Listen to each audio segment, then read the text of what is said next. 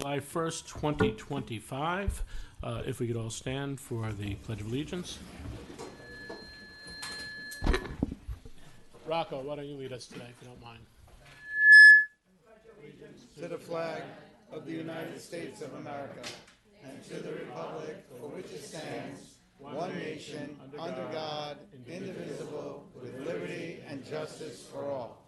If we could all remain standing for a moment of silence as we think about our first responders, our military, those that keep us safe and protect our lives, our rights, our liberty every day.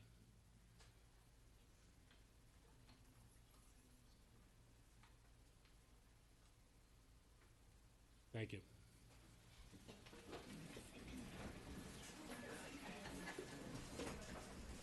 Thanks.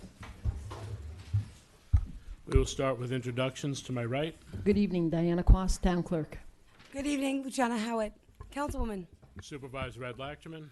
Sergio Esposito, Deputy Supervisor. Patrick Murphy, Councilman. Susan Siegel, Councilwoman. Adam Rodriguez, Town Attorney.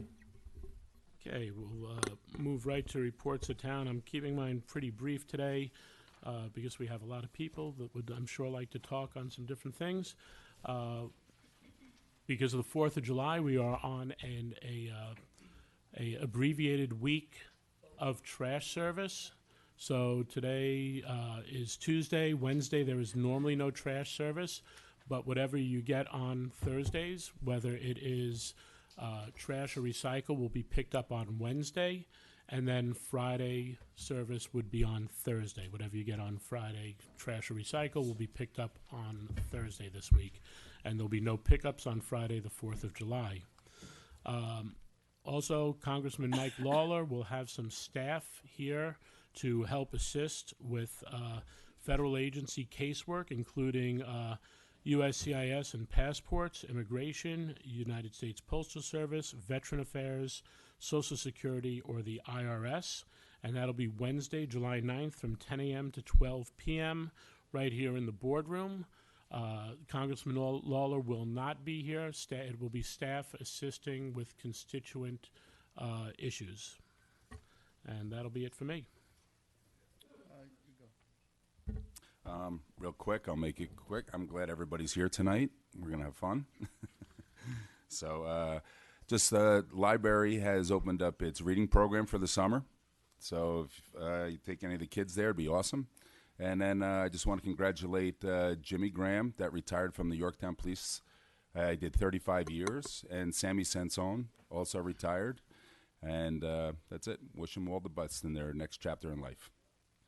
Thanks, Susan. Just briefly, I just want to share some good news. I think later this month we'll have our outside auditors come and give us a detailed report on the 2024 audit. But the good news is that we are in good financial shape. They'll go into it in more detail. And we have very, very, very healthy fund balance. We have about $37 million about $36 million in a fund balance. It's just the general fund. And of that, about $24 million is what they call unassigned, which means we can do anything we want with it, which is why I'd like to ask my colleagues if we set aside time at an August work session to start talking about a real capital plan with specific, very specific projects for the Parks Department, the Highway Department, and any other department that needs something. This is much more than what we need. I figure it's about 64% of our general fund, of our budget, okay? And as conservative as I am, we can afford to spend that kind of money and still have a very healthy rainy day fund. And we do need, a lot of our infrastructure needs repair. So I hope that we can sit down and really crank out a list and say over the next 3 years. We actually have a list already working, Susan. There's money, the encumbered money goes towards that list.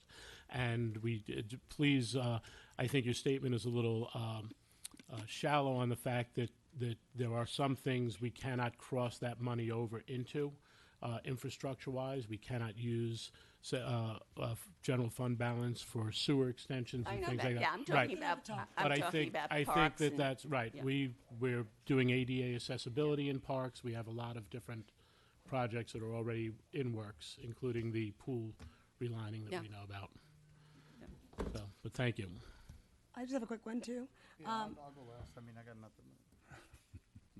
I guess happy summer. It's already July 1st. I hope everyone has a safe and healthy 4th of July, not only celebrating our independence here, but also the independence of our family and friends that are around us. I do want to say that the Yorktown Fire Department put on a fantastic festival. Their Zeppelis were one of a kind, and I'm looking forward to having a successful meeting tonight. I thought the cake at the ladies' auxiliary booth was very good, Diana. Yes. Real I quick, stayed away from the cake. John Sargent. real quick, just a couple of congratulations. I always like to keep this light and cheery about the many wonderful things that happen in Yorktown. We had Troop 238, three guys made Eagle Scout, Rowan, Lee, and Keaton, so congratulations to them. And I also want to congratulate all the graduates from Panis, Lakeland, and Yorktown High School, my son being one of them. It's bittersweet, but what a great ceremony, and what a great bunch of kids. I mean, and they really do wonderful things. They contribute to our community. They volunteer. They come up with things that, on helping people and raising money for cancer. And to be quite honest, when I was senior in high school, I wasn't really thinking about those things. So kudos to all of them from all those high schools. They really are a bunch of wonderful kids. And a tribute to our fine school systems and the wonderful town that we have for bringing up these kinds of kids here. Lastly, Our Place had their 2nd anniversary, so congratulations to them. Make sure you get over there and you help them get to their 3rd anniversary. It's a great place, and they're great people, and that's it for me tonight. Thank you. Thank you, Sergio. Sergio, how about that Lions concert we were at? Oh, I have it here. And that first movie? What about you? You're supposed to talk about it. Well, I want to And keep how about it the short. movie? It was about anxiety. Inside Out 2 played. There you go. The Lions concerts have started. You could find the schedule on the town website for Parks and Recreation, as well as the Yorktown Lions New York website. And I think it'll be in the full schedule should be in the Yorktown News in the next edition as well.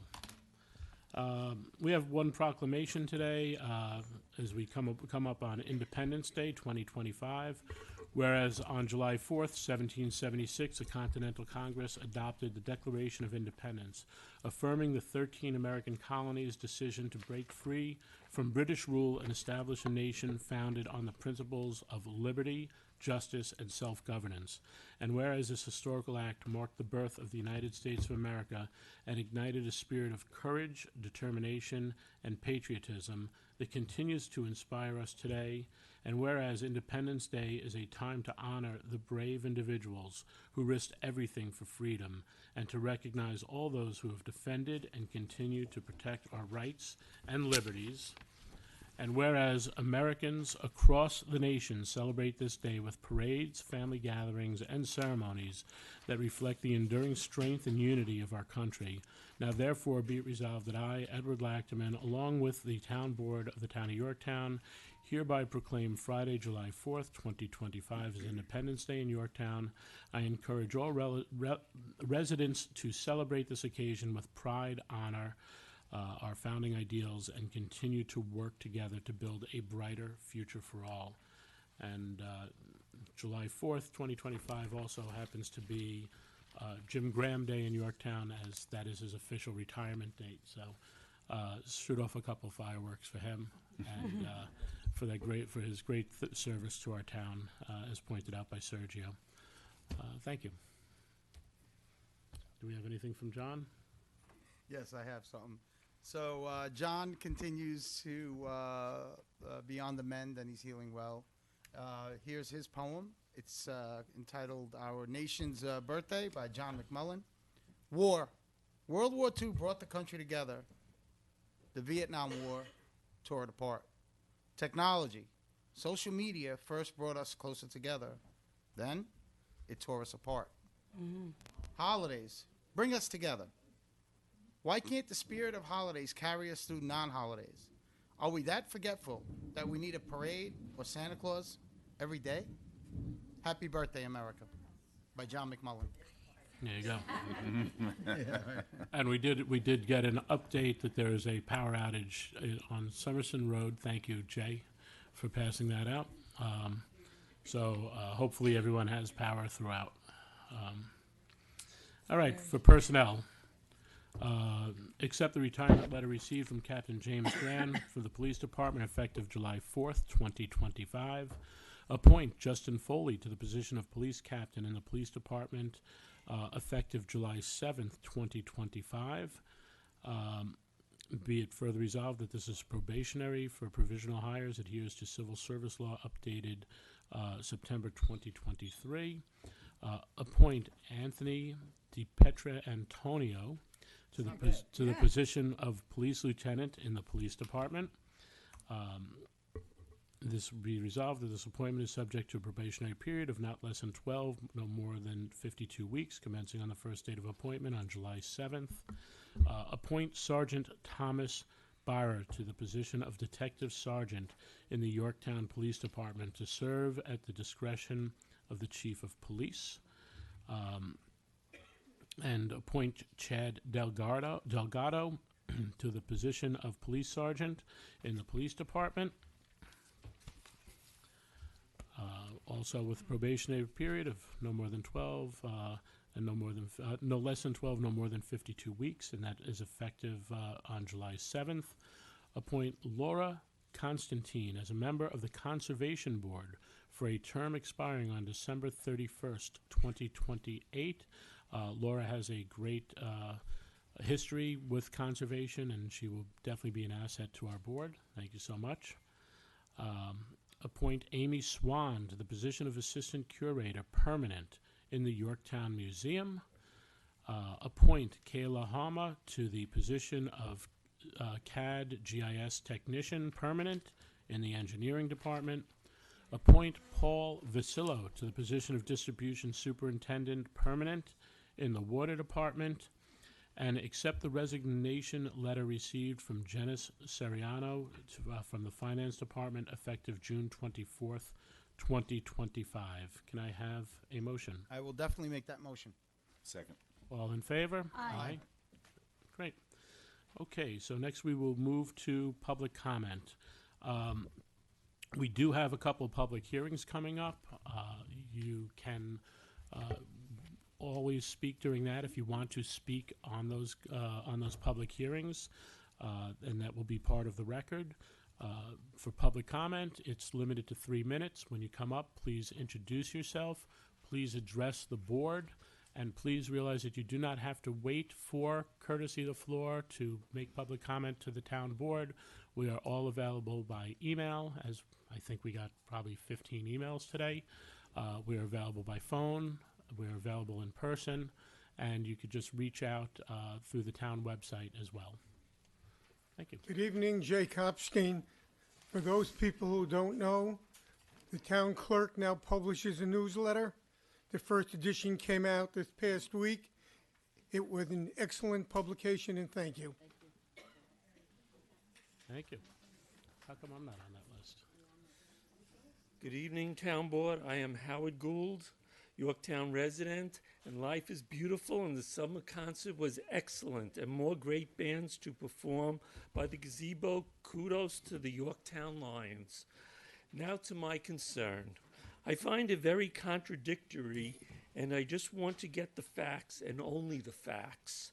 Councilwoman Siegel, when you make a statement about an imaginary so-called private closed-door meeting, why did you, Councilwoman Siegel, came time for you to make your own executive decision on your own to call the state about giving back the grant money back to the state for the Yorktown Heights about the fluoride, and to cover up your poorly made decision by creating what I would call the Susan Siegel magical show by claiming falsely that the town board had a secret private meeting when in turn you, Susan, had the secret private meeting with yourself.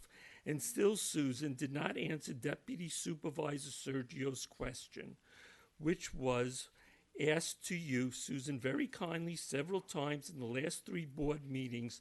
I will never understand. It seems you blame others for your mistakes Why is that? Just look at the proof in the pudding. Starting all the way back in 2012, when Michael Grace, who was an excellent supervisor through the years, and we had excellent supervisors because up until the outstanding supervisor, Ed Lackerman, and the great town board, to get your answers, Susan, you raise your voice. Take a look at my shirt. Loudly, and others to drown out the town board's voices. You try unsuccessfully to stop them from speaking. I call the behavior suspicious, unruly, and nasty. This has me very concerned, Susan, that you called the state wanting to know if the Yorktown should return the grant money. You admitted that in the last 2-3 meetings. So, Susan, if the state said yes and wanted the money back, talking about an open can of worms, how would you explain that and take responsibility for such a subject as that? Also, Susan, do you regret not having a closed-door meeting with Supervisor Ed Lackerman and the rest of the town board to make that call to inform and possibly creating a major kerfuffle? Please answer my questions. The supervisor and rest of the town board handle every situation with a deep dive, honesty above board, truthfulness, straight to the point, and a step-by-step plan. Susan, the way you handled it, in my opinion, your phone call to the state was asking about the grant money back from the fluoride was done in a willy-nilly way. And why would you do that? Also, what gives you the right to speak for the other town members, how they should and going to vote, with every individual has the right to make their own decision? And I'll come back you, to you Howard. next time. Have a nice evening. Thank you.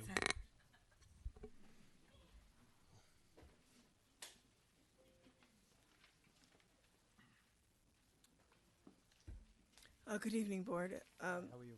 Hi. My name is Gwen Darling, and I'm with Flow Vineyard Church on Route 202, right next to Pied Piper.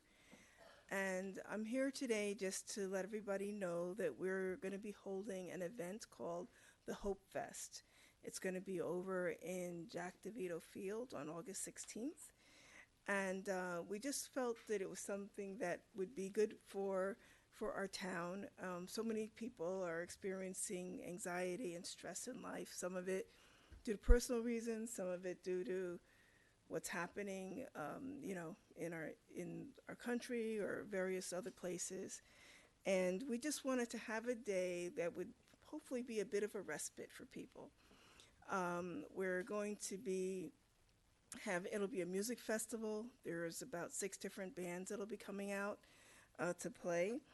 The first is a group called Cross Purpose, who will be there playing music to lift people's hearts, followed by live music from other groups that'll be participating throughout the day, and there will be an entertaining DJ Scared Boy to get everybody up and dancing. So Real quick, Corinne, what day and what time? It's August 16th, 12 noon to 7 p.m. Thank you. You guys also do Cause Cafe, isn't it? Yes, yeah, we've also been doing Cause Cafe. We're just trying to bring music to people and just an opportunity for people to fellowship and have fun together. In addition, though, there'll be food trucks there, bouncy houses for kids, craft tables, face painting, martial arts demonstration, soccer clinic for kids. So there are a number of things that we're going to be bringing out on that day, and we're doing it in collaboration with other local churches, so partnering with other houses of faith just to really bring a day of hope for the town. So we just wanted to let you all know about it, and hopefully people will come out and enjoy what we're offering. Thank you very much. Thank you. Gwen, can you get me the flyer? Yes.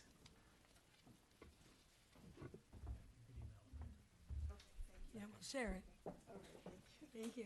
God bless you. Thank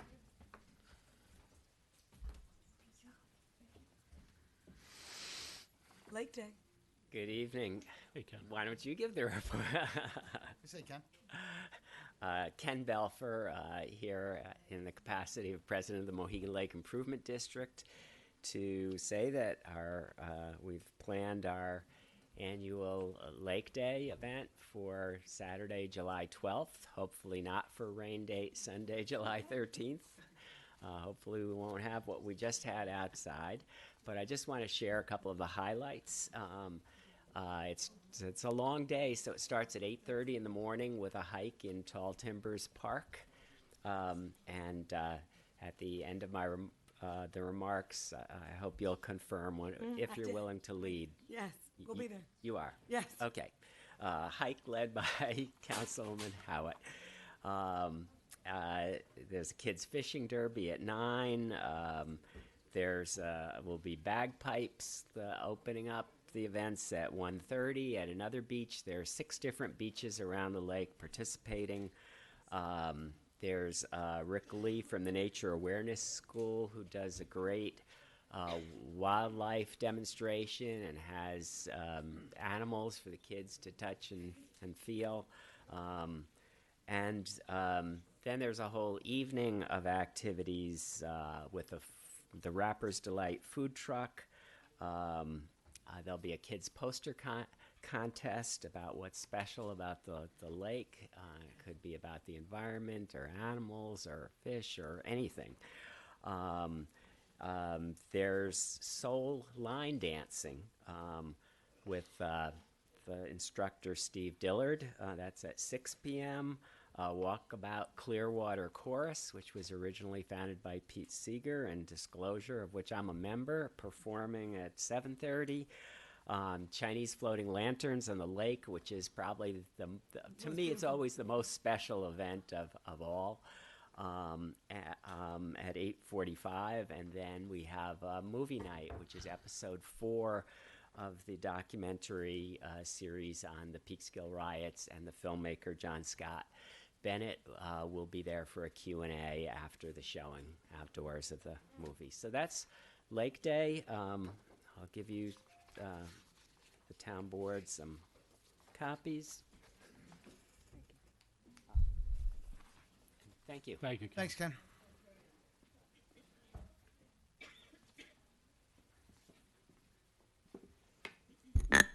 Good evening, Sarah Wilson, resident of Yorktown Heights.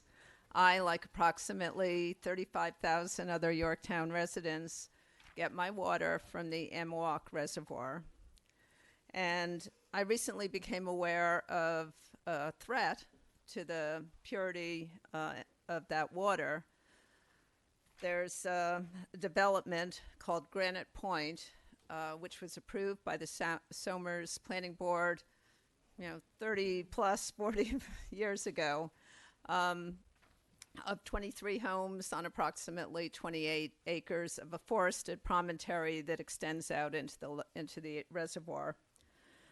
Turned out that land was contaminated. It had been the site, or at least a portion of it had been the site of a shooting range for over 30 years. There was lead contamination and various other metals, nickel, zinc, etc. After a lot of back and forth, New York State DEC completed a cleanup at the cost to New York State taxpayers of approximately $8 million. And that was completed about a year ago. And then there's a clean period of 1 year to make sure that it's really clean. That comes due now this summer.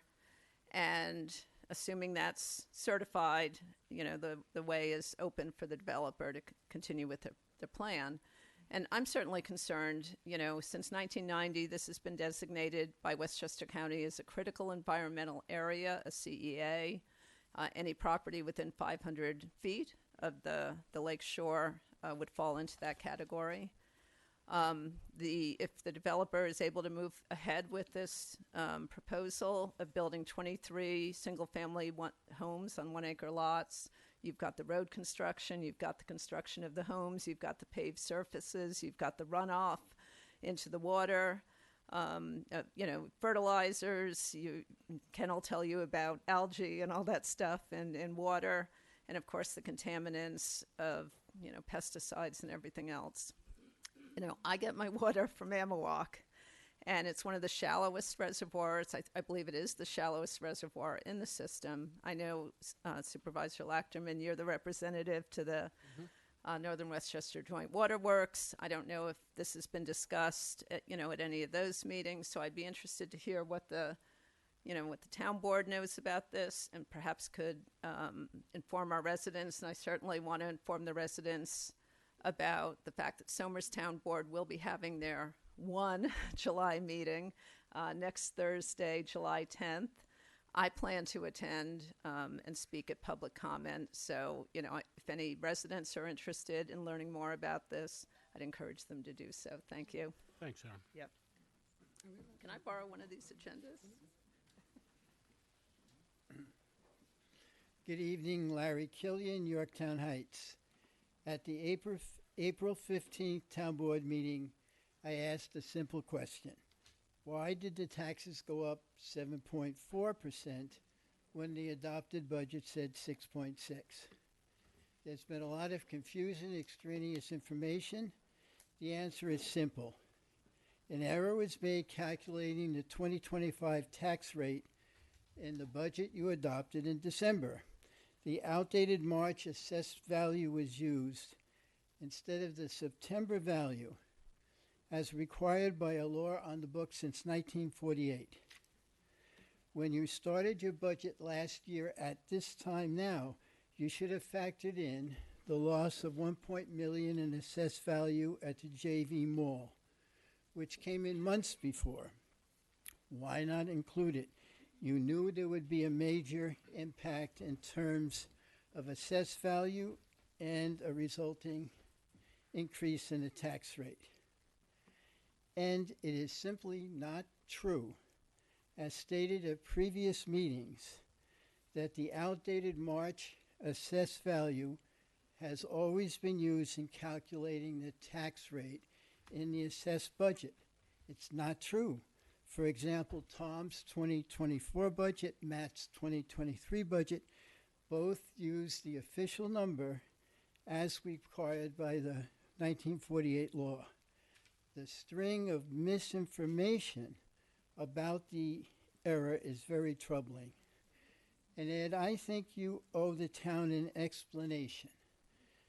Did you think it was okay, based on past practice, to use the outdated March assessed value, knowing that... Mr. Killian, can you stop his timer so he could have his time back? Thank you. I'm going to address it because you're personalizing this, but every member on this board, including Susan, who was a supervisor, just did not look at that number. We don't set the budget. We vote on it. We go through the items line by line. Your accusations are actually uncalled. No, you know what, Larry? We answered this last time. I asked the question, and Mr. now Killian, you're answering it. I answered it last time, too. No, you didn't. Yes, I did. No. I absolutely did. No, this And is a Ms. different... Ms. Siegel answered it as well. different question. It is the same question. No, it's not. It is. And your implication that it was something nefarious was answered last time, and Ms. Siegel, who came to my defense on it, she never looked at it either. I didn't. It is not. You did, Susan. You I said said I didn't look at it, and, Right. and that I would look at it certainly this and exactly, which is exactly what we said. But that's not. But you're That's missing not the what point I'm of the saying other now. things that I said. You're misrepresenting my Well, comments. I'm talking specifically about this accusation, and you know what, Mr. Killian, it's really uncalled for. I told you last time that we would look into it. If it's a mistake, it was an oversight. It's something that we do not have a big change usually, and I think that between the changes in the departments, between a new assessor, new comptroller, it just didn't click. So we can go on with it. The explanation has been given, and I just find it that it's insulting to the entire town board when you're saying that there was something nefarious to try to cover up. The tax levy didn't change. We knew what we needed for the budget. That's what we raised the taxes to make sure the budget was covered. The only thing that differed was the percentage that was paid because no one took that into account. Absolutely. It will not happen to us again unless there's a big change after the numbers, but we will take it into account. We went through this last time. If you'd like to continue every meeting getting up about this, this is fine, but I'm not going to have you make these disparaging comments about the entire board and about the professionals in the town. There was an error in that. The taxes that we collected were the taxes we said we were going to collect. The breakdown became different because of the certiorari to the mall. we have never had $1 million certiorari or $800,000 certiorari that has hit our books, and it's something that got lost in translation. But once again, we didn't raise additional taxes. There was nothing nefarious, and I just think that you're defaming.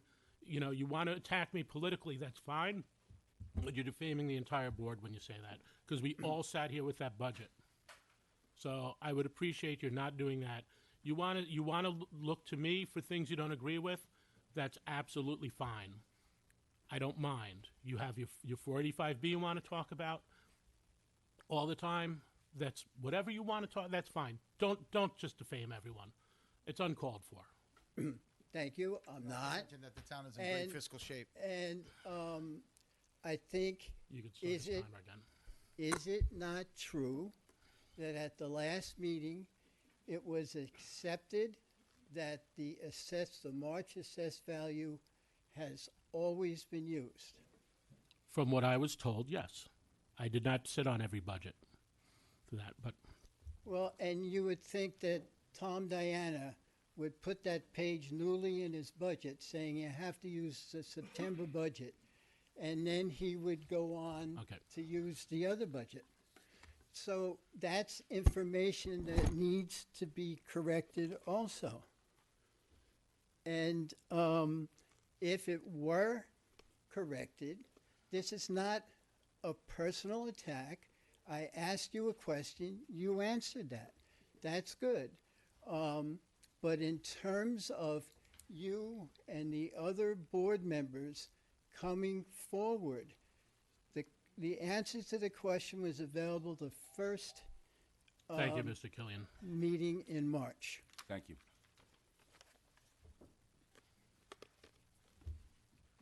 Tough act to follow. How you doing, Patrick Comiskey? I don't get to come to these too often, but I figured since I'm here, I might as well speak. I think I'm here with a bunch of other people for a different reason. But just want to say July is National Parks and Recreation Month. The National Recreation and Park Association, NRPA, has been celebrating Park and Recreation Month since 1985, promoting building strong, vibrant, and resilient communities through the power of parks and recreation, and recognizing the more than 160,000 full-time park and recreation professionals who maintain our country's local, state, and community parks. So, because I just wanted to say that and thank our Parks and Rec people and our staff that do a great job, and everybody else get out there and enjoy our Parks and Rec resources. And I look forward to hearing about the Parks and Rec for the next thing. And thank you for your service to our commission, Pat. Yeah, thank you for your service.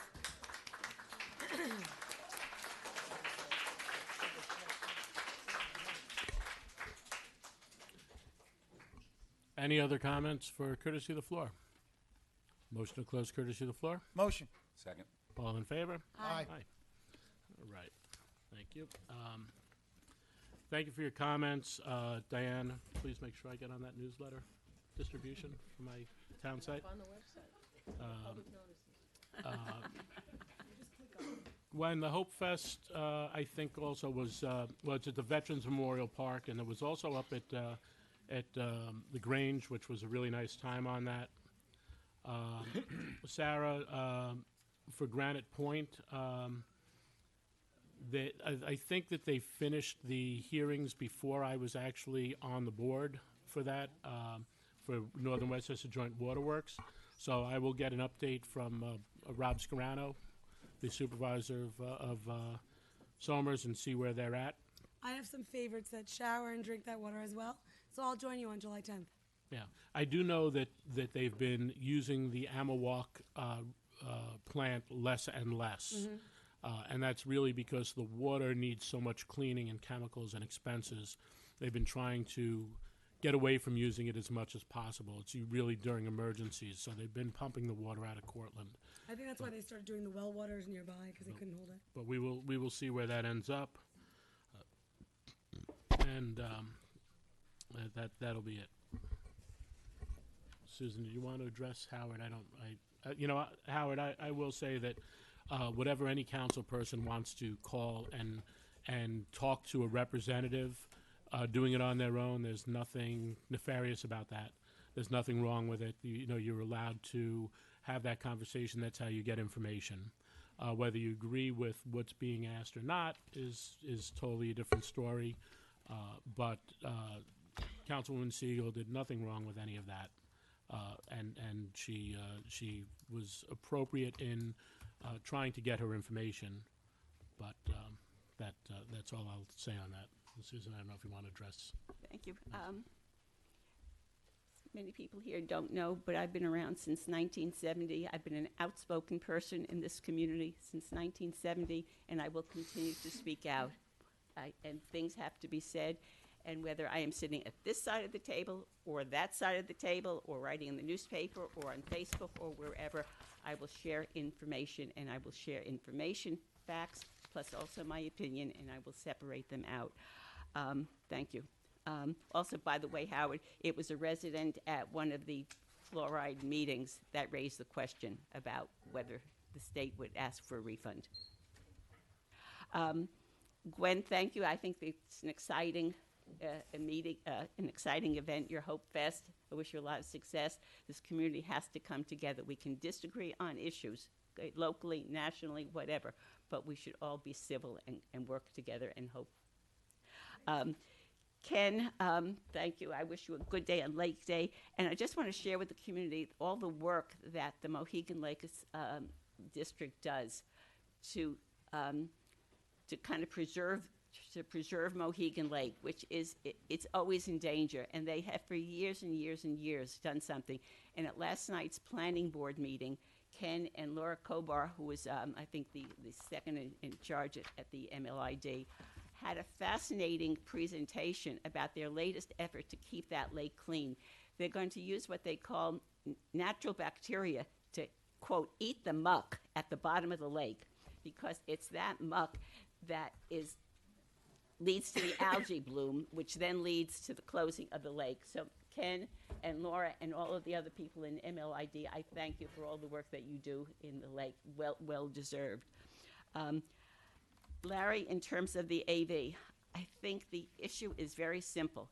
A mistake was made. You brought it to the board's attention on April 15th, and all you really wanted was an acknowledgement that a mistake was made. Could have been an innocent mistake. Instead, what you got from this board, with exception for me, was all kinds of spin, okay?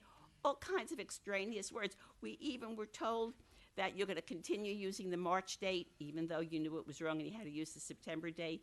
It was even said that we're going to change the law. You didn't like the law, which happens to be a Westchester County law. All I think Larry wanted was an acknowledgement. A mistake was made, end of story, and starting for the next budget, which will come due in October, But you're Susan, going to use the that's why Janelle September. came and spoke. No, what Janelle said, she said we're going to use the March date. Whatever No, Janelle said, no, she said it was a we said we would look into it, Susan, That was and if it is a law, it's a law, and we use it September. But it was called a mistake, definitely by myself, definitely by Definitely by Janelle, me. and definitely by Patrick. Patrick used a phrase that I I said- almost reached across and hit him for. In fact, I raised the question whether you start on Tuesday or you start on Wednesday. At the end of the 365 days, you still end up with the same numbers, right? And I asked Janelle that as well, because we acknowledged that the date that it was assessed on was incorrect. Correct? Do you remember that? There was too much spin. Who's and- spinning? Oh, it was Susan, spin. Susan. Right. Look, let's just drop it. No, all no, that, all the you're, only you're acknowledgement. attacking this board again, No. and I'm not gonna let you go after my This could integrity. have been- No, this- last week I said you were screaming the law is the law is the law is the law, and you were the one that used the same date in your budgets. So I acknowledge what Larry wanted to hear, that this board is going to take a look at it going forward. It's already in fact, the budget. Patrick called it a mistake, point I blank. said, let's call it a mistake. And if it had So, been so called we're not We're spinning it. all right, Let's go. Let's move on. Let's move just on. go on. Okay, it just needed a Don't simple. don't accuse this board and not. It and just we're going to needed- respond. I'm telling you that right we now. could have done this in April, in May, and in early June. That's the end of the story. So, Howard, I want to thank you for bringing the attention of the blatant dishonesty about the secret, so-called secret meeting that eventually Ms. Siegel admitted she was at this so-called secret meeting about setting the water rate for 50 cents or something like that. It was ridiculous. But thank you for that, and I appreciate that. And Susan, I like what you said. Let's stick to facts. It's very important. Absolutely. So Howard, I want to thank you for bringing that to the attention front and center. And I also do agree with you, because since we're on the topic of budgets, right? How would someone lobbying from the town board lobbying to return a $900,000, what was it? $950,000 grant back to the state who wasn't asking for it? How would that affect our budget? How would that change the number? How would that raise our tax rate? So thank you for calling attention to that as well. Gwen, I can't wait. I've been meaning to get over to the Cause Cafe. I've been invited several times. There's so many things going on. So I'm definitely coming, and I'm definitely coming to this event, and I'm looking forward to it. And I know we have a lot of people that want to speak on the zoning and stuff like that, and on our public hearing. So I'm going to cut it short there. Thank you very much. All right. And I will, one thing I neglected to mention during the report to the town, I've been working with some of the surrounding municipalities and Assemblyman Matt Slater on some of the issues on the Taconic. It came to my mind because Adam was actually stuck in traffic on the Taconic coming up, or actually on the Sprain coming up this afternoon for the meeting. Matt, along with the supervisors that have signed on and mayors, have convinced the town to do a safety assessment on the section of the Taconic State Parkway up here. There have been a couple of major fatal accidents. Unfortunately, I think that some are, one in particular I know is related to speed. People just go through these lanes like it doesn't matter. And there are innocent victims in those when they go over a divider and hit another car. So we think it's very important that they get a really boots on the ground assessment of the Taconic, and I thank Assemblyman Slater, even through some recent difficulties, have been still pushing forward a lot of great things for us. So thank you, Matt, for that. All right. We're going to convene a public hearing in relation to the proposed increase and improvement of the facilities of the Halleck's Mills Sewer District and Osceola Sewer District in said town, consisting of pump station upgrades, including costs incidental thereto, and a maximum estimated cost of $7,200,000, allocated at $6,190,000 to Halleck's Mill and $1,010,000 to Osceola. Is Dan here? I know he had an appointment. So Dan is not back yet. So you know what? Why don't we do the other one first? We'll do the other one first. Because there's a lot of people here. I need Dan to talk. Probably have to get their kids home. Camps tomorrow. So we are gonna put that one off. And we are going to convene a public hearing to consider a proposed local law to amend Chapter 300 of the Code of the Town of Yorktown entitled Zoning by amending the Lake Osceola Plan Design District Overlay Zone, Section 300-256A1, by adding tax parcel 614, Block 1, Lot 2 to the Lake Osceola Plan Design District Overlay Zone Map Creative Living Development at 300 Navajo Street. And 3,000, sorry, thank you.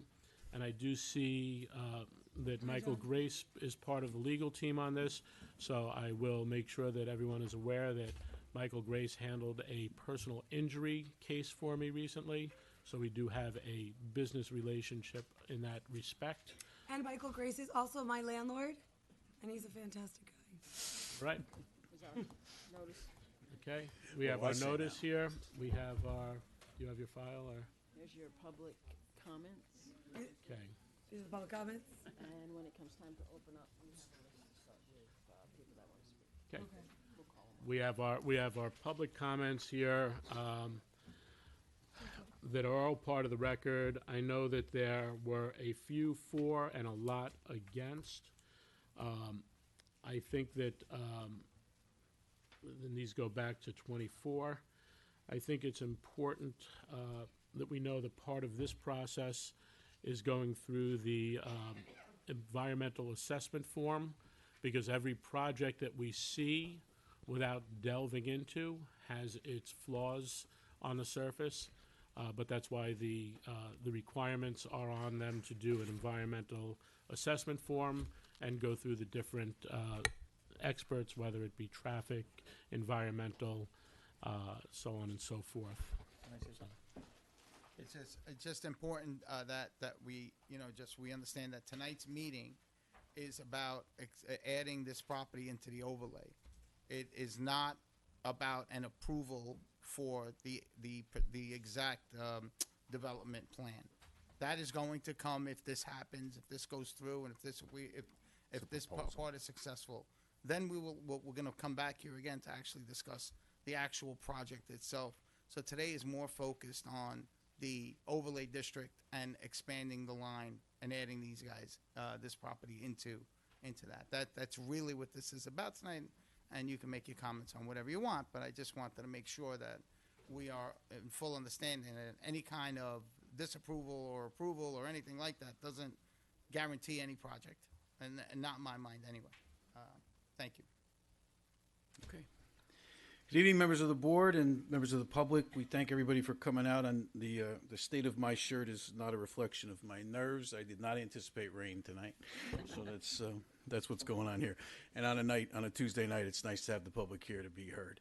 I'm Joe Ariel. I'm with Abrams Fensterman, and we are counsel to the project, along with local counsel Mike Grace, who, as you've mentioned, has been on the project a long time.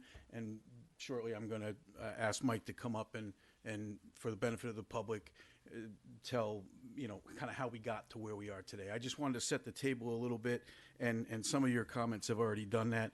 But why we're here tonight, particularly, and maybe more importantly, what we're not here to do, and so as you mentioned, Councilman, this is about whether or not this property should be added to the LOPDD OZ. Did I get that right? I think I got that right? Overlay. The overlay, right? This was this, as you know, and again, just for the benefit of the public, this was a zone that was created, an overlay zone that was created with the notion of revitalizing that corridor right there around that lake. And in order to do those things, it was recognized that you'd need some flexibility in development standards to do that. And what we think the record shows is that in order to actually get the kind of density that would support the infrastructure improvements that you need there, you can't do it on the properties that as they exist right now in that current zone. And this allows you to do that. And I'm going to, Mike, as I said, will review with you what those infrastructure improvements entail and how that benefits the town. We have folks that we think will speak in favor of the project that will also supplement that. And we have Zach Pearson from Insight Engineering here tonight, who, after Mike, will give a brief overview of what the concept of that development, that proposed development, will be. But again, as you've noted, we're not at the point of drilling down deep into that particular proposal. The idea is, does this property's inclusion in that overlay serve the purposes that you work so hard to put the overlay in place to do? And we think it will show that it does. So we do want to mention it's been before you. The proposal's been before you for some time. I do want to set the table for what we're asking for tonight, just to bring that around. There's a two, you might say, three-step process for any development that would happen in that district. The first step, which is where we are tonight, is to get the property into the district. All that does is create the opportunity to come before this board and the planning board to show you a plan that will be fully vetted as part of a next step. And between the zoning, the mapping of this site, and that full-blown site plan application, which will be reviewed according to SECR standards, and the public will have an opportunity to weigh in on that as well, you also have the authority to authorize the planning board to consider a particular plan under the rubric of that district. So we are hopeful that tonight what we'll hear is the comments of the public on those sort of first two steps. Should this property be in the district? Does it serve that overlay district to be in it? And does it make sense to allow the project to go forward? And we have no objection, by the way. The project, the public hearing's been fully noticed. I don't think there's any sense that, obviously from the turnout, that there's been any deficiency in people's awareness of the project. And so we're hopeful that everybody will be heard tonight, that, and we have no objection to keeping the public hearing open for written comments after tonight, because we might like that opportunity as well. And that way there's a, we sort of put a time limit on hearing those comments, but we allow everybody to be heard in case there's something they hear tonight that they want to comment further on. So with that, I'll just introduce, I don't need to introduce him, but I'll bring Mike up, and Mike, then after he does his thing, will introduce you to Zach Pearson, who will take the public through the process. Thanks very much. Thank you. Well, good evening, everyone. Here again, most of you, and I think quite a few people in the room are familiar with the overall general concept of what is being proposed. And as said, the procedure at this point is one to just extend the map under the existing law, which would be step one. Step two is then the applicant would have to come back and show that the plan is worthy of consideration to make use of the flexibility under the overlay district law. And then once that's done, it would go to site plan review at the planning board. Given that this is the steps, this is a very, very, very preliminary step in the process.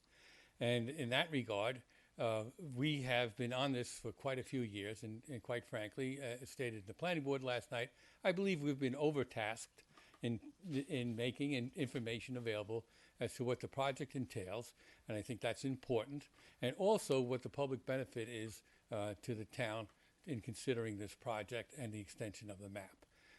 The map, the overlay district was conceived some years ago, including the overlay district for the hamlet of Yorktown Heights.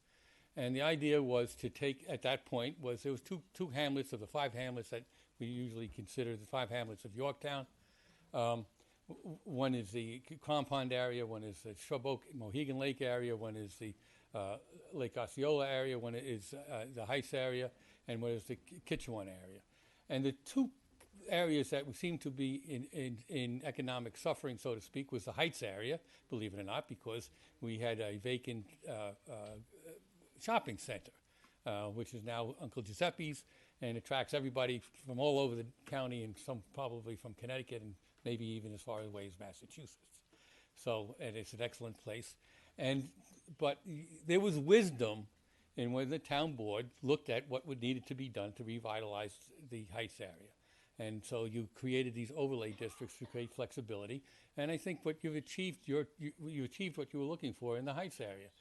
We look forward to seeing the project that's going on at the old, over here at the corner of Underhill. It's a developer that has a wonderful reputation. Right now it's a little overwhelming, but we have to give it a chance to fully develop. I think Paul Galera does a marvelous job on the finishing detail, and I think the town's going to be very proud of what they're going to see there eventually. But we all have to deal with the ugliness of construction, and we understand that that's something that we all have to deal with. But should be aesthetically a beautiful project. At the same time that you consider the overlay district for the Heights area, you looked at Lake Osceola area. And that corridor has vexed most town boards for the longest time. I've been town attorney and then town supervisor. I've been kicking around, well, maybe a little bit longer than Susan has, believe it or not. Or no, maybe not quite as long, but I'm up there. And I'm more big. Yeah. No comment. But anyhow, it's always been, and why is it so vexing? Because the area, that strip along Lake Osceola consists of very small lots, individual lots, which were bungalow lots, some were bungalows, which were served by septic systems. And what you have over time was that these things became in dilapidated repair. You had the bar there, Willie's or whatever it was called, and you have the lakefront area, which George Roberta came in for a really nice plan of development, which fizzled basically because the infrastructure wasn't there. But that would have revitalized the lake area. You have these little lots that don't have enough critical mass to create to where it's worthwhile for the property owners to make the type of investment that's necessary to redevelop the properties.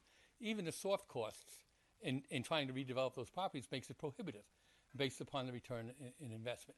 So I think that what the town did in its wisdom saw that this is an area that needs a shot in the arm, a definite shot. You have the mall, which is basically, it looks like it's always on its last breath. In its wisdom, the town enacted, some of you were there for it, some of you weren't, the overlay district. And the incentive was to create an atmosphere to attract some type of development for the revitalization of an area that desperately needed it. The only way that overlay district worked, and this was in the thinking of having adopted it in the first place, that you needed a piece of property that had enough critical mass to create the infrastructure necessary to revitalize that corridor. And the overlay district, when adopted, I think looks at the Theodore Hill property as one of those particular potential pieces of property that may be able to achieve that. Unfortunately, they were, for whatever reason, did not continue to pursue it, and now you have a solar farm there, which was, I think, in my opinion, unfortunate. Nevertheless, that's there. You also, so you have these, you have no means to achieve what the legislation sought to achieve in the first place. Now, you have this project, which is now coming in. It proposes, as you know, if we go through the process, and you have to know it, and the people in the town have to know what the end product may look like. It proposes 242 units on 50 acres. So you can do the math as to the density. The density is very compatible, believe it or not, with the surrounding area based upon the acreage and when you do the mathematical divisions. But it needs a certain unit or lot count in order to allow for this developer to come in and create the infrastructure that will serve that 6N corridor. What is that infrastructure? At the first glance, right off the bat, it's sewers. It's sewering the area which is desperately needed. If you're living on the lakeside of 6N, and we all know it, there's a property owner that every time it rains, their sewer system gets flooded. I mean, their septic systems get flooded. We know there's a lot of effluence coming off the hill, off the Osceola Heights, which is contaminating the lake. The water quality of the lake is degraded by failing septic systems. So it's desperate. The health of the lake is in danger. It has been in danger for years. The infrastructure for a sewer system that could sewer that area, may be critical for salvation of the lake. The salvation of the lake is also critical to the economic salvation of the lake, the corridor that surrounds that lake. So, and in terms of once we get started, the construction of that infrastructure along that corridor also provides an opportunity for either further investment by either the developer, the town, the state, or the county to start to create a streetscape through that 6N corridor, which is a traffic quieting factor.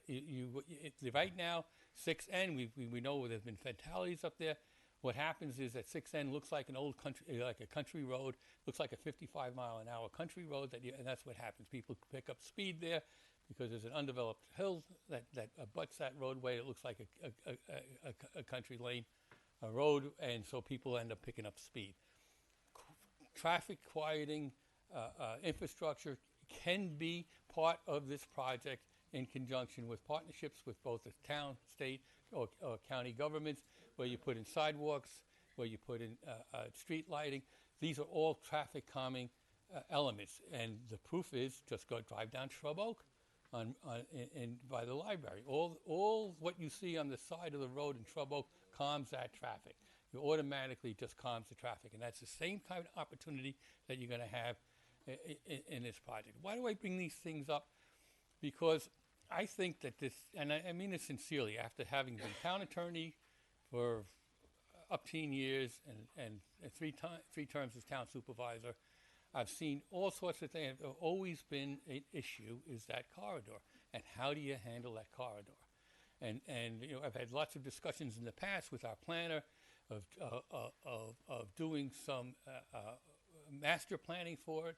In order to, the town owns parcels up there, which they've taken in REM because of the inability to get a return on investment by anybody that owns it up there. So it's a lot of issues. This project pretends to cure a lot of the problems that exist up there. On the other hand, I think the project on the overview creates little to negligible adverse impacts. People are very concerned about traffic because they hear 242 units. The knee-jerk reaction is, oh my God. But the thing is that there's been traffic studies that have been provided. Again, we've been overtasked up until this point. There have been traffic studies that have been provided. There have been traffic studies that have been revised. There have been traffic studies that have been looked at by your outside consultant, TransPro, which has agreed with our traffic consultant as to what the impacts are. They're nominal, they're minimal, and you don't need to be a traffic expert to understand that. There's more traffic that will come out of Sunday Mass at St. Pat's on Hanover Street than will ever come off that property at any one time. You're dealing with 1 or 2 cars in every an hour or so. It is minimal impact. It may sound like 242 units. 242 units don't empty out all at once. The traffic impact is minimal, and folks, please. The other issues that we went in front of the planning, and I tried to give you all an overview because I think that everybody has to have some critical thinking about this. Well, I was at a planning board meeting last night, and AMS was on there, and so was Toll Brothers. Now, they're both developments in town that... Folks, please, no side conversations. That propose a number of units. AMS is basically at the bookend of this one. And very interesting, and the planning board fawned over the AMS project. They love the AMS project. And in terms of traffic impact, with the irony there is that AMS basically was vetted, and now is going through the approval process based upon a traffic study that was produced by the applicant for this project. And very interestingly, AMS basically focused on traffic only going to the east, not to the west.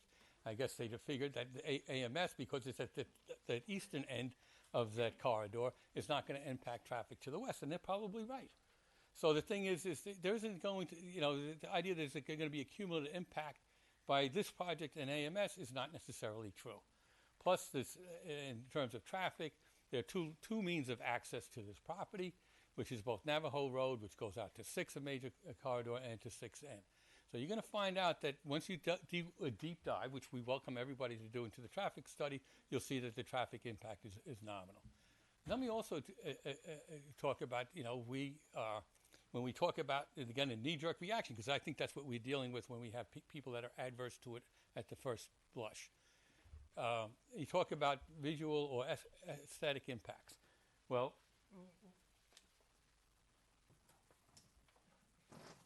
we have provided renderings, architectural renderings of the different areas of development on the site. All the developmental areas, none of them, or all of them are now, none of them are all treeless. These are existing open spaces that have been approved by DEC for development of sports domes. So all the areas except for the farthest corner to the northwest is basically has very little land disturbance. But more importantly, and which is kind of actually remarkable, in that up in the 6N, just for purpose of analogy, you have the Capelli project or Trump Towers, which is aesthetically a wonderful development. It's a large number of units, and it has no visual impact because the way it was designed and incorporated into the local topography, plus it's off the traveled way. It's the same thing with AMS. Yeah, AMS is looking to do a substantial number of units, and it's remarkable that the planning board fawns over it because the aesthetic impact is next to nothing. It's tucked away in that far corner between the Deconic and north of 6. Well, the same is true for this project. The only way you're going to see anything, which is maybe a shame because I think the architectural treatment of the units is going to be very pleasing, is to have to go onto the property itself. The development looks to have a big promenade entranceway from 6N. A lot of the units are going to be architecturally designed to fit into the actual topography and natural resources and use the natural resources that exist on the project site itself. It's going to provide, other contrasts. Another thing to get considered, you have projects that come in that look to be. It was kind of remarkable. Last night, looking at AMS, and they said, "Well, now we're going to have a 19-year-old live on AMS's property." There's no 19-year-olds going to be allowed. I'm figuring out how they're going to legally do that, but they basically the pitch is we're not going to bring school children into the town, and so the thing is, the problem with the housing market isn't just people that are looking to downsize,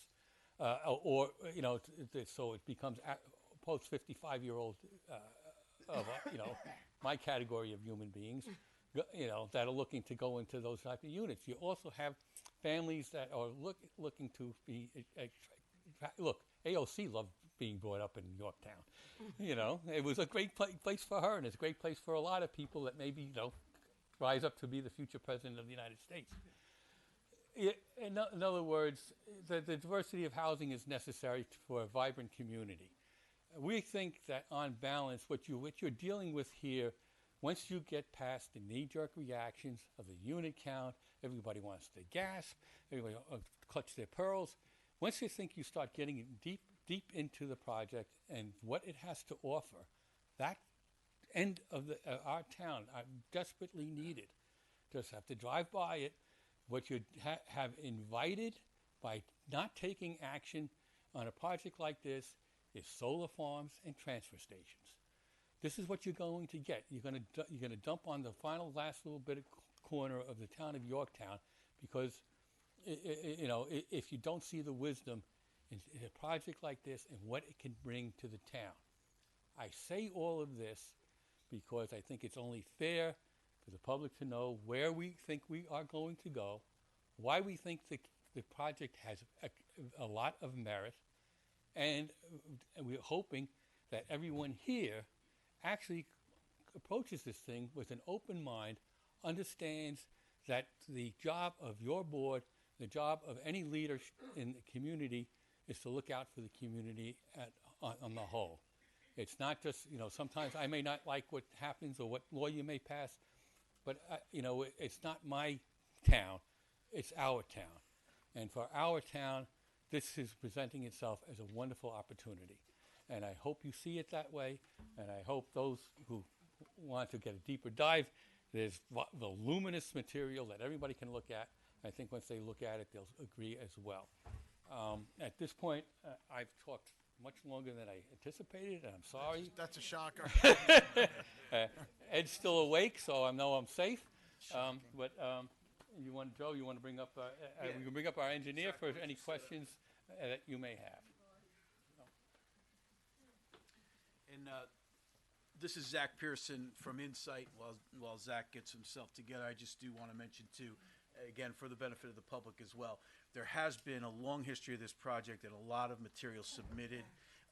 In the last couple of months since our firm's been involved, we've tried very hard to hone this down into what your planning department has told us they want to see and what you guys want to see to make it digestible for you and for the public for precisely what we're doing tonight. So there's the latest submission that we made, which is available to the public and in town hall in hard copies, and you obviously have it too, is sort of the operative document. So it's narrowed down to the focus of what we're trying to accomplish tonight. And So we refer everybody to that document and encourage them to dig in deep. So go ahead, Zach. Great. Zach Pearson with Inside Engineering. Just to kind of pick up where Joe and Michael left off, I'll do a brief overview of the project. Again, this is pending the adoption of the overlay district expanding to this property. 242 units of housing, 27,300 square feet of commercial. There's a 23,000 square foot sports facility, indoor sports facility, and a small commercial component out on Route 6N. Access, I think Michael already touched on this, access to Navajo Street and Route 6, also access to Route 6N.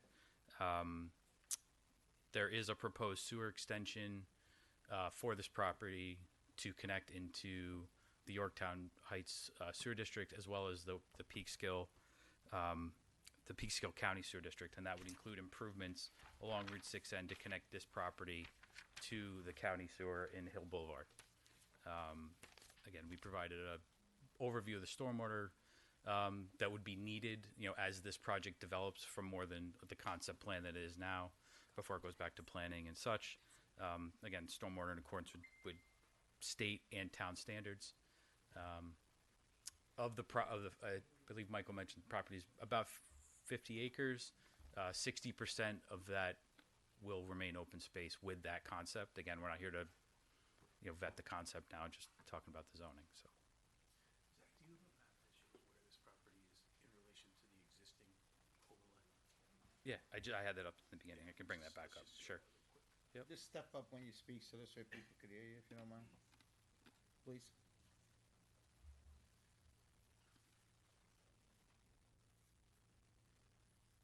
So the map on the screen shows the existing overlay district in the light purple around Osceola Lake. And the subject property is in the very northeast corner of the town, bordering on Town of Carmel and to the north and Town of Somers to the east.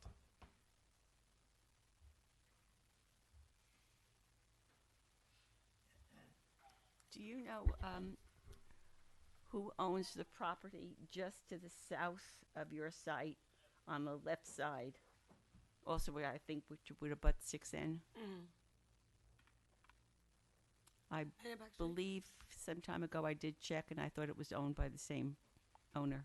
But I'd like that verified. There is another parcel.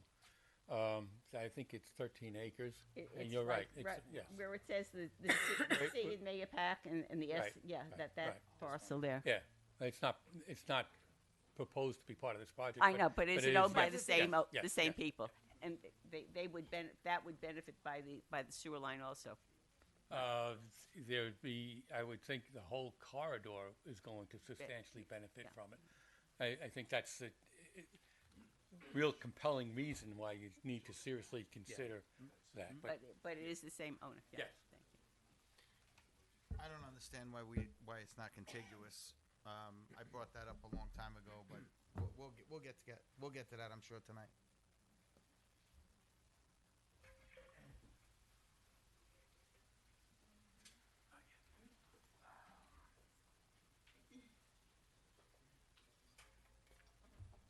Just real quick, I'll bring up the proposed sewer map. So this would be the proposed improvements. Again, this is concept. This would have to go be vetted by the county and town and everyone else.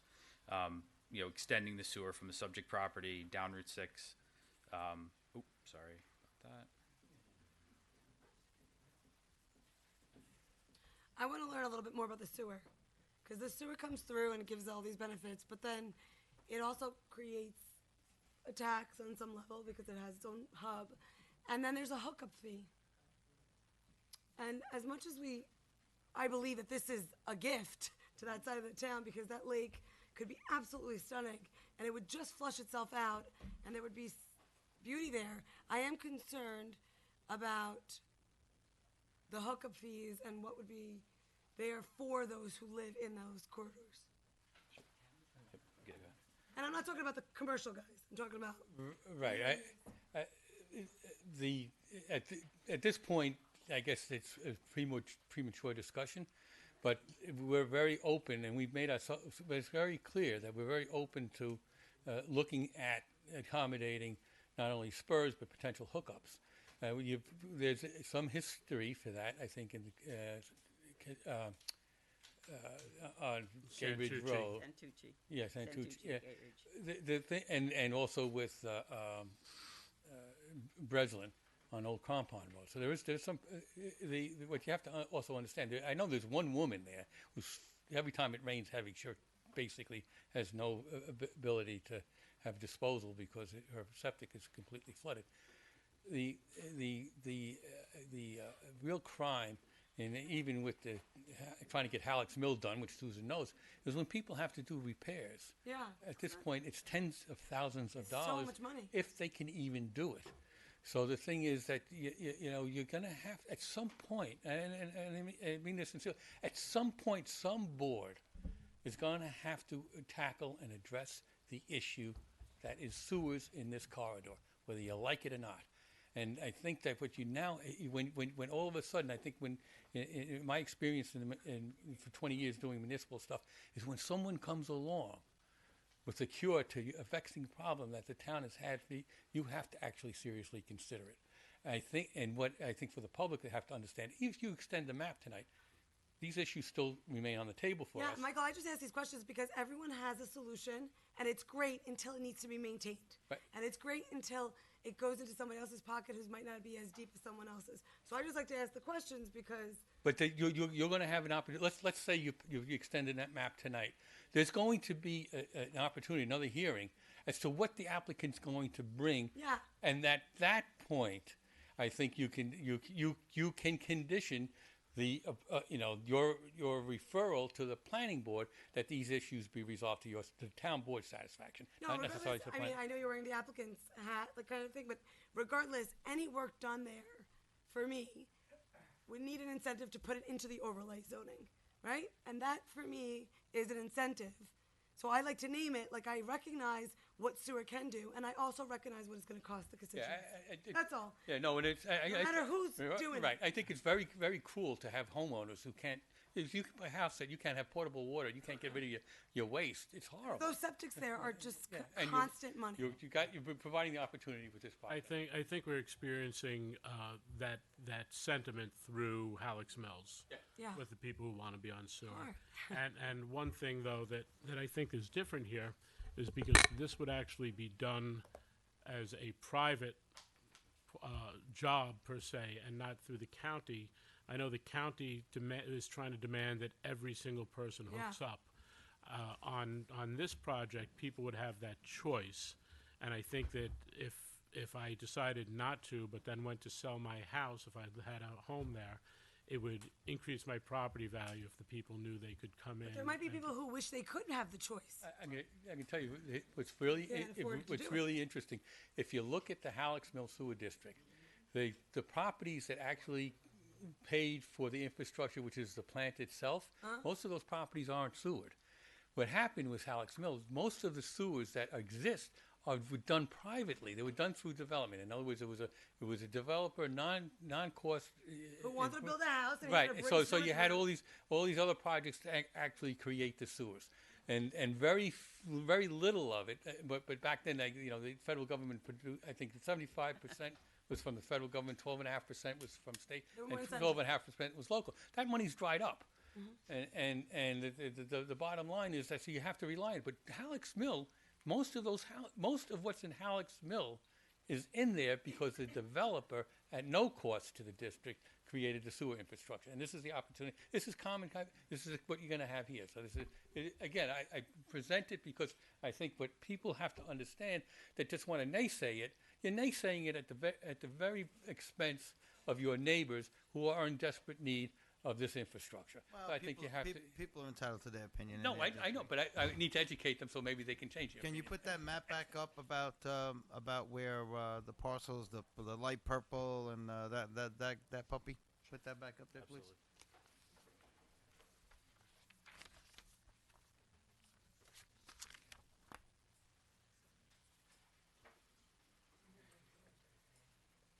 While we're waiting for that to get up, I just want to say that I will have some more comments about sewers, later after everyone has spoken. How unusual. sewers are my issue. So, can you zoom in a little more? Sure. Yeah. Where do you want? Uh, Up in that corner. I want to go in between the purple and the light purple. Well, it looks blue to me, but I guess I'm colorblind. No, it's blue. It looks blue to me. Because you said light purple before. I'm like, I don't know what you were talking about. I'm like, it looked blue. Maybe I'm wrong. Maybe my contacts need their batteries changed. So, I brought this up a long time ago, months ago. I don't understand why we're bouncing and we're not including. Now, I understand that the properties in between the two may or may not be developable in terms of or take advantage of an overlay district if they just happen to be in it. But I'm not certain why we're not just drawing, if we're going to, and I'm not there yet, if we're going to, why don't we just include it and make it one continuous path? I think bouncing around and saying, let's put this guy in and that girl in and this, I think that's a bad precedent to set as far as I'm concerned. I don't understand why we don't just include everything in between, which aren't that many, by the way. Yeah, I'm going to, so to that point, we were tasked for both scenarios. So you do have the sufficient environmental review before you to make that consideration. We were advised that since we don't control those properties, so to speak, that we need to stay out of it. I think the options available to you to do that. Which the irony in having enacted the overlay to begin with was that, and this does happen. Sometimes you enact laws that nobody can, that has no impact because nobody can take advantage of what it is that you've legislated. If you do that, I think there are probably properties that become more developable. So there is that potential impact. Is that a bad impact? And I don't necessarily think that it's not. But each one of those properties will be tasked with coming before you to say what it is their contribution is going to be to the community for you to authorize the use of the overlay district. And we made that point earlier. Yeah, being in the district doesn't necessarily mean it's going to be a 12-story house. And there you start to put the pieces together of creating maybe the streetscape infrastructure that can really, it's a beautiful, Luciana says, it's a gorgeous little treasure. And, that lake, it's a shame that, the investment's not being made there. You've passed a law to provide the incentive for the investment to be made. We're here based upon that law, and that's we hope that you continue with the wisdom that you had years ago. And that may extend to the other parts. Sergio, I shared the same question that you just asked, but at last night's planning board meeting, I kind of heard what I think is the answer. When the town created the Yorktown Heights and the Lake Osceola Overlay District, because it was conceptual and it included many projects, and the only one we really kind of knew about was the Soundview property, which was still kind of as a concept. So the town did the seeker review. And remember, and we paid money to hire an outside consultant who did the seeker review. And in fact, that seeker review that was done for Lake Osceola is very much a part of this application because of the traffic impact and the development.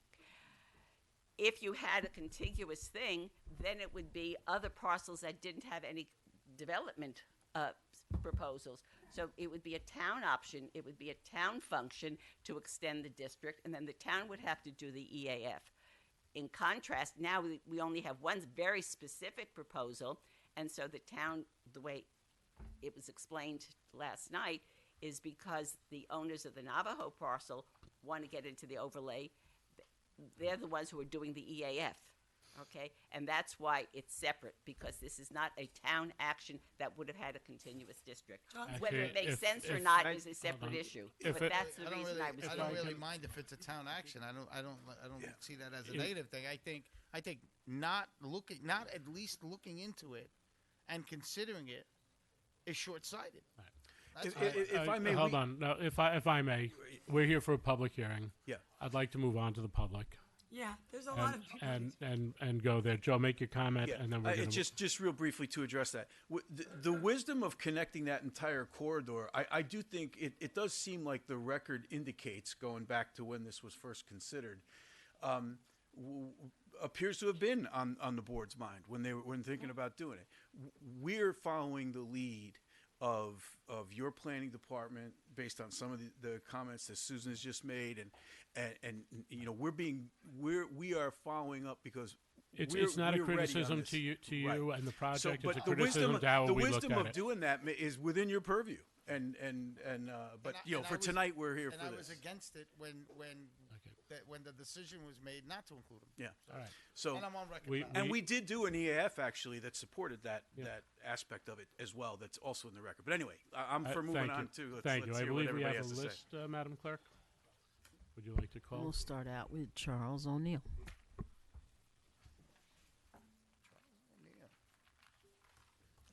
Thank you. Do you want me to leave this up? Yeah, you can leave it up if you don't mind.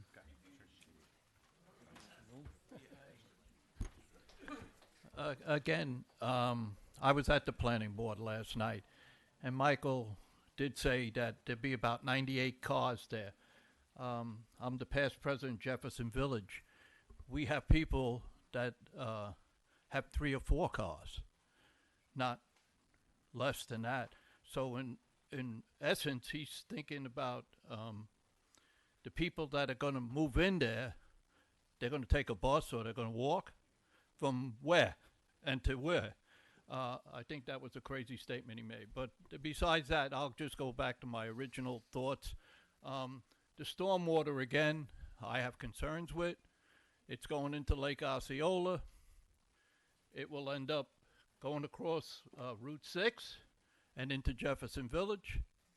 And the last time it rained hard, I don't know if you remember, I know Tom Diana remembers, we got flooded out. There was 12 units in Condo 3 that got flooded out at the cost of $285,000 to rebuild. So if the water doesn't leave Jefferson Village, we get flooded. The proposed, now the storm water is going to come down from Navajo into Lake Osceola. One way or the other, it's got to go downhill. It can't go uphill. I think the original plan was to pump it up into Somers and let them worry about it, but I guess that's never going to happen. But again, it goes into Lake Osceola under 6 and into Jefferson Village. So our problem is the flooding. And again, I think if this went through, and Navajo goes in there, it would be worse. There's some way you got to get rid of the storm water other than send it into Jefferson Village. Again, my comment too is, we got to work on the stormwater regardless. yeah, the sewer system. You know what? It's really nice, and if everybody hooked up, it would help the lake. But you're talking $20,000-$30,000 to the average guy. That's a lot of money. I mean, I know you guys are all millionaires sitting up there, but us poor people, you know, $20,000-$30,000 is a lot of money. So. Again, that's a great concept if people can buy into it. If the people can't buy into it, the lake is still going to be polluted by the septic tanks. Thank you. And we all got to address this water.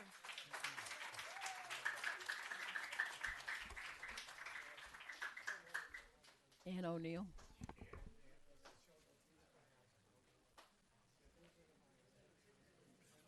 Hot. Good evening to Town Board. Ann O'Neill, Yorktown Heights. There will be 242 units on the Navajo site. A typical household has 2 cars, making a total of 484 more cars. In addition to this, there is the 180 unit development on the 800 East Main Street, resulting in 360 vehicles. That is a total of 840 vehicles on the already congested Route 6. Now, let's not forget the daily delivery trucks, the school buses, and the garbage trucks. Cars as well as trucks emit a variety of pollutants, primarily nitrogen oxides, carbon monoxide, and carbon dioxide, to name a few. These air pollutants drastically impact children's health, causing respiratory illnesses, neurological damage, developmental issues, cancer, and other health problems. Children are especially in danger due to their developing bodies and their higher breathing rates, which expose them to more pollutants. I ask the town board members and the parents in this audience who have children who play outdoors, before they go out to play, you make sure they are wearing the correct apparel, the helmets, the mouth guards, the pairing, to protect them from possible harm. You want them to be safe. But how can you safeguard them from polluted air caused by the increased number of vehicles from the Navajo site on 6? You can stop the Navajo's development. Tell the Yorktown Town Board you are against this development. I applaud the town board with their decision on the fluoride to continue in the Yorktown water. You showed courage and great concern for the health of the Yorktown community. Isn't this issue as equally important?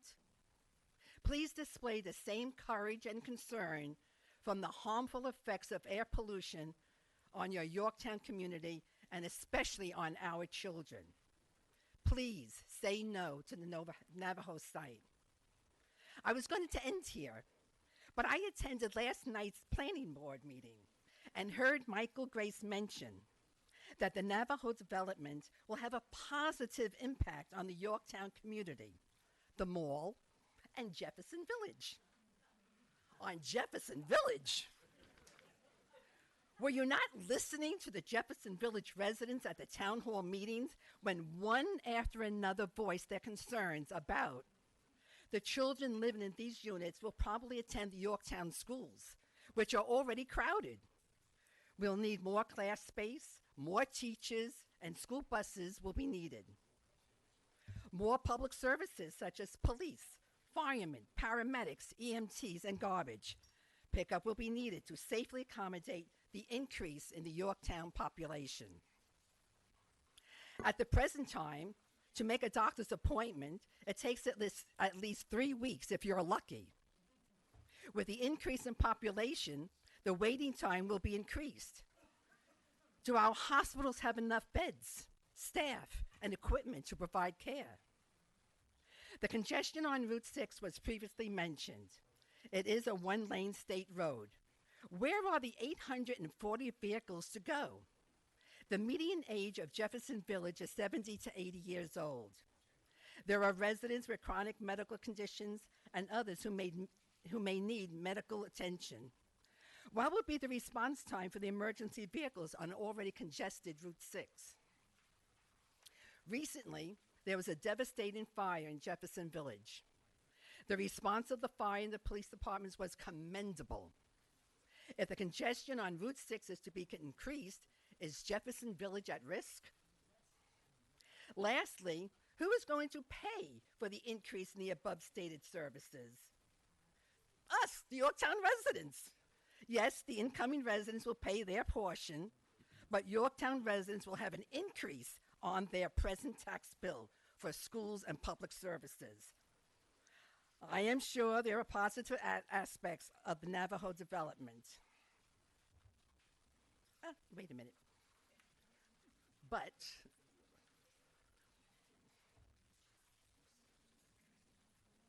well, I can't open Jeopardy. This. No, I'm not. It's like Jeopardy. And I can't understand why he's back here. Yeah, but you always stand there. But the negative outweigh the positives. Thank you. And Michael Grace, I hope you are listening to us. We don't want the Navajo site. Not up to Michael Grace.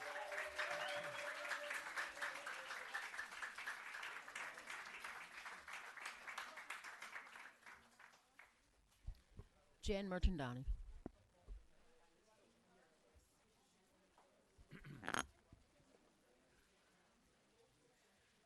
Good evening, Jan Merchandani, Yorktown Heights. I'm here to urge the board to reject the proposal to include the Navajo Fields property in the overlay district. This proposal sets a dangerous precedent for future development and should not be included in the district. Let's be clear about what's being proposed. You are not expanding the overlay district. You are creating an isolated zoning island that jumps over intervening properties. The properties between the existing overlay district and the proposed Navajo Field site will not be included in this overlay. This creates a discontinuous, isolated zone tailored explicitly for one developer's project. This approach is akin to spot zoning, which is illegal under New York state law. We've already seen this playbook with Underhill Farms, where you created an overlay district to accommodate a project that couldn't proceed under existing zoning law. Regardless of your position on that project, it established a troubling precedent that developers can circumvent our environmental protections and zoning laws simply by requesting custom zoning. Moreover, the Underhill Farms experience demonstrates how promised mitigation measures often fail to protect residents when they're needed most. The traffic mitigation that was part of that plan is going in after construction, meaning both new and existing residents will be dealing with the negative impacts of increased density and traffic before any promised relief has begun. Additionally, as we're seeing with Underhill Farms, requirements imposed during the overlay approval can be modified, waived, or delayed during actual project review. Yorktown cannot and should not be subject to a pattern of impacts now and mitigation later. I won't but very briefly touch on the variances that have already been approved for the Navajo Fields just to get the fields into that existing property. And those are, hold on, but to get my kids at excuse least- me, I'm keeping my time, thank you. Those, There's no time limit, Jen. Yeah. I understand that, but I'd like to finish my statement and then. The record, you, the board is in charge of this proceeding, not the speakers. So I'm allowed to say. So she's allowed to interrupt No, I speakers? just wanna say, Okay. The board is in charge of okay, these proceedings, We're not talking the about the speakers. overlay district, right? We're talking about a zone that allows a code or area to do great things. Whether you think they're great or I think they're great, they're because constrictions sometimes do not help the greater good. There are students that are neurodivergent. They have tutors to help them do great things. The overlay lets properties do great things. For you to say that we're doing this zoning, no, an applicant wants to do something that they believe would be great for the community, and we're doing it. To tell us that we're doing it illegally in its spot. That's not at all what I said. That is I exactly said, what I heard. well, then you heard wrong, and you can go back to the videotape to see what I actually said, which is to hop over a project is akin to spot zoning, which Adam, you can is answer this. illegal in New York State. So if I can continue my statement. It's not spot zoning. I have no doubt about that in my mind. That's my. Anybody else want to go? Let her finish, Thank you. My point about the variances that were allowed for the fields was because of the flooding. So they have already taken all of the environmental impacts and pushed into those wetland areas, and I'm sure others will. No, excuse, So guys, excuse me, gentlemen, excuse me. sir, everyone. Can Jan finish her statement? I'll make some replies at the end. Thank you. So let's talk about the community benefit. Proponents argue that this project will bring sewer connections to the area as an environmental benefit, and I will cede the point, we most certainly need sewers in that area. However, this particular promise is both uncertain and far from guaranteed. County approval is required for multiple competing projects up in that zone. The connection to the Peekskill treatment plant requires Westchester County approval, which considers capacity across multiple municipalities, including Somers, Yorktown, Cortland, and Peekskill. Somers, we've already heard tonight, they've got new projects already started, and they have several that have already been approved, and those will all go into making that decision about the sewer district. Treatment plant capacity is limited. The county is going to evaluate whether that plant can handle the additional flow or if costly upgrades are needed, and if so, where is that money coming from? There is no timeline guaranteed. Even if it's approved, there's no guarantee when such connections would actually be available, and again, as has been discussed, whether the residents are even able to afford the hookups. Basing a zoning decision, which again is what this board is being charged with deciding tonight, on speculative future sewer benefits that may never materialize or may take years to materialize is poor planning policy. Ann's already addressed the public safety concerns. The impact of our emergency services. Yorktown relies heavily on volunteer firefighters and EMS personnel to serve our community. Yet there have been no town-wide safety audits examining how new developments coming into town will affect our ability to respond to emergencies. Each new development increases call volume, but our volunteer resources remain finite. This creates longer response times, stretches our volunteers thinner, and ultimately compromises public safety for both new and existing residents. This is yet another example of build now, fix later.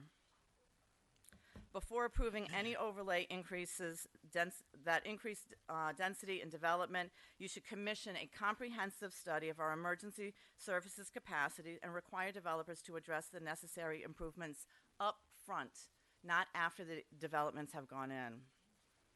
I'm a business owner, as you know, of over 25 years. I have sat on the board of the Chamber of Commerce. I am not anti-business, nor am I anti-development. And I use the AMS example that was cited earlier. That is something that I think is an excellent example of redeveloping already developed property.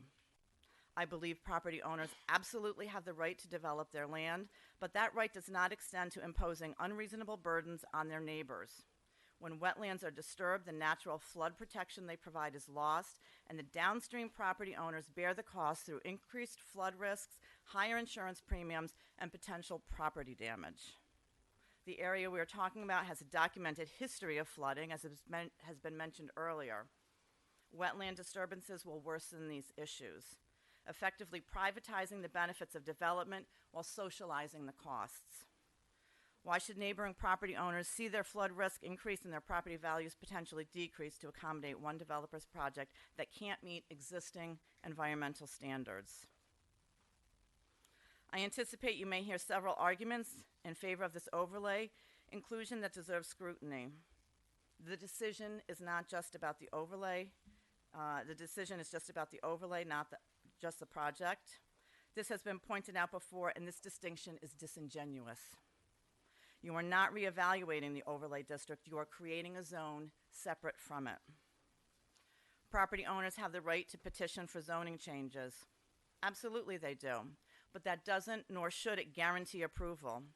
Property rights include the right to use land within existing zoning parameters, not the right to custom zone that benefits only one landowner. This is not a knee-jerk reaction, and perhaps most importantly, the town is already facing a lawsuit from an immediately adjacent property owner for changing zoning to exclude the recycling project based on these very same concerns: traffic, environmental impact, negative impact on the community character. To now change the zoning to include this project, despite these concerns, you are most certainly putting the town in further legal jeopardy. You need to vote no. I want to address that because unfortunately there's some inaccuracies in your statements, Jan. I will start with, well, you said it was an isolated zone. I think that the explanation was given that this was a direction of planning, that they didn't want to include the whole area because some of these didn't fit into the zoning. That was given before. I know that John had spoken to me about it because I had brought Sergio's questions forward. The overlay district is supposed to look at zoning that would fit, not just anything that you throw into it like a trash can, planning for it. You spoke about the fact that the sewers may never happen. The sewers have to happen because you can't do a development like this on septic. So it is imperative not only that it gets done if any of this project would go through, but it would have to be done up front because you can't open up the apartments without having a place to flush your toilet or your water to go down the drain. Yep. So that is totally uncalled for. Underhill could have been done, and I actually had suggested it as a transitional zone. It fits all of the criteria of in the area to be a transition from the apartments next door to the complex across the street to coming into the commercial zone right on the bottom of Underhill. So there would have been ways to do it, but the transitional zone was the overlay district was worked forward by Matt Slater and the board because it's actually something that our comprehensive plan suggested happen. Once again, planning for the future. You know, you seem to think it's all bootstrap because you haven't been here through the whole time, and you've showed up now during election seasons to talk about it. But it's very frustrating when you make the comments, and the one that really, really bothered me was that your insinuation that planning is letting them get away with doing things that are not environmentally right, that they're letting them shortcut the system. They don't. Our planning department does an excellent job. That's one of the reasons it doesn't stay on the town board, and that's one of the arguments against transitional, because transitional stays with the town board. So for you to say that they're shortcutting them is actually uncalled for, and I think rather rude. I do think that it's. Thank you. Yes, I'll get there. And they're paid for because there's no volunteers anymore because nobody wants it on page. Okay. Thank you. So as for the volunteers, if you've been paying attention and there's a fire commissioner speaking behind you that you could speak to, they have started bringing more and more paid in. Our problem is that we do not have people who want to volunteer. We have increased our EMS. We have increased our paid firefighters in Mohegan. And eventually, I'm sure that Yorktown will be part of that. I've said it a million times. Thank you. An essential. Hold on. I'm allowed to speak too. I have my voice. I'm allowed to speak too. All I want to say is. My statement? No, I just want to say, when we bring our opinions and you bring this and you attack these things, I'm a little annoyed. So finish through that. We are doing audits. As you know, we have a lot of paid because we don't have volunteers. And on top of that, this board is working hard to get a budget line, which Susan said was so healthy, our budget's so healthy, so that EMS and fire, we have more essential lines. Because right now, there's nothing there. All So right. yes, and then COs are not going to be given at Underhill until road work is done. And that's DOT. And all of our projects go before the Fire Safety Commission. And our chief of police weighs in on them as well. So please get your facts straight. And please stop with the insinuation that it doesn't. Because this all does happen. So I would appreciate keeping your facts straight and keeping them factual. And please don't disparage our planning departments for the job they're doing, or our zoning. And the final thing is, I do not think that whatever happened in the past on a property, because you could go back over 200 years, almost 250 years in this area, and there have been changes on all the properties. I don't think anything that happened 10, 12 years ago at Navajo, per se, is relevant to what should happen now. Things change, plans change, and there's definitely the availability to come in with a project. That is what the town board's for, the zoning board, the planning board. That is the right of a property owner, and I refuse to take away property owners' rights, not hearing them, and I definitely won't just shortcut the systems and disparage them as well. This is a public hearing, and it's here to hear from the public. And Susan, I think Susan, no, I am not going to let people disparage our planning board and put up factually incorrect information. We can move on now. Who's my next person? No, I just want to say two things. One, there is probably ways to challenge some of the things that Charlie or Ann said. But there is, because Ann, Ann doesn't want to give up her car. No, you talk about but the cars affected, but we're not going to go that way. Maybe I'll get an electronic This is a time for the public to make comments and not for you. And I'm not going to let Susan. I'm running the meeting. Right. Run against me, and then you can come up here. No, please. Please. And there's one. Done.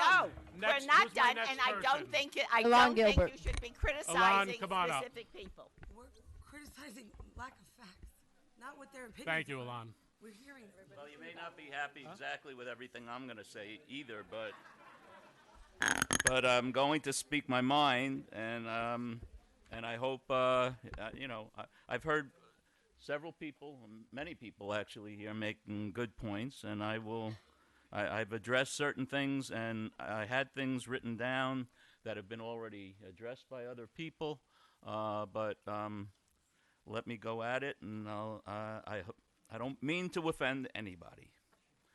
Good evening. I'm Milan Gilbert, the former town supervisor, former town judge, and former member of the Yorktown Conservation Board. I served on that board 12 and a half years. I appreciate the opportunity to comment on the Navajo Fields project and the proposed placement of this property into newly formed overlay district. Rather, it's an expansion, or it seems like an expansion of the newly created overlay district. That expansion, however, the way we're doing it, and Sergio, I think you make a cogent point, that expansion is distinct from previously established Town of Yorktown overlay. So this proposed expansion isn't contiguous with the rest of Osceola overlay, as it jumps over certain properties. And Adam, I don't necessarily want to offend you, but judges may look at it differently, whether this is akin to spot zoning or not. I don't know, but it's something that needs to be considered by the board, all right? If it were considered by a court to be spot zoning, it would be deemed improper, okay? Although I'm very familiar with the process with my years of service to the town, it is years spent as the member of the Conservation Board that has motivated me to voice my opinion at this public hearing tonight. During the last town board meeting, this matter was on the agenda on June 10th. It was adjourned tonight for a public hearing, and at that meeting on June 10th, I was struck by a comment from the town board that, and I'm not sure who said it, but that some matters have been hanging around for over 30 years, and it's finally time to act. I believe there's a reason, such as in this case, that things do linger around for decades. It's not because of neglect or delay, as implied by the town board, or I think was applied. Again, I don't want to insult anyone. But because projects such as this one are, I believe, fundamentally flawed and incompatible with the parcel of land that they are proposed for due to environmental constraints and legal limitations, or both. In many cases, these are simply bad fits for a particular piece of property. In Yorktown, like elsewhere, laws exist at the town, county, and state levels to protect environmentally sensitive areas. Over the 12 years I was on the Conservation Board, I've conducted many site visits and walked this particular property at least 4 or 5 times for different proposed projects. And I have always been struck by the significance of the wetlands on this property. Applicants often come forward with proposal that exceeds limits and then seek to have the rules changed to suit their plans, shifting the goalpost, so to speak. Again, I don't mean to insult anyone. We absolutely should be cautious not to unfairly deprive people of their property rights. I understand that. But those rights are not unlimited, especially when public goods, safety, and environmental protection is at stake. Wetlands, in particular, are vital resources that support ecosystems, protect our water supply, and serve as natural filtration systems. These protections exist for a good reason.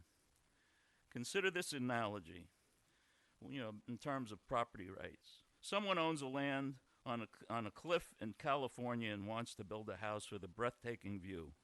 But laws, in the interest of public safety and environmental stability, prevent such construction. We accept these restrictions because they protect lives and preserve natural resources. And the same logic should apply here.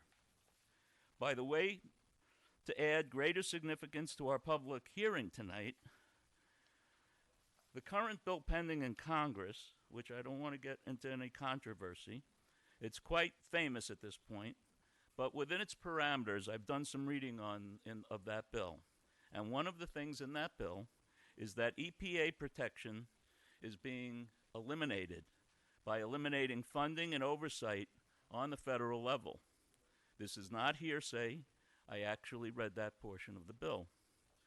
We're very fortunate then to be able to rely upon New York State and local and county and town laws to continue to be the steward in environmental protection. For that very reason, our local wetlands law becomes even more significant here.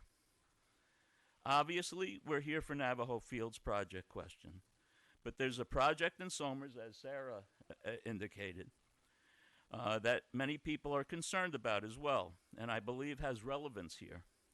It's been kicking around Somers for 30 years. It is built out of, what it is attempting to do is build out of homes on a peninsula or an abutting part to the Amawalk Reservoir, and that is one of Yorktown's sources of water. It's called Granite Point, as Sarah indicated. Because it affects our water supply in Yorktown, it piqued my interest, and I found after speaking to some individuals that the New York City Department of Environmental Protection, the DEP, has just recently, as of March 21st, 25, released a comprehensive study on rising salinity levels in the city's water supply. An article dealing with this study shows the importance of thinking regionally in environmental terms. The study indicates the Amawalk Reservoir may be so infiltrated by saline and other chemicals in years to come that it will be of no use unless new technology can further filter our drinking water. In that article about the study, New York State Senator Pete Harcum, our state senator, chairman of the state Committee on the Environment, stated millions of New Yorkers, including many of my constituents in northern Westchester and Putnam County, are impacted by rapidly rising salinity in the east of Hudson watershed, which affects their source of clean water. In less than 30 years, the Amawalk Reservoir will exceed the maximum allowable levels of salt.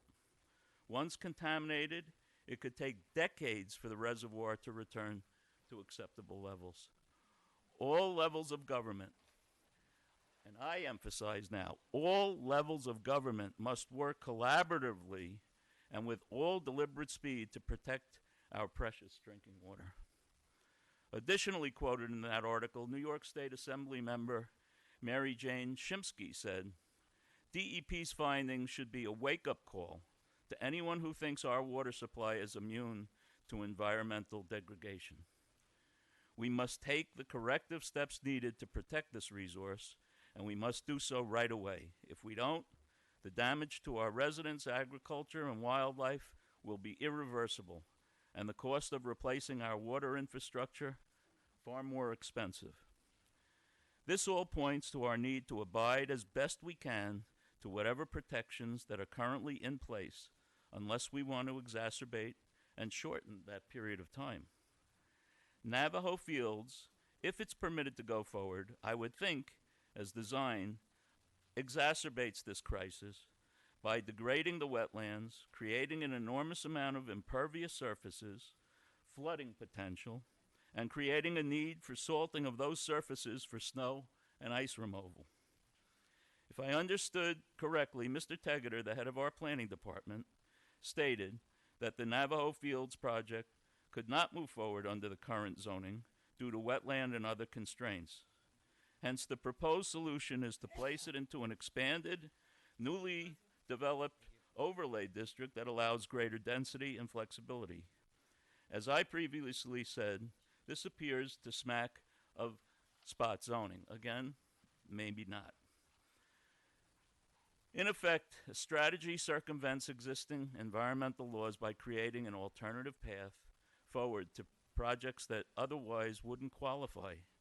That's just bad policy, and it sets a dangerous precedent. We've already seen this play out with the Underhill Farms project, and again, I don't mean to offend anyone, but the use of the overlay district, I believe, in that case is regrettable. Some people love the project. I think it's regrettable. The development, had it not been placed into the overlay district, would never have been allowed under the then existing zoning law. Although, Ed, you say they could have possibly utilized the transitional zone. So be it, but it wasn't done that way. It was done with an overlay. Whether one supports that decision or not, it clearly illustrates how the town can and has altered zoning to accommodate a specific development. Many people I've spoken to believe that project does not fit the character of the town and the scope, the scale. It is massive. Mr. Grace mentioned tonight, this is one property over in Osceola that has the critical mass to enable it to do some of the work to fix the infrastructure in that area. It has critical mass, but a good portion of that mass is wetlands. Yorktown's motto is progress with preservation. Some may argue it's outdated, that it was coined in 1788. I think I got the date right. And no longer fits modern times. Some may argue that time has passed it by. Maybe they argue that time has passed me by. But I would argue the opposite. It's precisely because times change that the motto appears more relevant than ever. The phrase acknowledges the need for progress and growth, but also emphasizes the importance of preserving what makes this town special: its natural beauty, its history, and its environmental resources. Not all change is progress. True progress balances forward movement with thoughtful stewardship, and that's what progress with preservation means. As someone who served on the Conservation Board for over 12 years, I understand the difficulty of balancing these competing interests. But I firmly believe that progress, preservation, and property rights can coexist if approached with integrity, discipline, and vision. In addition, it's worth noting, and I believe I am correct, this parcel has a history of environmental issues and has already been compelled by the DEC and DEP. Excuse me, Lonnie, no. Mr. Grace, please. Lonnie, unless you want to put proof on the table, this is I've spoken with individuals from the town. This is not on an attack. This is not an attack based on speculation. I know that there Excuse were... me, Mr. Devon, this is not a circus. Please put it down. They filled in wetlands. Please. No. Mr. Gilbert, this is not... Mr. Grace, thank you. This is not an attack. If you want to come... All I'm saying is that if that were true, if it were true... And there are a lot of ifs. If I hit the Okay. lotto, I wouldn't be sitting here. Okay. I'd still be here. I would too. Who am I kidding? I definitely would Lonnie, be here. please. That's uncalled. We are not going to... Because it's uncalled for. It's not uncalled for It because is. I've spoken to individuals that have verified. It's on record that All there's a DEC settlement. It's on record. It's There's on. a It's on. DEC settlement that It in seems his to me we There favor. were violations. All There right. were violations of the Please, DEC please. wetlands I am not- permit. I am not On going to record. have speculation, and you who know the courts should understand what I'm saying. I wasn't told that anything was sealed. No, I understand. But unless you're coming in and saying these are violations that were founded, I don't want to hear it. Excuse me, folks. I think I may have a copy of the settlement issue. I can That's send it fi- to you. that's fine. Right. But this is not.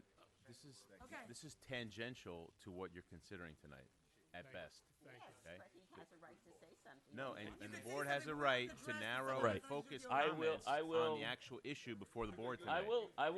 will retract. I'm sorry. No, I am going to detract Please, that let's go. statement. I am telling you that I relied upon Kids in here. statements Lonnie, that please I felt. address the board. I believe I relied upon reliable statements. Okay. If I'm mistaken, I apologize. Not an if. Are you retracting what you're saying? I am or- retracting what I said So because I do not have proof in hand that is the case. All right. We're talking about the apron. Can we just talk about the Please, Lanny, That let's I go. will not divulge. Lonnie, please address the board. Yes. And please continue. Okay. Everybody, please silence. Let's let him finish. That's it. Lastly, Jan touched on many of these items that I wanted to state. But regarding the one aspect that the town was interested in terms of what's being asked to, the town is asked to consider the benefits of hooking up for sewers. There are significant issues. First, again, as Jan had indicated, there's no guarantee the county will allow more flow into the Peekskill water treatment plant. That may require upgrades. That I do have for a fact from my cap. As I Mike. stated, it's a moot point because if you can't do the sewers, Okay. you can't do the building because you can't support it on septic. Okay, and there are many competing projects that the county will be considering, including projects within Yorktown, the field home development as an example. Second, there's no certainty that the sewer line won't be rerouted to save the developer money. Instead of, No, we have to file a plan, but okay. it doesn't, well, how many plans have been modified? Guys, please, Lonnie, please continue. Okay. Developers are always looking at the bottom line. They don't always build to spec, and then instead they ask for modification at times. That is a fact. But they still have to go through the county for this, right? Well, or changes in the town. As a matter of fact, in a prior development along 202 corridor, a developer had promised sewers, and when the neighboring properties attempted to hold them to the promise, they still had to fight with that developer to fulfill the promises made. I was here for. Grace? This occurred very recently. Third, homeowners in the surrounding neighborhood may not connect due to the high cost of the hookups. In other words, I maintain the proposed sewer benefit does not justify the environmental cost, particularly the destruction of wetlands and wetland buffers. For all of these reasons, I urge the town board not to create a new overlay district for the Navajo Fields project. Do not shift the goalposts. Instead, hold the integrity of our laws and our community values. Thank you for your time and consideration. Lonnie, I just would like to ask a question for clarification. I apologize regarding Lonnie, if I could ask you, folks, thank you. I just want to ask a question Sure. for just clarification. You spent time on the Conservation Board. 12 and a half years. And did you ever allow someone to build on a wetland? Yes, I did. We did in terms of, but mitigation was provided. Right. So what is the law in Yorktown? It's to be avoided. There's a wetlands permit Right. that is allowed, and usually you can go into the buffer area, but it's very rare that you're allowed to go into a wetland. I'm looking over by the other side of Osceola, and it has happened. But my question is, what is the actual law? Is there mitigation? Mitigation is required. I haven't sat on the board now for Okay, over but 10 mitigation is required. So it's not Yes. like they say, we're going to take this wetland, and it's gone, and it's never coming back. No. They would have to mitigate. And what is mitigation? It can be in all different forms. It can be the creation of another wetland. Okay. So there is a vehicle for it Yes. that's part of our law. Yes. And it's also, I believe, part of New York City law, DEP, Right. state. So And it's covered. Local town, county, Local town, right, county. right. So so I think it's very important that people understand that. Yes. And I appreciate your 12 years, you said? 12 and a half. 12 and a half But years of who's service counting? on conservation because And the only reason why I resigned, I was asked by the board to resign when I became the town judge. there you go. So there would be no conflict. Right. So, but it's I appreciate that service, and I think it's really important that people understand that what part of that process is, because our conservation board does the same thing. Our planning board has their issues with the wetlands, and they're in charge of mitigation plans too, I believe. That's correct. So okay.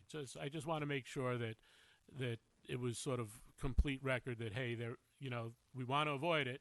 If there are things that are approved by I think DEC has quite a bit of input on that site, as we have some letters from DEC in the record, that DEC can approve them to go and do some work and then move forward with mitigation. All right. Thank you, Lonnie. All right. Appreciate it. Joanne Siller.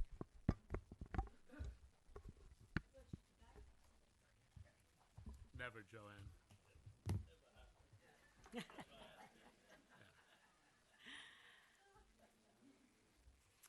Good evening, members of the board, ladies and gentlemen. I would like to thank the board for holding this public hearing, although this is a holiday week when many people are away. This hearing is not for the development of Navajo Fields project. It is for moving the property into the overlay, allowing it to be built. If not, Navajo cannot be built. The board will decide if this project goes forward based on this vote. If it is in the overlay, the board later votes whether or not it can be built. I am asking you not to move the property into the overlay based on the following. The property is now zoned for 20 single-family homes, each on 2-acre lots.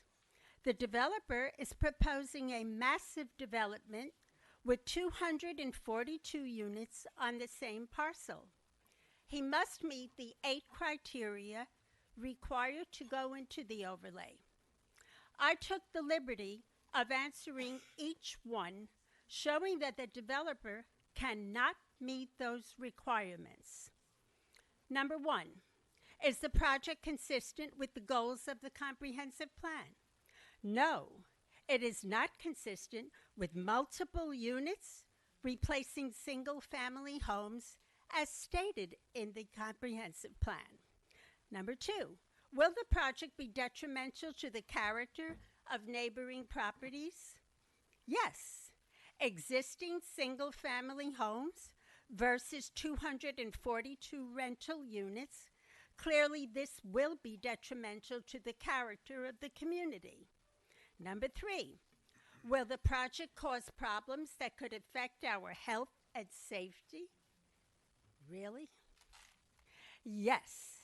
How can an ambulance, police, fire truck get through traffic on a 1-lane road with, I'll wait. Folks, please.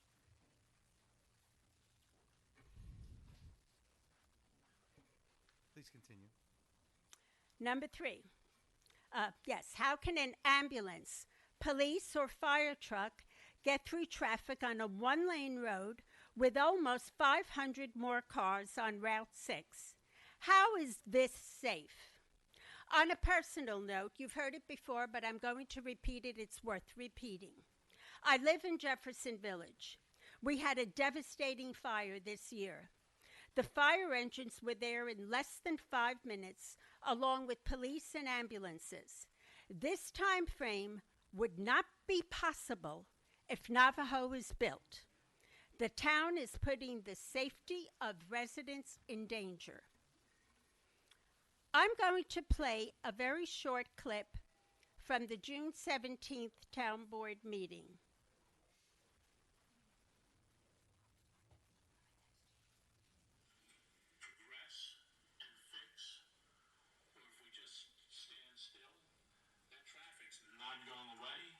Traffic is getting worse. If we stand still, it doesn't matter. The traffic is going to come. They're building up in Somers. They're building down in Cortland and in Peekskill. And that is all going to affect us. That is all going to affect us. Your words, not mine. So how do we solve this? By building more and putting another 500 cars on Route 6?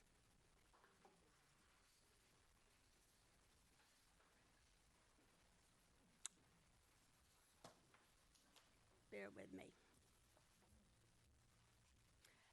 Is the town's infrastructure capable of servicing this project? No. It is not possible for the town's infrastructure to handle the additional traffic.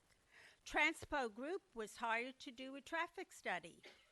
Did they solve the problem of expanding a road where there is no space to build? Did Philip Greeley solve that problem?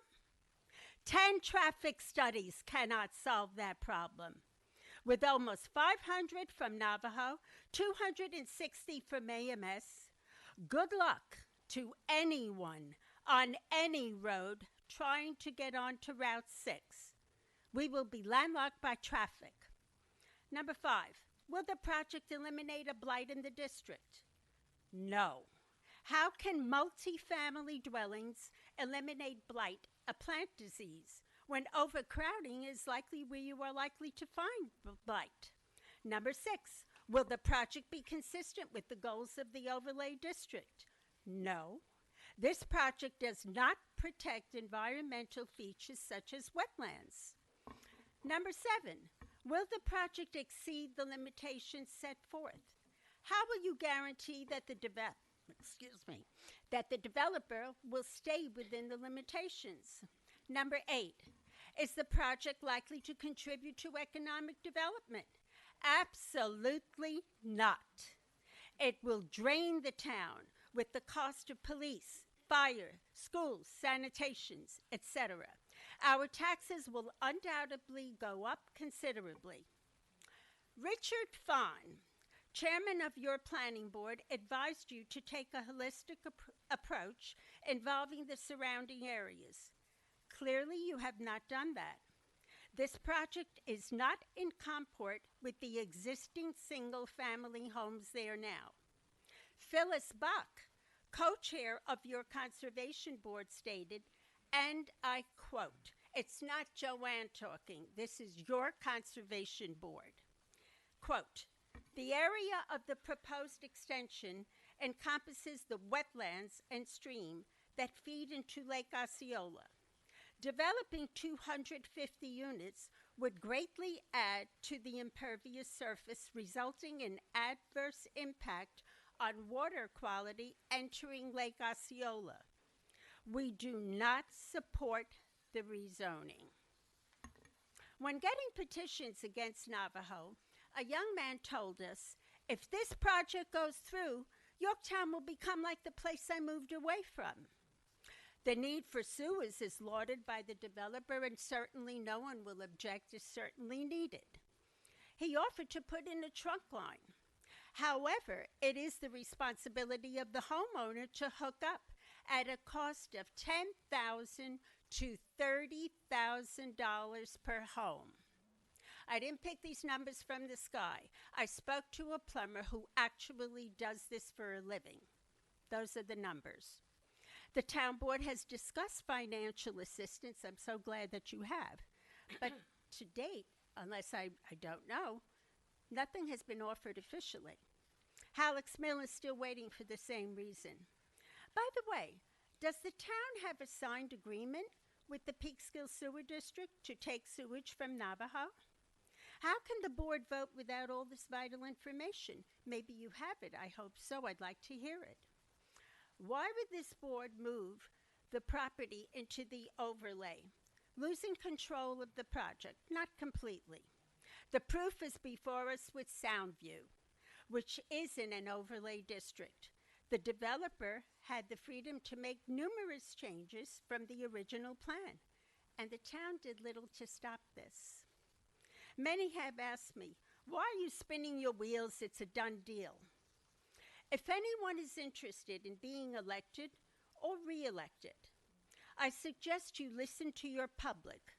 Do not assume or count on people voting their party affiliation, especially in local elections. The people of Yorktown have spoken. I am delivering 1,775 signed petitions from Democrats and Republicans alike against the Navajo project to our town clerk, Diana Quast.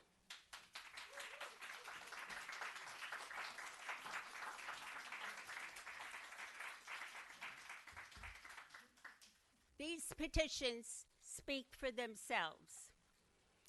Will this board disregard the advice from your own planning and conservation boards? These boards were put in place for that very reason, to advise you. Will this board disregard the will of the people? Make no mistake, this overlay vote will be remembered come November. We live under a government of the people, by the people, and for the people.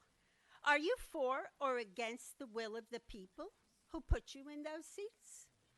Think hard before casting your vote. You have to live with yourselves.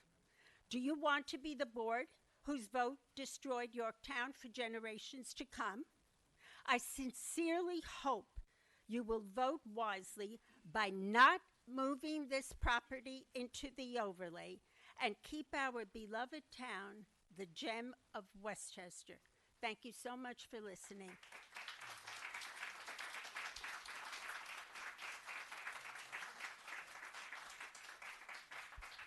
Dwayne Simmons.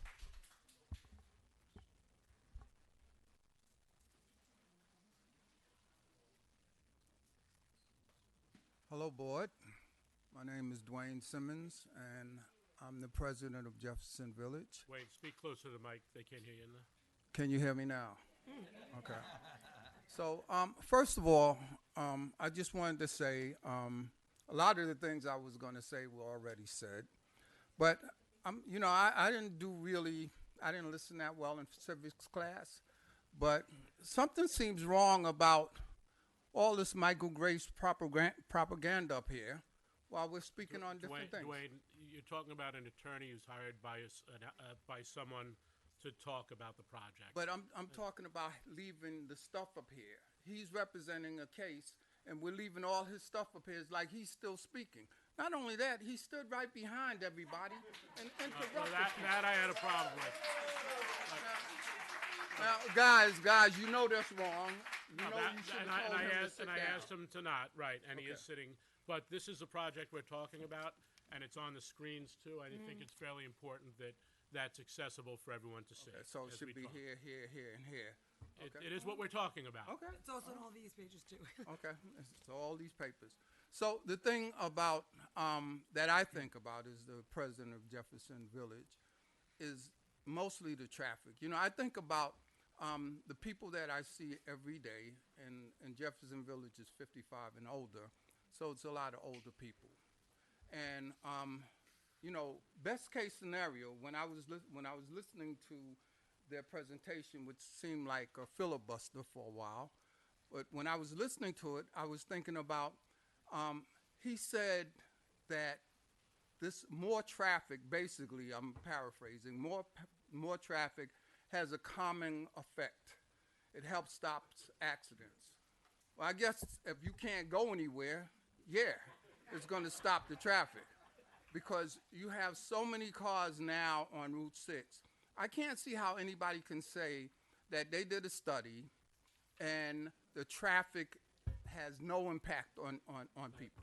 Dwayne, the comment was about 6N, which is the road on the other side, right? And sidewalks. And a classic example, we got calls complaining about the sound view when they redid the road. Oh my God, they put the sidewalks into the road, and it made the road smaller. But Dave Paganelli went out and measured them. The sidewalks were actually further than the road was, and it added 6 inches to the road. But the appearance, because of the sidewalks and streetlights and things like that, and the reference he gave was actually East Main Street over by the library. That actually, when you're driving, that sort of squishes the area in and makes it appear smaller. That was the comment. So then what we're saying is that on Route 6, 6N he was talking about. yeah, but this whole thing, this whole traffic problem is about Route 6. But the traffic comes out onto 6N, not onto Route 6. Yeah, but what we're talking about is the fact that Route 6 is going to be more crowded as a result of this project. Is that not true? That will probably be true. Right, and his studies, and he did mention that in such a way that you would think that traffic that how 6N was affected by the traffic, 6 will be affected in the same way, and it's not going to be, because it's going to be more crowded, and like everybody just got finished saying, when you do that, you have all this traffic, You have, and these studies are based on case scenarios. They're not based on when there's an accident on Route 6 and the ambulance is trying to get by to get to somebody who's dying. They're not talking about that. The other thing that I don't think people understand is, first of all, I came from Manhattan. I've said this before. When I moved up here 14 years ago, this was like amazing. I remember falling asleep at the light, and you know, because I'm tired coming from work, and I fell asleep at the light, and I woke up, and no cars were blowing their horns, you know, and I'm like, oh wow, these people are crazy. In Manhattan, they would have been cursing me out, blowing their horns. This is what's coming. When you congest an area, this is what's coming. People blowing their horns because they're trying to get through, nobody can move. And you can't tell me that when ambulances have to get, and here, the other thing that I found strange about here is when somebody gets sick, there's an ambulance, there's a fire truck, there's all these different, you know, and I'm like amazed, because in Manhattan, that didn't happen. I'm just saying, when you talk about changing the community, when you talk about changing the way of life, the way people live, nobody realizes it until it actually happens. Nobody can see what happens, how it's going to be, until it actually happens. And then you guys will sit back and say, we made a mistake. But the mother who's sitting there waiting for her kid with asthma for the ambulance to come, and they're not coming soon enough, that person is not going to ever forgive you. And you're not going to ever forgive yourself. I mean, I get that it might bring money into the town, maybe, because all the other things that it does is going to take money away. So when you have a really good lawyer, and I'm sure he's a very good lawyer, selling a case like this, it sounds good because, you know, I'm sure he's done a lot of studies to make it sound really good. But what I'm telling you is this. The warning is this. It'll change the way this town is. It won't be Yorktown as we know it anymore. It'll be this congested place that nobody can get around. Property values start to dip, and we start to live a different way. We start to be more discourteous to each other because getting through traffic and all the other things that happen when you have a congested area, that's what begins to happen.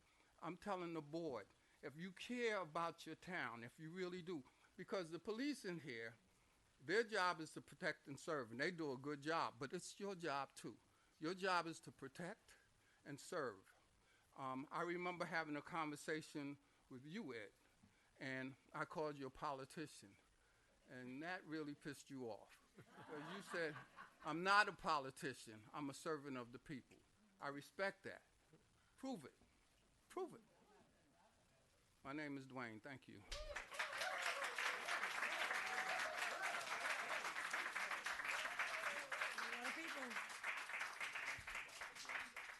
John Santambrino.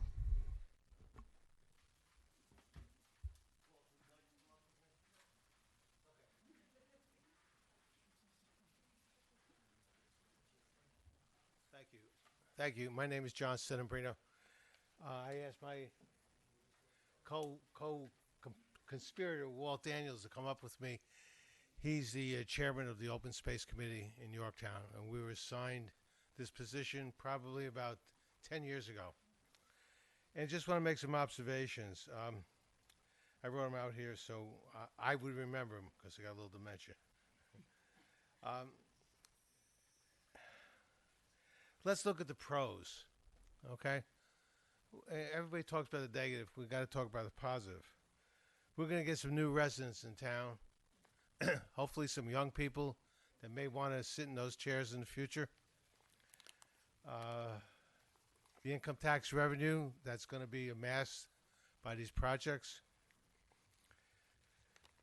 But at what cost? You know, I moved to Yorktown here back in the 70s. It was great. I just missed the cows in the street. The cons, the school system. I put 2 kids through the Yorktown school. I don't know what it would be like in Lakeland to have all these kids in that school at one time. The services, the police, the fire, the the ambulances, and so on, the traffic in the roads. What's going to happen to our lakes? What about these sewers? Do you know that a good majority of our water in this town comes from the New York City watershed? And that's going to be affected because there isn't a stream or a lake in this town that doesn't flow into some sort of a reservoir.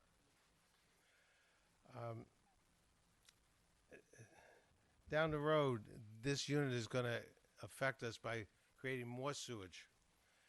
And I don't think that the current facilities that we have, especially the one in Peekskill that's about 50 years old, can handle it. Do we need more traffic? Do we need more people? I don't think so. I think we're doing just fine. And thank you for all you do. Thanks, sir.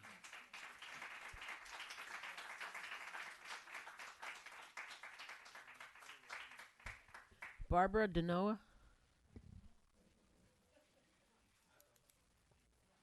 She doesn't want to speak. You move. Patrick Kaminsky.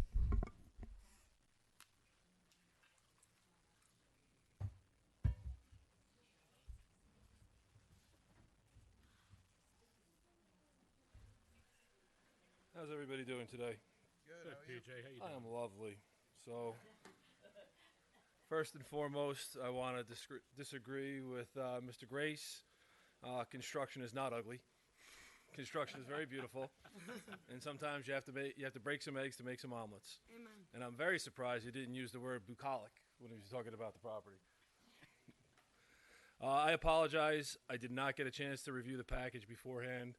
It was sent to me by Jim, but unfortunately it keeps being sent in whale mail packages that I can't open from my work computer. So I really don't have too much information about this, but I'm just going to tell you my comments from what I've heard so far. I'm not going to comment on schools, sewer, traffic. That's for the great people and the very competent people of our planning board, and for you distinguished members of the town board to decide. I'm here to represent the et ceteras and so ons that haven't been mentioned yet today. The use of the zoning, such as overlay, transition, and otherwise, as it relates to park and recreation needs of this town. You guys have heard me talk about this more than once, and I'm going to keep coming up and talking about it. So far what I've heard, there's a 23,000 square foot indoor sports facility. To me, right now, I don't know much about it, but it sounds like a private revenue-generating facility. Should not be counted towards a recreational obligation. 60% open space, again, should not be counted to the recreational obligations of such a development. What hasn't been taken into account, as you guys well know, because you've all heard me complain about it, the impact and the strains on our parks resources need to be accounted for in any type of development, let alone the density of this type of development. What are the the questions I have, as both a Parks and Rec commissioner, as well as a representative of this town that has put several kids through our sports facilities and everything else, and I see we took a page out of the Rick Romansky School of bringing in the teams to represent the kids. What would the parks fee recreation set aside be for this kind of development? And what does that already do? What is this already going to do to our strained resources? I will give credit to the Underhill property owner. He met with us several times at the Parks and Rec Commission, but he provided a $250,000 quote-unquote donation. But it's only a fraction of what I believe should have been the fees that should have been paid for that kind of development. I've been in this town now for 20 years.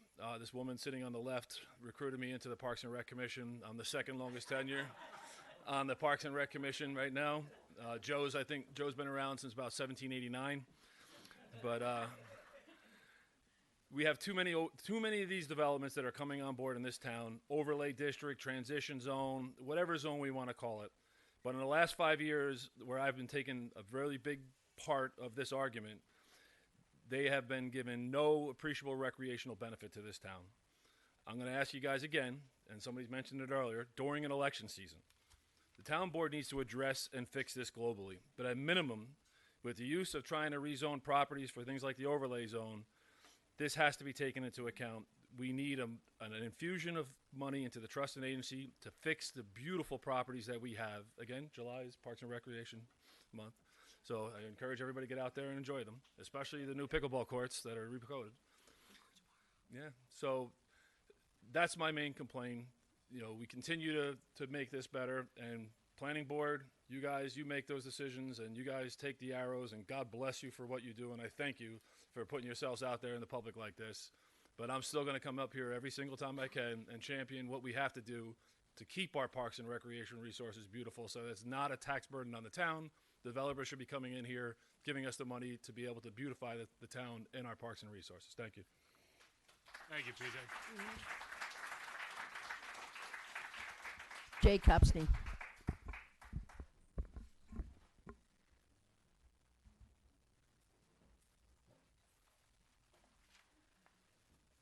Good evening. Jay Copstein. I am currently opposed to the expansion of the Lake Osceola Overlay District to specifically encompass and enable the proposed creative living Hidden Valley development. The suggested new overlay configuration is disjointed and not contiguous, and it may be analogous to spot zoning. The local, state, and local roadway infrastructure is insufficient to sustain the additional traffic that may be created by this new mapping and subsequent development. There are significant other environmental issues that must be addressed. Existing town and district resources are not sufficient to service additional possible developments without the expansion of town and district resources. The originally submitted full environmental assessment form was unsigned and undated and had significant errors and omissions. The updated full environmental assessment form is mostly blank. The application before the board is for the non-contiguous expansion of the Lake Osceola Overlay District to include just the area for the creative living Hidden Valley development and exclude the intervening areas. However, the applicant has inserted substantial portions of the proposed creative living Hidden Valley development in a manner that it is difficult to separate from the expansion from the proposed development. It appears to me that this proposal is in lieu of requesting a rezoning of the parcel. Is it possible that a rezoning would not have been allowed to the extent of the development now proposed? Is it possible that it was anticipated that a requested rezoning of the parcel would have been denied, and the overlay district expansion is a workaround the possible denial? The Insight engineering document has no analysis of the increased air pollution from both the temporary construction phases and the permanent residential phase of the proposed development. If the town board acts favorably upon this request, the following is suggested to be included in any and all enabling legislative actions and resolutions. All roofs to be equipped with functioning solar panels. All heating, air conditioning, and hot water appliances to be electric. All appliances installed within residential units to be electric. Oil, propane, and natural gas to be specifically prohibited for use in or for residential units. No temporary or permanent or other type of certificates of occupancy be granted or issued unless and until all required on or off-site mitigation is certified as being completed and approved by all relevant town departments as well as all interested local, county, state, and federal agencies. No temporary, permanent, or other types of certificate of occupancy be granted or issued unless and until all required on or off-site infrastructure construction, infrastructure installations, and infrastructure improvements are certified as being completed and approved by all relevant town departments and all interested local, county, state, and federal agencies, and all necessary or required operating permits, licenses, and certificates have been issued. All posted bonds or sureties must be valued at actual cost and include an inflation escalator clause of sufficient time period to cover the entire project development and actual construction time period. A schedule of liquidated damage penalty be written into all enabling legislative actions and resolutions to ensure that the cost of all enforcement and compliance actions taken by the town or districts against the developer's contractors or subcontractors are reimbursed at actual cost to the town or districts, plus an additional 5% administrative fee. I'm not going to go in to the insight response to you, Supervisor Lachman. I would suggest you read it carefully, because this response tasks the town with expenses for overruns on the like, on infrastructure and the like. And also in one paragraph, removes the approval from the town or the planning board and places it in the hands of an employee, the town attorney. Thank you.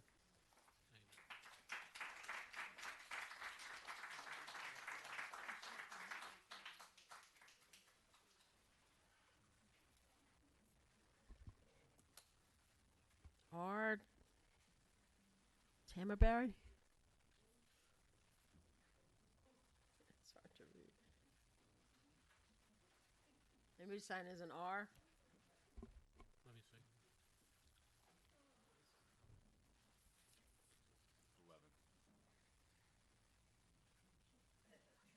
11. Talberg, R. Talberg.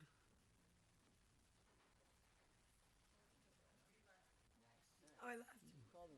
Judy Bututnik. Judy. Is Judy here? Would you like to speak? Okay, thank you. Mark Lieberman.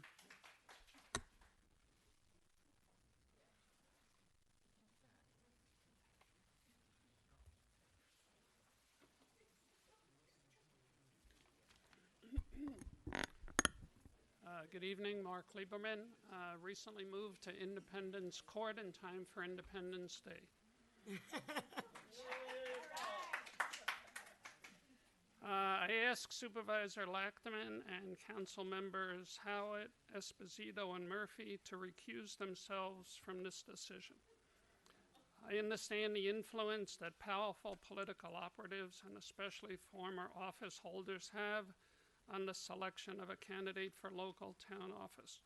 There are two such powerful political operatives in Yorktown. One was hired by Unicorn to lobby for the Underhill Farms project, for which an overlay district made it possible.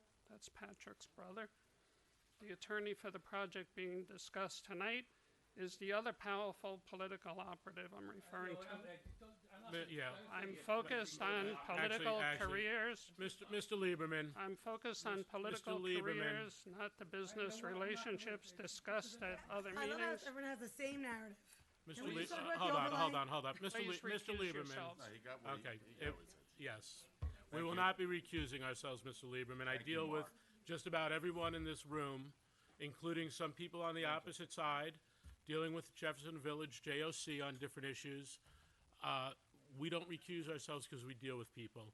As for the people with political clout per se, there's a vote. We have a Democratic committee. We don't put anyone up. There are votes for people that want to run for office. And honestly, sometimes you think they'd be doing you a favor if they didn't put you up. The way when you have to deal with some of the garbage that you hear. I'm sorry about that. Who's the next person on your list? Brian D. Oh wait, Brian, I deal with you. Can you recuse yourself? I'm not here for that. You know, that. I'm very calm about stuff. I know you are, Brian. Brian D., 53-year resident, live in Shrub Oak. I'm actually the fire commissioner in Lake Mohegan Fire District, and a lot of that has come up tonight with the EMS stuff. So let me go into that first. Well, I was voted in, so it's not so much. But still, But you it were was doing fun. a lot of service before that. It's been a lot of fun, so it's been great. So you guys all know that we raised our budget this year for the fire department because we needed to put more people on. Because part of the reason we have to do that is we don't have the volunteer responses that we used to get. And I believe, now this is my opinion, haven't been able to confirm it yet, part of that is because they can't get places fast enough to respond. We have so much traffic buildup between the stuff in Mohegan, stuff all through Shrub Oak, stuff all through Jefferson Valley. The drivers of our volunteers just can't get there. Now, our rigs and our houses are all understaffed. We all only have one person in the Jefferson Valley firehouse per shift. That's all we have right now. And you saw that in Jefferson Village. Now, still, they got there really fast. It was awesome, okay? And the response we had was amazing. But there is a picture circulating out there where you see one lone firefighter putting his backpack on, and you see the postman with the truck against the house burning, getting the guy off. And it shouldn't be like that. We should have plenty of fire department there. And that's what our goal is. Our goal is to expand that. I also know that on the other end, the EMS guys are also expanding, and they're going into different ideas. I know that, for instance, Toll Brothers came in, and they're doing that whole thing over on Catherine Street. And the guy running the EMS over there, Matt Ness, hell of a guy, smart, intelligent, good guy to watch him. He went ahead and asked for some help on getting some equipment, and they said yes. Mm-hmm. So you guys, when you see a project come in like this, you have to tell them that they have to help us with our infrastructure, okay? They have to help us with police budget, items for the fire department, items for EMS, items for the paramedic. They have to help us. That's illegal. They have Right, to help Adam? us. There has to be a donation. It's not illegal. No, It's a there's a donation. Brian, I actually put. You gotta do something. I put Matt in touch with Kevney Moses about that myself. And it worked out great. It is, yes. Right? It's terrific. And that needs to happen more. And Underhill's doing the standpipe stuff. We understand. I agree. The, There's the needs to be a Needs lot to be of a lot. conversation. There's a lot going on in the infrastructure that's not happening. So let's go out of that and go into my other couple of questions I got. And I got a few questions, not many, but so if this was such a long-term project, everybody's known about it for so long, why wasn't it put in originally in the zone? Why wasn't it say, hey, you know what, this is hanging out here. Why don't we just add it in now?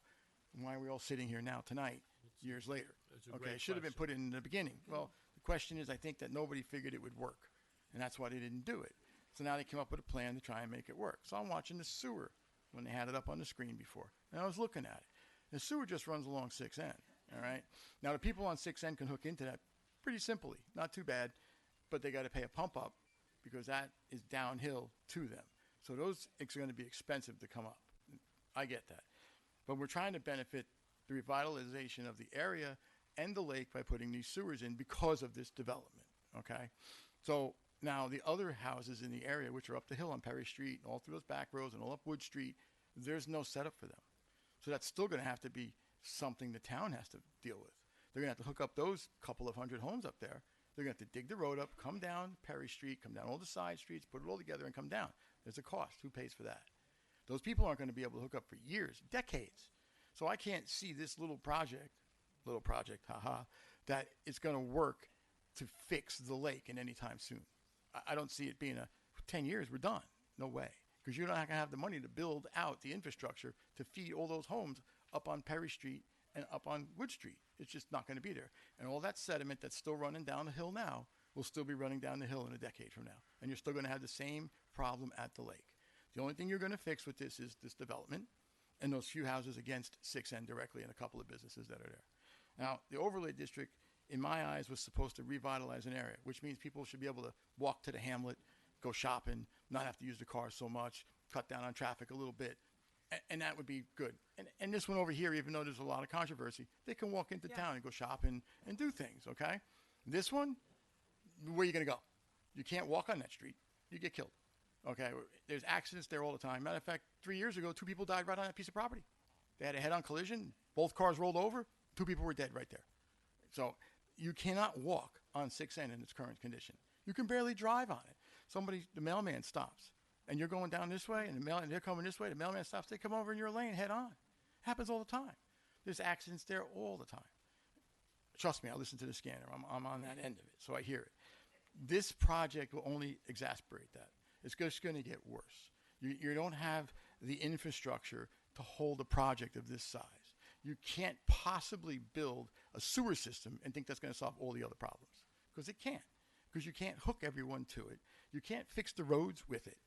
I know for a fact that Cook is over there twice a week on Hill Boulevard cleaning the line that you're going to hook this to, right? And that line has bellies in it, and the bellies hold the crud, and they have to go over there and suck it out for hours a day, twice a week. You're going to add 400 homes, and that's going to stand still and stay like that? It's not possibly going to work. You're going to have backups. You're going to have it flowing into the lake anyway. So it's not going to fix the problem unless you fix everything. There's too many problems. You're growing the town and the areas faster than we can fix the infrastructure to be prepared for it. So if we can't fix what we have, there's no reason to add to it. Now, I get the progress, preservation. I get all that. And we need to make progress, and we need to have homes for people to live in. And I'm all for that. But we have to protect what we have. We have to protect our way of life and our quality of life. And you put a project this big on that area, in that little 2-lane road, there's going to be a lot of life lost. And it's not just going to be from accidents. It's going to be from not being able to get places and not being able to service them. There's a lot of problems with this. To put this in the overlay district, it's going to take you into an area you don't even want to be in. I think if you were just to cut it off now, it saves them money, so they don't have to continue the project anymore. It saves all of us time, and it saves the town from being destroyed, because you're going to kill that area with the project this big, because this doesn't look like anything else in that area. Everything else over there is single-family homes. You don't have 7 buildings with 240 homes. You don't have that. Everything is a house, a house, a house, a house. This property is zoned a house, a house, a house, a house, okay? This is how that should be. If they can't do it that way, then come up with something else. But this is not what you come up with. This is too much for too small of an area. It's already overrun. You have to remember that up the street, what do you have? Trailer park, single-family homes. The other way, what do you have? Single-family homes. There isn't anything like this except Jefferson Village, and that's been there for a long time. Lived here a long time. But these were the same arguments about the village, by the way. They were, and it started out as a problem, and then it got expanded too, because you remember there's 2 sections to that. Because I've lived here a long time, and the mall was a problem too when they started that. I mean, I used to ride my dirt bike there years ago. So I've been here forever, and I've seen the growth.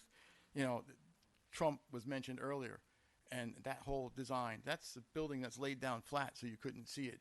It's also not on a main road. It's on a Barger Street. It's kind of off to the side. But you put something like that over there, it's a little different. You know, that's a different kind of a build than what you're talking about here. Even their entrance comes out onto a side road, sort of, and into a traffic light. This is going to come out on a road that's 2 lanes, people going 50 miles an hour. That was a statement made earlier that they go 50 miles an hour on that road. Shouldn't. It's only 30-mile-an-hour road, but whatever. It happens.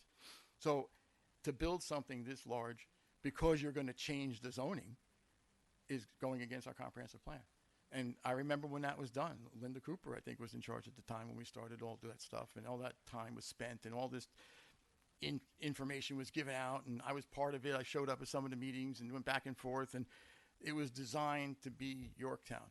It wasn't designed to be Scarsdale, okay? It wasn't designed to be White Plains.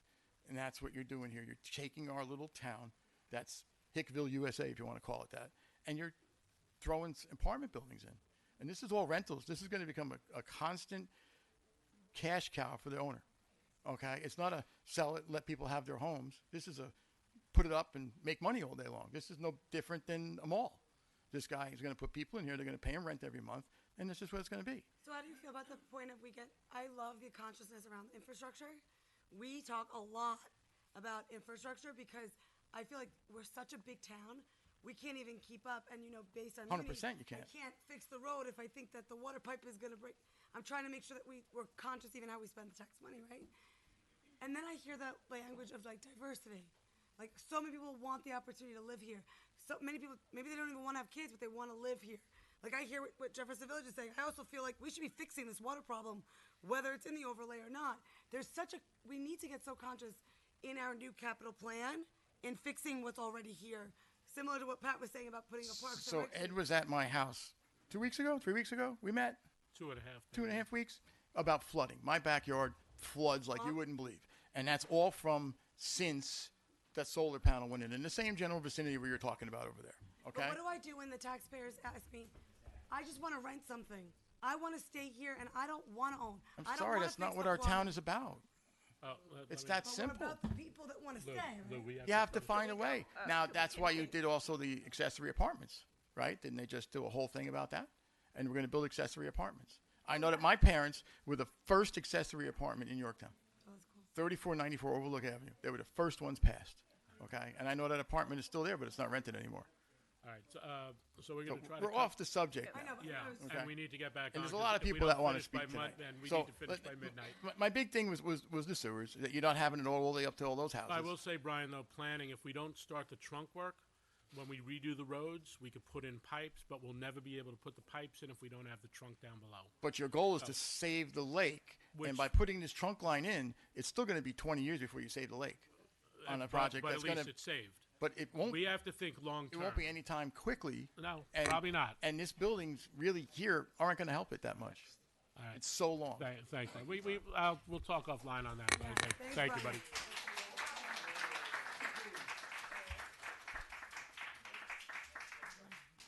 Lori Carrera.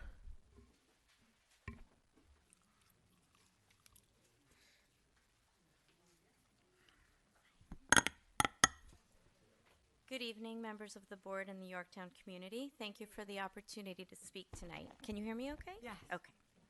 My name is Lori Correa. This is my son Sam, here for moral support. My husband Carlos and I are the owners of the property located on 250 East Main Street in Jefferson Valley. We've owned this property for over 25 years. It is actually just where your overlay district kind of ends. It's not contiguous up until Navajo Fields. I vividly remember the vitality of Lake Osceola during the early years after we purchased and renovated our property. We spent many afternoons there with our two sons enjoying the lake and the surrounding areas. However, after the lake closed, everything along the Route 6N corridor began to lose its vibrancy and gradually fell into decline. The presence of the lake, along with the proximity to Route 6 and the Taconic Parkway, offers tremendous potential for revitalization. Over the years, we've witnessed many parts of Yorktown experience meaningful improvements and redevelopment. Unfortunately, Jefferson Valley has become the forgotten hamlet. We've been following the progress of the Hidden Valley development and are encouraged by the possibilities that it brings.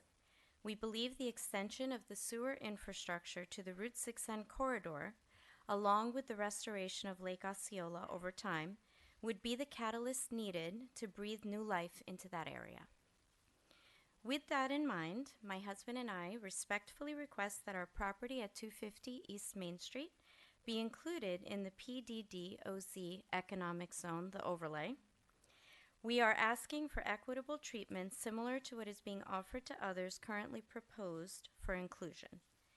We want the opportunity to potentially plan and thoughtfully develop our property in a way that benefits the community and contributes to the revitalization of Jefferson Valley. Without these improvements, particularly the sewer installation and the cleanup of the lake, the 6N corridor will continue to deteriorate, along with the hope so many of us have held for its renewal. Thank you again for your time and consideration. Thank you. Thank you. Can I just ask for clarification? You said you're 250 Main. East Main, I don't, which is right on 6N. Yeah, I don't have all the documents with me, but I seem to remember that 245 and 275 East Main are in the overlay district already. So would that mean 250, you're already in the overlay district? So my understanding is no. I could be incorrect about that, but I would like for the board to verify that, and if not, it would be the contiguous line up until the Navajo Yeah, because project. 245 and 275 are in. Yeah. John thinks you're in it. You're right. already. Yes? Yeah, you're already in. Okay. And If there was is there a overlay proposal for you to redevelop your property No, for something? there's nothing. Really, we just want the opportunity in the future. But if you're already in the yeah, overlay, and we're so a you much could- smaller property, but if we have the opportunity one day, we'd like to come up with a plan that would be something that would How be many good for the acres is your community. property? Just shy of 8. And we currently have a small office building and a garage in the back. Yeah, you've been before We the have the planning stone board, I think. pillars. Yeah, Well, yeah, not for a while though. A while ago, you were before the planning board for something, but you're in the overlay district. So you Okay. can take advantage of all of the bonuses in the overlay district right now. Okay, yeah, and obviously, it's been difficult to come up with a plan for development without the sewers. So for us and many of the properties along Route 6N, that would be beneficial to really develop it properly. Thank you. Thank you.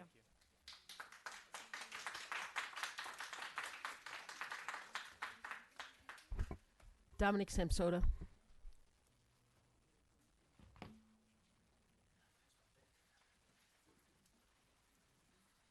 Good evening.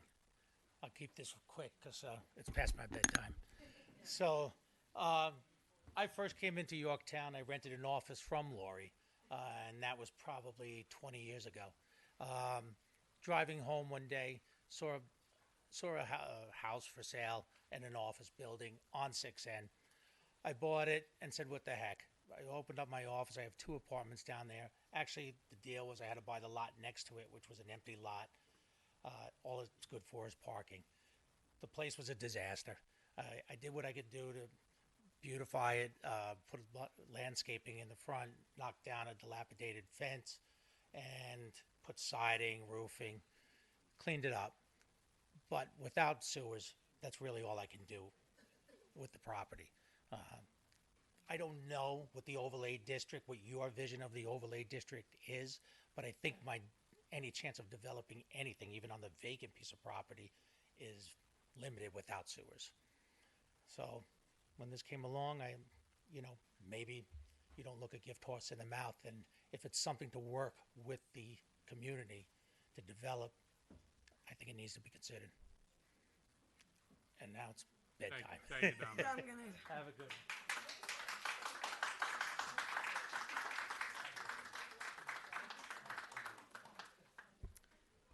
CJ Racenhauser.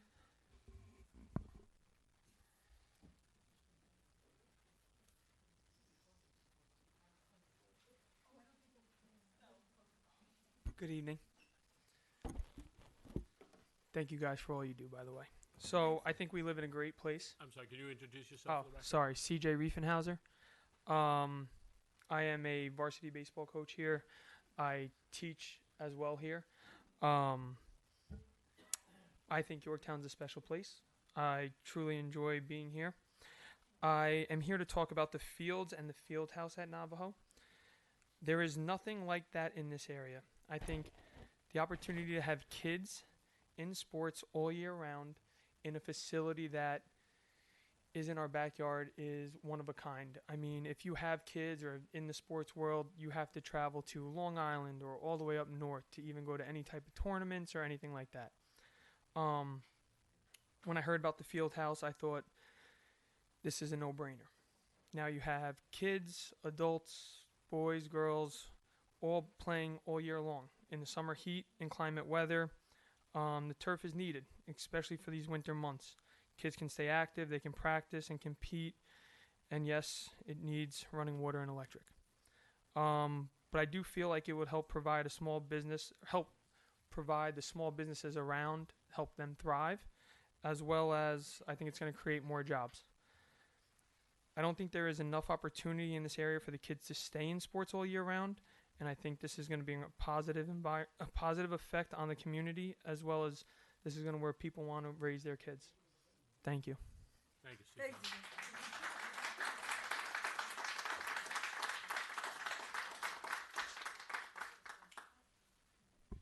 Anthony Bolicelli.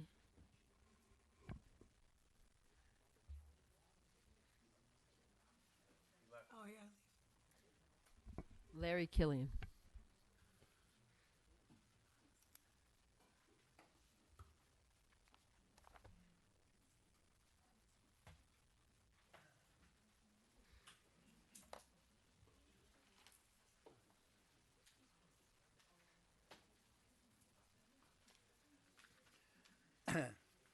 Larry Killian, Yorktown Heights.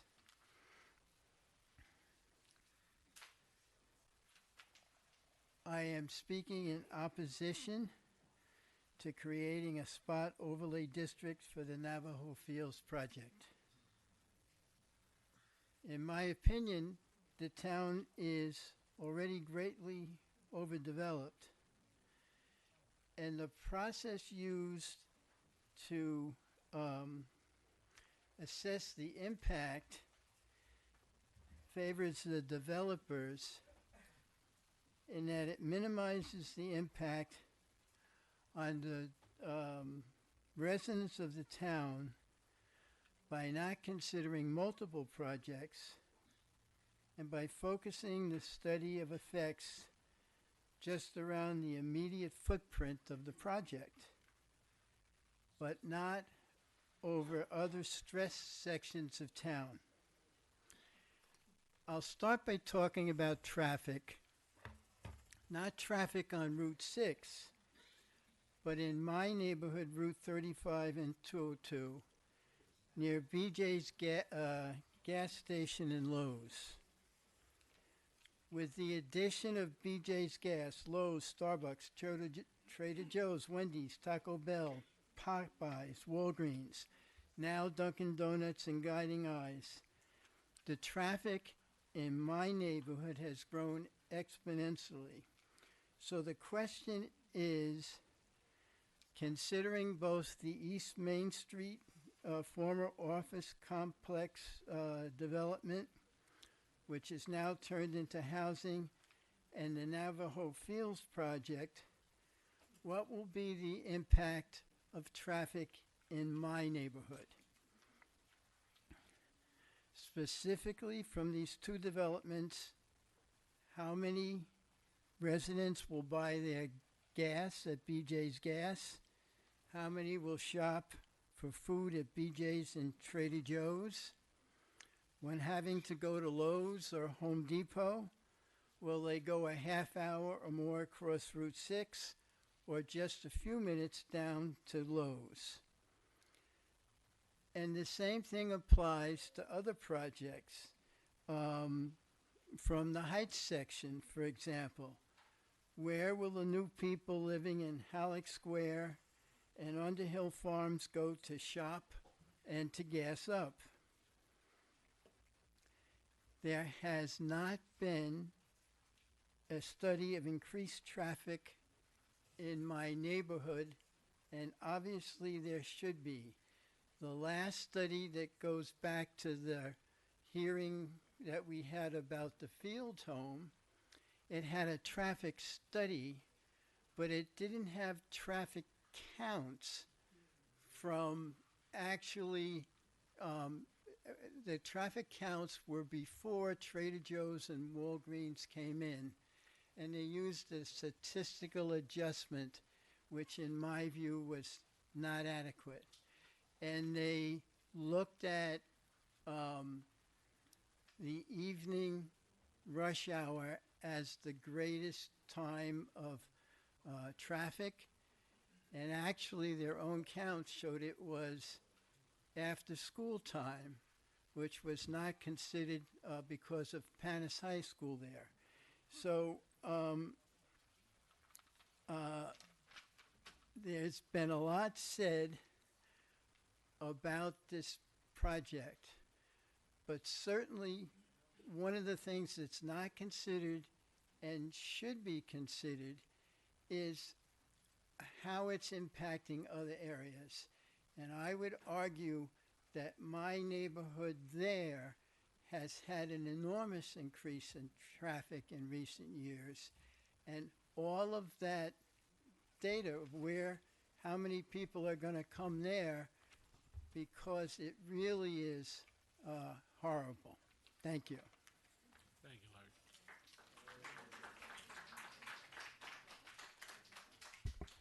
Sarah Wilson.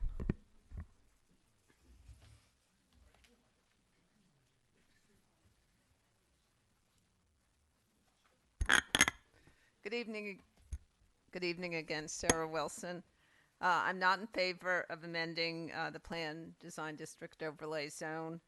The Lake Osceola District surrounds Lake Osceola and represents contiguous parcels. As people have said, the intent, as noted in the law, is to invigorate the business hamlets, those hamlet business centers. The Hidden Valley Navajo property was not identified as any kind of property of interest or significance when the district was created. Again, it was intended to address commercial properties through things like infill and redevelopment of those existing properties. It is an environmentally sensitive area with wetlands. I'm not going to talk about the proposal itself, just that it shouldn't be included in the overlay zone, because by including it in the zone, it opens the door for flexibility in standards. And those flexibility standards are around open space, lot areas, frontage, setbacks, side, rear, etc., building heights, floor to area ratios, density per area, loading docks, the gamut. So amending the overlay district to include this property is just going to enable or pave the way or allow potentially a denser, larger, taller, more congested, more vehicles than would otherwise be permitted. So why would we want to go that way? Thank you.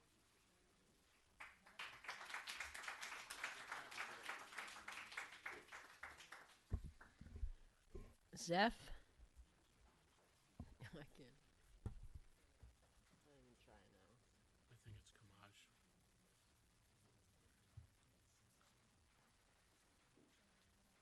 Good evening. How are you? Zeph Kamaj, local broker. I'm tired. I know you guys are too, so I'm going to keep this short. Obviously, as a local broker here, homes with sewer always increase in value. And that's the trend that I don't think anybody can dispute. And some of the comments that I've heard this evening, it has to start somewhere. And yes, it won't all be fixed in one night. It won't be fixed in 1 year or maybe even in a decade, but it has to start somewhere. And not having a long-term plan or a long-term vision doesn't help. I think the board is here to work with developers, have conversations, and figure out what's the best for everybody involved.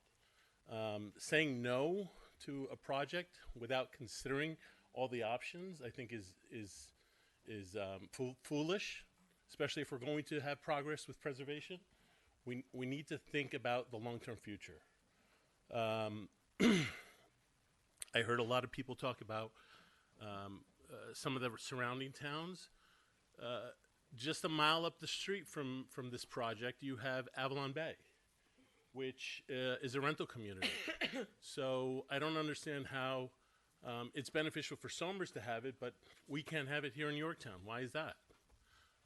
One of the problems that we have here with housing is that sellers don't know where to go when they sell. And there's no transition housing. Having rentals allows people to sell their home, go into a rental, and then find a place to buy. We need that transition period. There's very little opportunity for people to go and consider. It's not everybody can buy without selling. Most sellers need to sell first before they can buy. So it's got to have some sort of transition plan involved in it.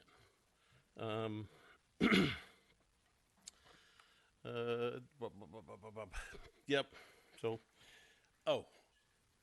Lake Osceola is beautiful. Yes. Have there been accidents? Absolutely. But I think that's an opportunity for us to figure out how do we make it improve it, make it safer, create a walking path around it. It would just be gorgeous if you had a walking path all the way around it. It would improve. It would help everybody. I would love to walk it. I'd love to enjoy it. Right now we can't do that. So, yeah. So I know it's late. I'm not going to keep it long. Thank you very much. Thank you, Zach.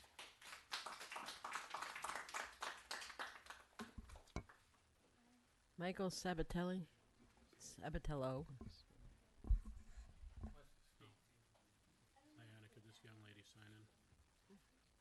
I'm gonna say anybody that wants to speak after we finish with these, so you'll get to do it then. You want to do it now? Oh. Such a gentleman. I try. Sometimes. Don't ask my wife. How you doing, guys? Michael Sabatello. Thank you guys for all that you do. I had a bunch of stuff written down, but I'm being honest, my eyes are burning, and I'm not going to read it. All those boys you saw in the back, those were my boys, and not my actual boys. They might as well be, because I do see them more than I see my own kids. They're my players, and this field house and the facilities that are being proposed, this is what they deserve. This past weekend, we drove 3 hours to Philadelphia for a baseball tournament, and the whole time I was there, I was like, why can't we have this in our backyard? We have the space, we have the facility, and it should be done. And in between games, I'm hearing families from other teams, our teams, hey, where are we going? What are we going to do now? We have 3 or 4 hours. Everybody went shopping. Everybody went to get food.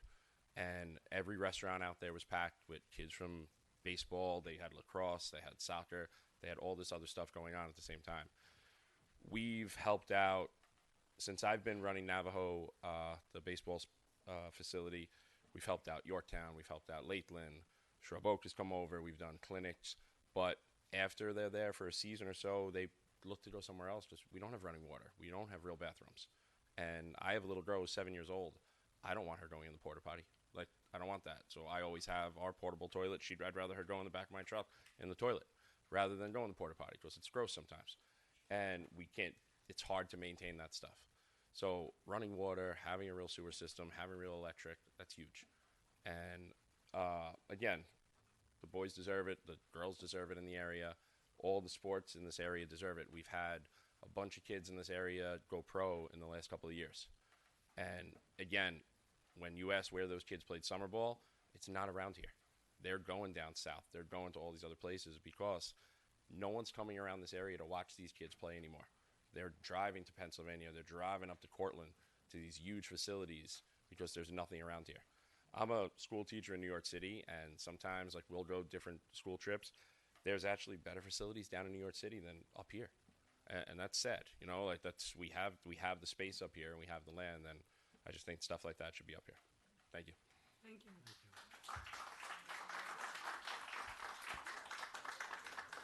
you. Walt Daniels.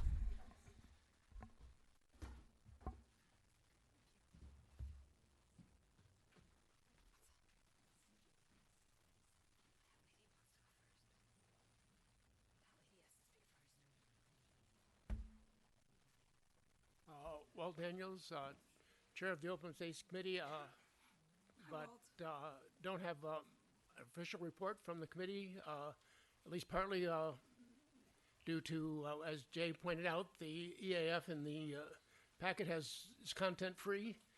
We can't evaluate things from that lack of information. You should probably extend the comment period at least until those kinds of things are corrected. Open space is highly dependent on a close partnership with the Rec Commission because they maintain lots of trails on the open space that we provide. And I understand Patrick's comments, and I want to support the Rec Commission in terms of making sure that there's adequate funding for that kind of stuff. Other than that, I may submit some other written comments later. Thank you. Thank you, Walt. Saturday. Michael Higgins.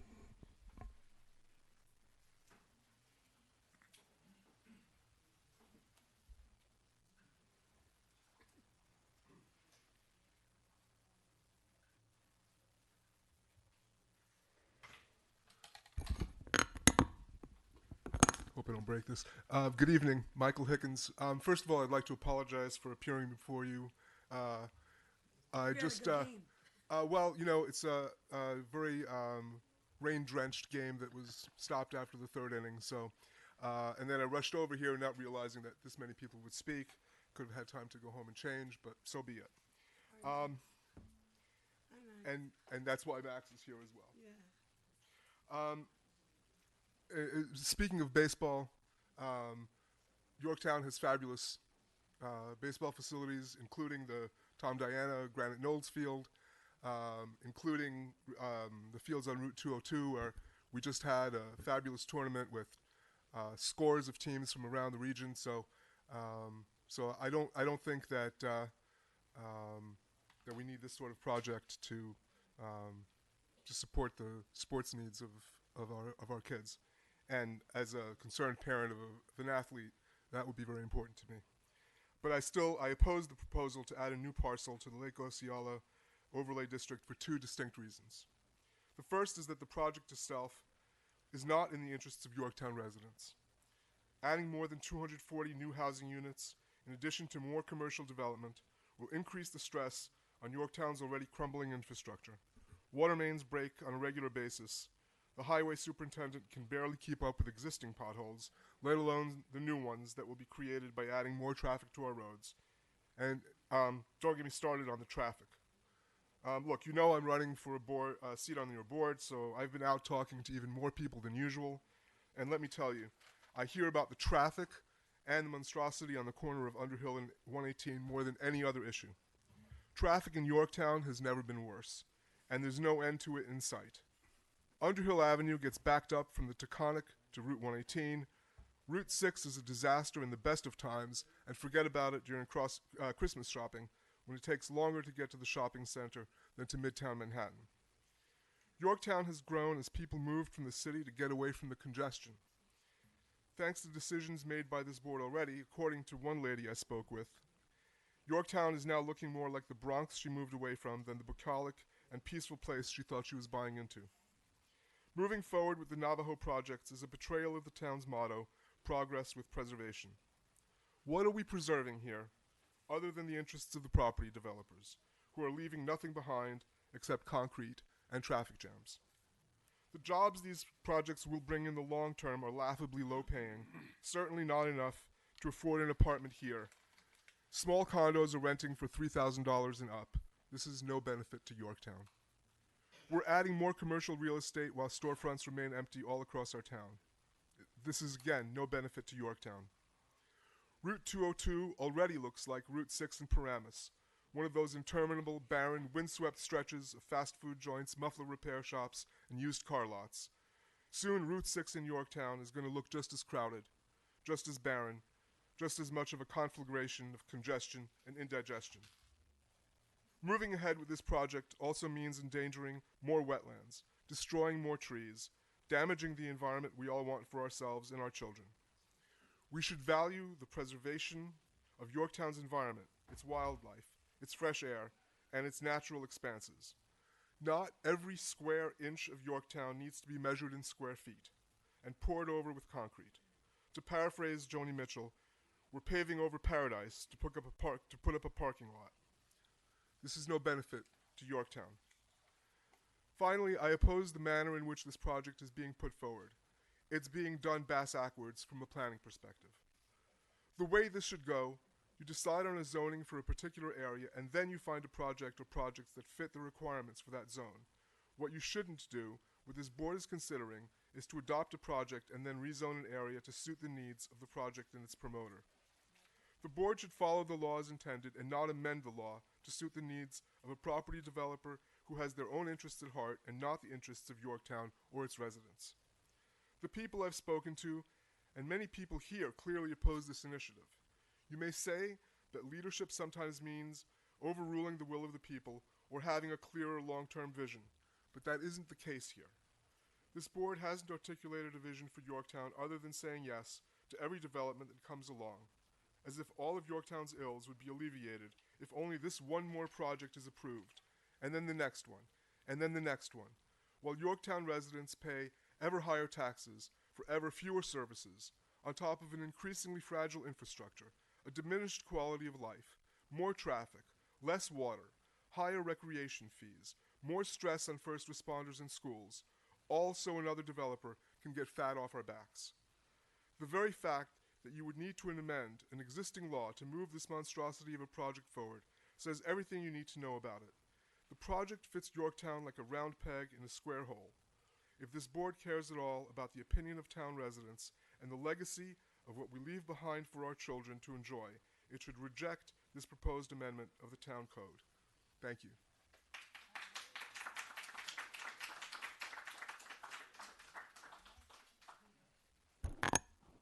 Please state your name. Hi, good evening. I'm Andrea Criollo. Good evening, council members and Yorktown community. My name is Andrea Criollo, and I am here today as a longstanding member of our community here in Yorktown. As a mother and representing my small business, it is with great respect that we are here to support this project because we understand the value of community and the importance of contributing to its growth.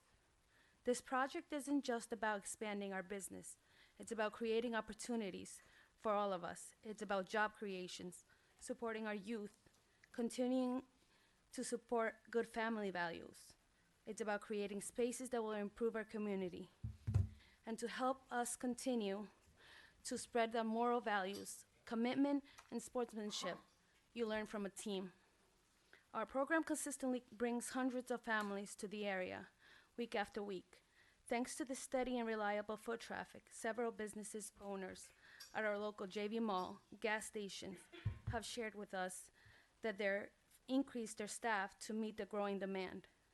Restaurants, snack stands, retail shops, and even service providers have all benefited from our surge in customers. In order to continue to grow as a business, we rely on the support of this project because we need the increased density in this region. We urge the council to continue supporting this initiative, as one day, as a community, we sat down and supported the Jefferson Village project, and we hope that you support the growth and success of a community. I've also had many businesses in the Yorktown.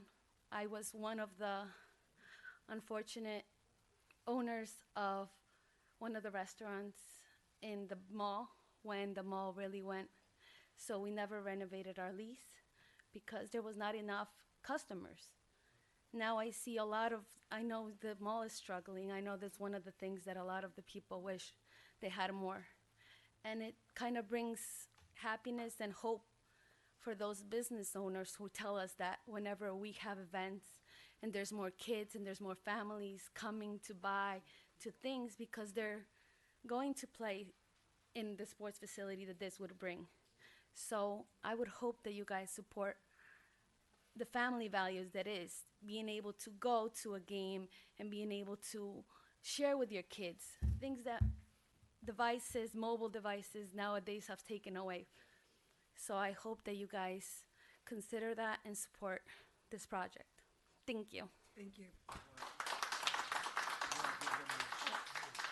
I'm so sorry.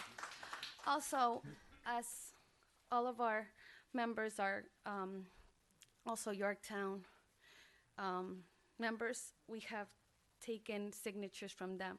There's about 600 signatures here that I can give to you guys, and I know that. Thank you. We have a list, so can you give me 1 second? I have Mr. Moskowitz is next. Okay. Yes, okay.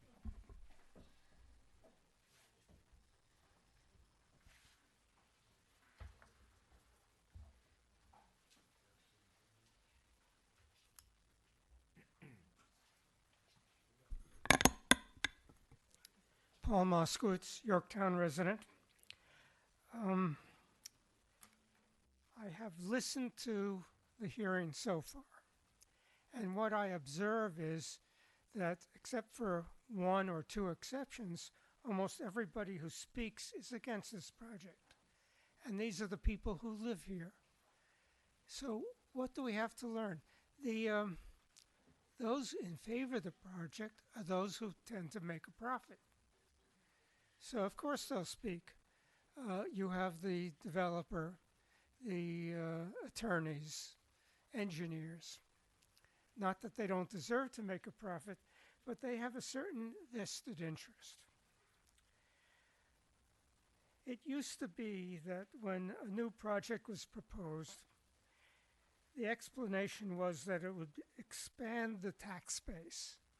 Well, we've since learned that's not true, and developers have stopped saying that. Now they say we need housing for young people or old people or what have you.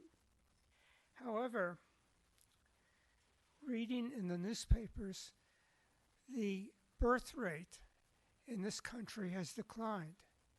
That is, in order to maintain the population, you need 2.2 births for every couple. That number is down to 1.6, which means that pretty soon we're going to have a collapsing population. We will be giving away houses to people just to get rid of them. There are certain states in the Midwest that are already doing this. I have one more comment. That is, the initial speakers went out of their way to repeat many times that this isn't a done deal. Well, I think I've learned living my 50 years in Yorktown that when somebody gets up and says it's not a done deal, the answer is yes. That's why he's saying it, because it is a done deal. Unfortunately, what we have learned tonight is that those speakers who had important things to say were attacked by town board members, which leads me to believe that there's a certain prejudice in order to approve this project. I wish you take into consideration what the people who live here actually want, not those who will make a profit. Mr. Moskowitz, I will say that when people insulted people, that's what I went after. We're sitting here now going on 5 hours, going through this and sitting here and listening. It's not a done deal, regardless of your thoughts. We want to hear it. We're actually not going to be able to close and vote because we're going to be waiting for planning and conservation to weigh in. We want all of the facts. And I also think it's disingenuous. We heard people who are families in the community with small businesses, and yes, they should be very concerned about their small business. And I think it's very important that they look for that, because that's a small business owner. Their business is the survival of their family, and it is extremely important. And I don't think it should be discounted into this big conglomerate of people that are just looking to rape Yorktown for whatever it's worth, and then walk away from it. Even the attorneys, some of them live in this community. Some of them, some of the developers live in our community, and I think it's a very disingenuous statement to say that everyone's just here to pile on to their bank accounts. I heard some ladies speak about their businesses, about their children, and regardless of where the population is going to be in a century or even 5 decades, right now New York State, by Governor Hochul's words, is experiencing an extreme shortage of housing, as well as in our county, as Ken Jenkins has stated many, many times. So we have the issues, and I don't think they should be discounted as easily as that. And it's not an attack. I just want to make sure that we look at an even playing field, because I think it's an attack on those people to say you don't need the housing, your businesses don't need the population. You're just going to, you just do what we have to do. And you mentioned the people that live in Yorktown. We're hearing people that live and work in the community, in Jefferson Valley. So, and I think that's an extremely important aspect as well. And to stay on the tape, I just want to be clear. I just want to be very clear that I appreciate your defense towards feeling that people might have gotten attacked. I do think that attacks, especially in today's day and age and under different seasons, look different all the time. Not all of us come from the same backgrounds. Not all of us share the same likes. We're going to respond and react differently. But when we start pointing fingers and passive-aggressive responses, it will activate someone. But everyone has a right and value to share their thoughts. But be mindful that sometimes some attacks that look visible come from someone else being attacked. I have spoken at many public hearings over the years, and what I have learned is that if somebody attacks me or debates what I have been saying, it's not because I've been saying the wrong thing. It's because I've been saying the right thing. And I believe that's also true for the people that you have attacked. Paul, at a 2025 State of the State address, Governor Hochul proposes new initiatives to address the housing crisis right She's here. just going to take the land. So it's factual. It's not a debate. Thank you. Thank you, Paul. Okay. We can go after. My name is Frank Juvino. I live at 3869 Mayo Park Street. It's right across the street from CJ, where this project is. And I am in favor of the project for many reasons. And one of them I think is very good for the business owners that have around there, for the gas station, like was said here before, and also for us that have houses there that live in with accepted tanks, and the sewer system. And I will, if they put the line, I want to put it in favor that I be able to connect it, to that, because otherwise, why this project is a very good project for us, because I think it's going to come in favor also for Osceola Beach, because in Osceola Beach, I lived there 25 years. I bought the house there from the daughter of Mrs. B. I don't know if you guys know Mrs. B, that was the owner from that property and from 1922. Wow. That mean, and I say I pay tax, and I wonder, how many people came here that live in the street, in that street there, that pay tax and live in there, abandoned, really abandoned, because nobody care about us there.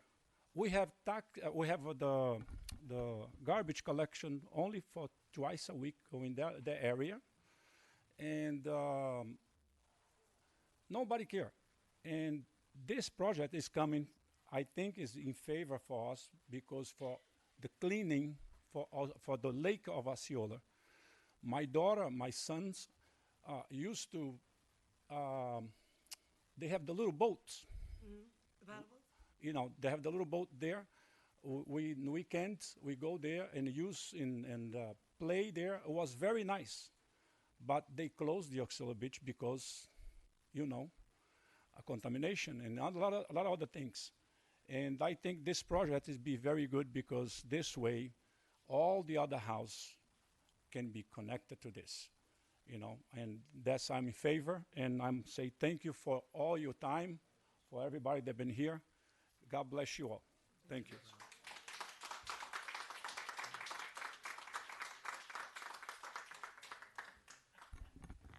Good evening. My name is Lynn Rendini. I'm a 36-year resident of Yorktown. I had no intention of getting up to speak tonight, and I'm going to be brief. I have my scribbled notes that I made just sitting here. So what I want to first say is, Mr. Grace, I thank you for what you do. I'm sorry that I don't agree, but we're friends and we know each other from the community. And to the board, to all of you, thank you for being here so late to hear what we all have to say. I want to let you know that I am pro-sewers. I think this area needs to be cleaned up because I live near there. It's definitely very important. Do I think the kids, now my kid is going to be 32 next month. My kid did not have this advantage to have this here. Do I think we need this in Yorktown, in this area of the county, to bring in? Definitely I do. Do I think it needs to be here in this location? I absolutely do not think that that needs to be there, and I do not think that the overlay district should allow this property in. And the main thing I'm going to call your attention, not to what everyone's already said, because I agree with all of the other reasons for not having it here. If any of you have ever driven on 202, the night that we have back to college night, or whatever it's called at Yorktown High School, and you've sat in traffic for an hour or two, We have 242 units that are going to have a minimum of 2 cars in each. We're at 500 cars or thereabouts, plus the other couple of hundred from down the street. Now you're going to have this sports thing going on a 1 lane in each direction. That road absolutely cannot handle that. That is just way too many vehicles, and that number has not been factored into anything that's been said by anyone tonight. That is an enormous amount of cars on a daily basis going from early afternoon or whatever the hours are going to be of this facility all through. There'll be no chance of anyone getting through, never mind fire, police, EMS. That's something you all really need to pay attention, because the people who live here now need to be protected. That's an enormous amount of cars, and like I said, all the other things that have been said, I agree with all of the vast amount of the other reasons of no. Thank you all for being here so late. Thanks, Lynn.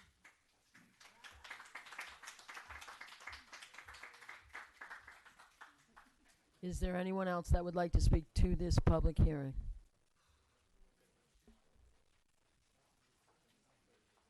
I know it's late, and I'll be brief. I can't let the evening go by without addressing some comments that were made tonight. First of all, the overlay. When I first heard about it, I didn't know what this was. I looked it up and did some homework on it.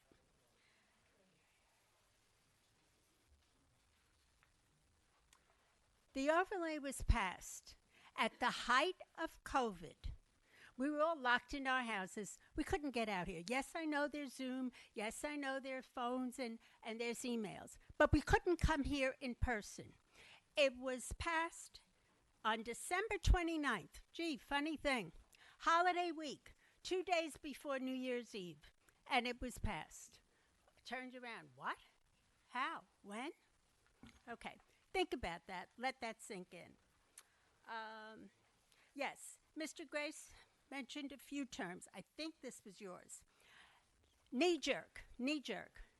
What Lynn just said is not knee-jerk. That's reality. Those are numbers. Those are the things that we're going to have to face. Heaven forbid this project does come to fruition. You say it's not a done deal? Yeah, it is. Yeah. You say it goes into the planning board and they have to do so much work before it goes to the next step?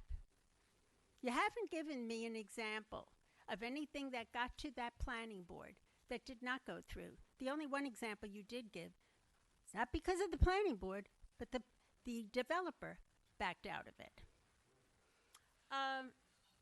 Cash cow, that came up. Well, I'm a capitalist from head to toe. I love this country. My father came here because it's a beautiful country with opportunities that no other countries have. Sergio, you came here for the same opportunity, your parents. We still know our native language and we like to communicate with it. Wonderful, beautiful country. Nothing against capitalists and working hard and making the American dream come true. And the dream here would be, let's see, 242 units. Approximately $3,000 per month for 242 units. That's conservatively speaking. That would come to $726,000 per month. Yeah, I think it is a cash cow. But not in a bad way. If it's not sacrificing Yorktown and the beauty of Yorktown. Yeah, looks very pretty to have houses on the lake. Sure. At what expense? A lot of people brought out some positive things here that it could do.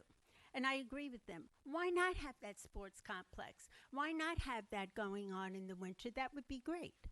Why not have the sewers? That would be great. We already talked about the hookup and how much that's going to cost. But my question to the developer, to the town board, my question is, why not have the sewers? Why not have the sports complex without 242 units? Is that the only way you can do it? So it's like a quid pro quo?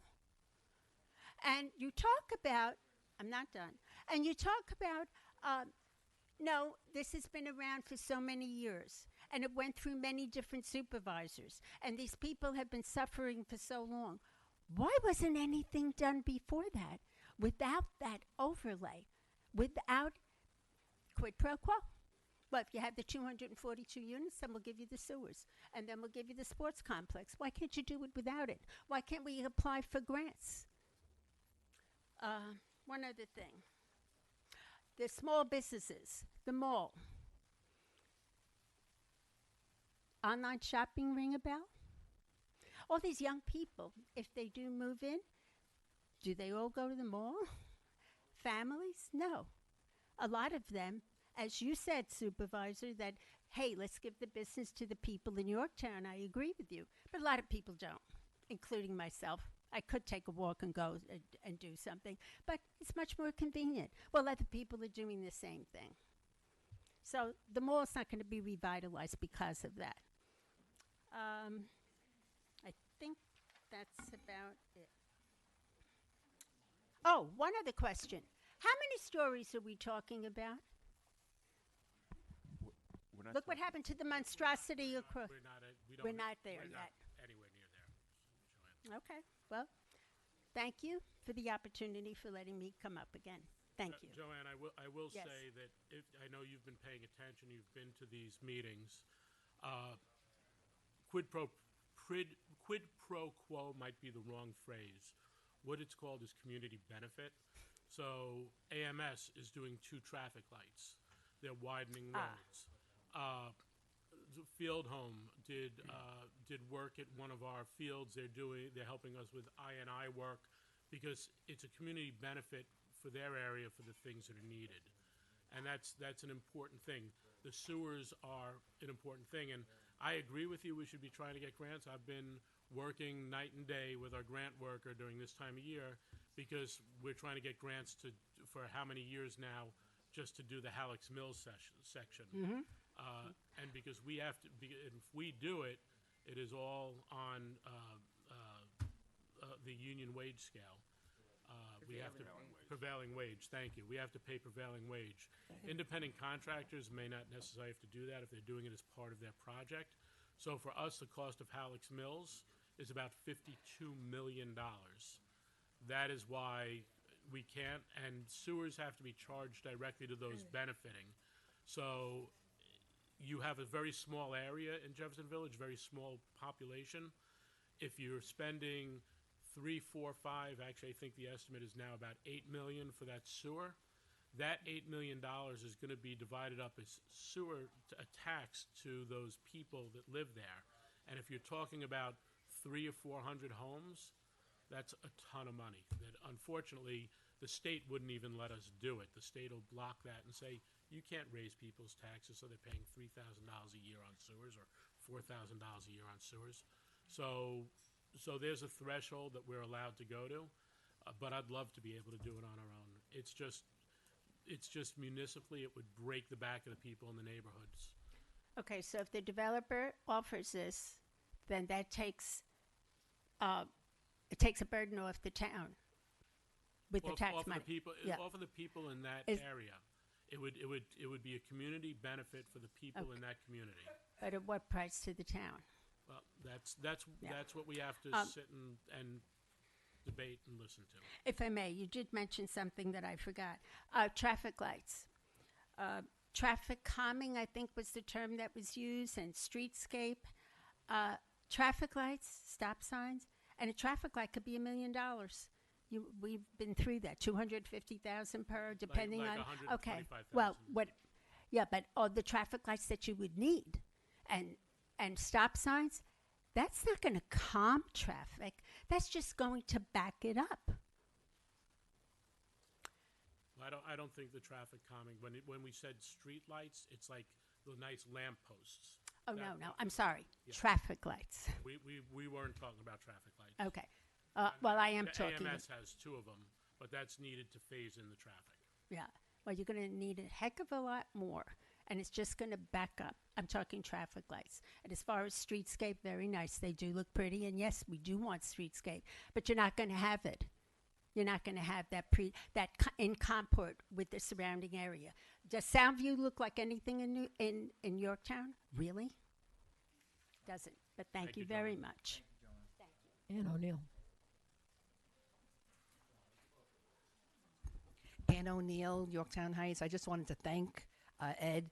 I believe, and it should be, that all members of the audience should be sitting with the audience.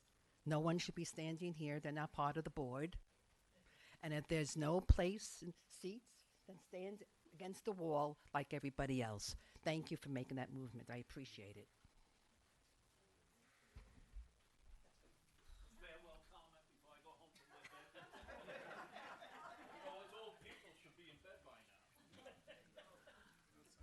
Charlie O'Neill. I just want everybody to realize that when they put the sewers, Charlie, you have to address the board.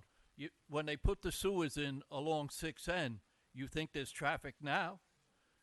I bet you that street's closed. So everybody's going to come out on 6 for the length of the sewers to get down to the Taconic. So it even makes it worse. It's like a nightmare happening now, but it's going to be a triple nightmare in the future. So good luck.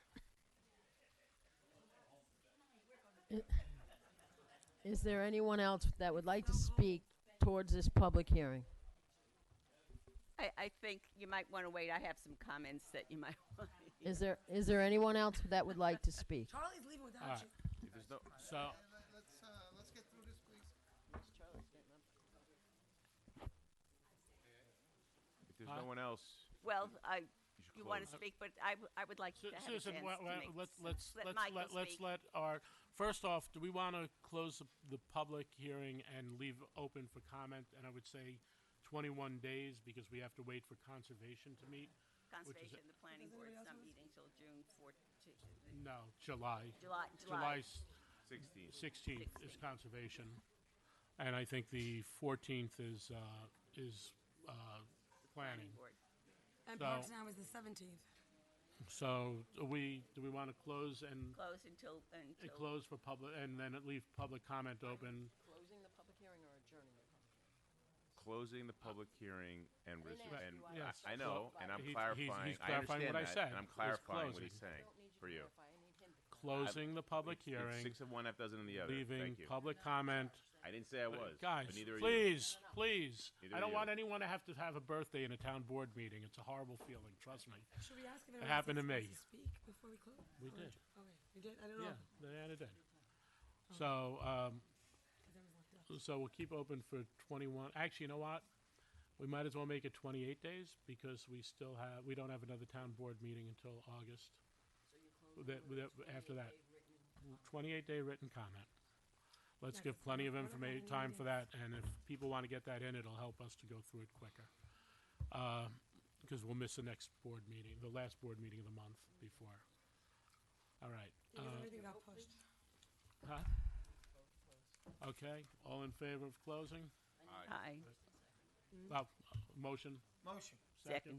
Second by Susan, all in favor? Aye. Sorry, it's been a long night. Mr. Grace, would you like to address? Yeah, just some things I for your just client? want to. I've been in your shoes in the past, so I appreciate the effort that you made tonight. I really do. On behalf of the applicant, I want to thank you for listening to everyone and being patient about it. My only suggestion is that I don't want to go tit for tat on what was said. I think a lot of the things that the answers to a lot of the issues that were raised are in the environmental reviews that you have before you, just as traffic. Instead of speculating as to what it is, look at the experts as what they've told you. As far as in the environmental issues, the wetlands, Ed, I think you addressed that. There are laws that apply to that. And in this particular case, there's no disturbance to the wetlands or to the wetland buffer areas. And all those things will be vetted as the project goes ahead. So it's a little disingenuous for Mr. Gilbert, who has a lot of experience and knows a lot better, to suggest otherwise. But it's all been provided to you. And again, thank you for your time. Thank you. Thanks. Joe, did you have anything? Yes, just one final thing. I do want to mention, I think the board acknowledged this in some respects in response to some of these comments, but we don't disagree with any of the issues that need to be studied in order for any proposal to go forward here. And I will say that most of the comments that you heard in opposition tonight are comments that could have been made about any proposal that might be made as to any property in the overlay, whether it's in it now or in it when you add properties to it. These are all issues that matter in any site development plan. So as was stated by somebody in favor of it, you have to start somewhere. And we can't even get to where we can prove to you what these benefits are and how we mitigate these impacts if we can't get the opportunity to be heard by it. So we thank everybody for their time, everybody really, for staying so late, and for you. And we look forward to the written comment And I period. will say that this is not just any overlay project. This is any project, and it has been said about pretty much every project. Sure. Because there is a reaction to worry about the impact. As there should be. And yes, and then that's the job to work it out. And that's why these processes are here. Thank you. Can I make some comments? Sure, Susan. All right. For those who have stayed, okay? And I apologize for the length. I'm just wondering if Dan Ciarci is here, because we do have another. We do public have an hearing. important other public hearing, yes, which. So if you can make them short, well, Susan, that would be, or do you want to make them after the next public hearing? no, I'd like to make them now for anyone who was here or who was watching the tape and stays till for how long it was. At the June 10th meeting, I said, when the board was setting this hearing, I said there wasn't enough information, we should wait. Well, I still believe there are things that are missing from information, but actually I'm going to agree with Luciana and Ed on something. Luciana, you said this has been hanging around for a long time and we have to make a decision. So I'm going to make a decision. And Ed, you said at a recent meeting related to the Shrub Oak plan for the overlay that it wasn't fair to string an applicant along, time and money. You're ready to cut to the chase and say no to the Shrub Oak project. Well, that's what I'm going to do. And I'm going to go on the record now as saying, after reading voluminous documents, listening to the comments, and considering this for a long time, I'm going on the record, and even though the Planning Board and the Conservation Board have not weighed in yet, I'm going to go on record as saying that I oppose any expansion of adding this Navajo parcel to the overlay district. And I think it's disingenuous for anyone else to say, well, you can put it in the overlay district, but then there's another step later on when the town board is going to have to decide whether to grant overlay status to it, okay? That multi-step process issue. Step 1 and step 2 are the same because we are dealing with a specific project. So the board has to make a decision to yes or no to put the Navajo parcel into the overlay district or not, okay? To do it any other way is totally disingenuous, and it's also ludicrous and makes a mockery of the whole process.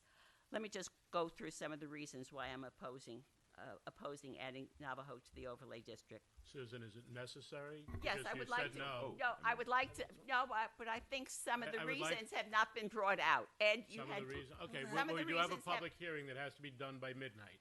So some of the please. reasons have not been brought out. Okay, so I would like You're to not- go through there's them. no vote All right. tonight. And I'd like the public to know if they want to give written comments in the 28 days that they could respond to some of these comments, which have not Susan, been made. move forward, please. Yeah, Right. please, sir. You can The Navajo site has never been considered part of the Jefferson Valley hamlet. Just look at the comprehensive plan. It is not in the hamlet. In January of 2021, when the town board was discussing the creation of the Lake Osceola district, okay, they specifically said we're not putting the Navajo site in there because our focus is on the lake. So that's what the Lake Osceola district is for, all right? Basically, you didn't like the word quid pro quo, called community benefits, but that's what this is all about. The only rationale for putting it into the overlay is so that we're going to give you the sewer line, and in exchange, you give me the 242 units. That's what it's all about. Anyone who knows me knows that I support sewers. This is absolutely no question. I lived on a failing septic. I had total empathy for anyone who's on a failing septic, but this goes beyond that, okay? The issue is that the sewer line is going to be the key, the catalyst to revitalize Jefferson Valley, the Jefferson Valley hamlet. If you read through the overlay, the EAF that was done to justify the development in the Lake Osceola district, they identified 3 parcels along East Main Street that had the potential for development, right? One of them abuts the lake, and that was the beach property, and 2 of them have significant wetlands. So when you really get down to it, the potential for developing Jefferson Valley Hamlet is very minimal. Don't take my word for it. You can take the word from one of the applicant's representatives, and I quote from a letter that he sent to the town board in April of this year. He said, this refers to what is called soft sites, the sites that have potential for development, as their potential for actually development is negligible at best, and even if developable, having minimal appreciable density, as the lots are either small or heavily encumbered by wetlands, buffers, and steep slopes. Goes on to talk specifically about the beach property, which is what I think possibly the largest one. And he says, even that cannot sustain 72 residential units, which was one of the things that the previous consultant had said, is completely unreasonable given the on-site wetlands and wetlands buffers and lack of sewers. So the potential to revitalize Jefferson Valley because of the sewer line is more wishful thinking than actually something to have happen. In terms of the sewers for the homeowners, the developer has said, yes, he's going to make a contribution for the hookup cost, but that doesn't, as somebody else mentioned at the hearing, we don't know what that amount is, but the cost could be $10,000 to $20,000 or more. It depends on where your plumbing is and how far it is. Also, the developer has said that residents, even who have a stub at their property line, will not have to hook up to the sewers if they don't want to. But they're going to have to be in a local sewer district, and they're going to have to pay taxes even if they don't hook up. And just because, and I think many people know this, and Michael, you certainly know this. People who have okay, all right, okay. People, no validity whatsoever. I have lived with the sewer issue long enough to know You don't know what you're talking about. that All right, Mr. Grace, please. that when you have you might have a septic problem, and you say, I want sewers, and then you see what the cost of sewers are, and you say, no, I don't want sewers. We already are dealing with this problem in Mohegan Lake, where someone who's actually in the sewer district, the Mohegan East Sewer District, has been paying taxes into the district, hasn't hooked up. Only the Board of Health can make you hook up. So just because the sewer line is there doesn't mean that those people are going to hook up, especially when they know their costs, because there's going to be an annual operation and maintenance cost that they're going to have to pay to do that line. I also will not vote for anything to deal with the overlay law until there are modifications to the basic overlay law, because the one issue that I brought up is it doesn't subtract out wetlands. And there are also other bonuses with the density. Having said all of that, I am not opposed to the redevelopment of the site. I certainly think the athletic fields are an asset to Yorktown, and that property can be developed with the athletic component and with some other form of residential development. 2-acre zoning probably has to be changed, but I don't know what it is. Come back with a more reasonable plan, and there is an alternative sewering option, because that site can hook up to an existing sewer line on Route 6 at roughly Curry Street and Route 6. Also, it would be interesting to see if one of the problems for Lake Osceola is coming down from Putnam County, and just north of this site in Putnam, I don't know the name of the development, they are under a consent order because of septic problems. And the Navajo site could hook up with that site in Putnam if Westchester County would allow, I think it's 40-something homes in Putnam to come into it, which would actually help Lake Osceola. And also, the sewer issue is not going to help all of those hundreds of homes north of East Main Street. For those reasons, I think it absolutely does not make sense to put this development into the Susan, overlay. you said a couple of things that actually make me think more on the other side, but especially with the fact that, you know, sewering the other way doesn't help the lake, which is what the intention is. All the other Sewering places, which way? Sewering up to Route 6 and going through the Santucci pump station is what I guess I'm assuming you're talking about. And the whole purpose of even looking to consider is we need that corridor to be cleaned up. The people that are living there have a huge issue with their septic. We've heard it from a couple of residents there, so I'm not really sure which way you're arguing. Well, with when me, they, what I'm saying is when they see the cost of what the hookup is, they might change their mind, even though they have a problem, well, because. I think that that's before. Okay, Frank, thank you. In the interest of time, I just want to say we are grateful for the comments of Councilwoman Siegel, because I think that it allows us an opportunity, and everyone here, an opportunity to speak precisely to those things during the written comment period, which we thank you for allowing. There are some inaccuracies in what's been said there, and we don't need to belabor it tonight. It's late, and everybody wants to get home. There's also, I'll just mention, there's a cost to failing septics too. So it's you know, it does have to be balanced in the greater interest. But anyway, we look forward to addressing all of those issues.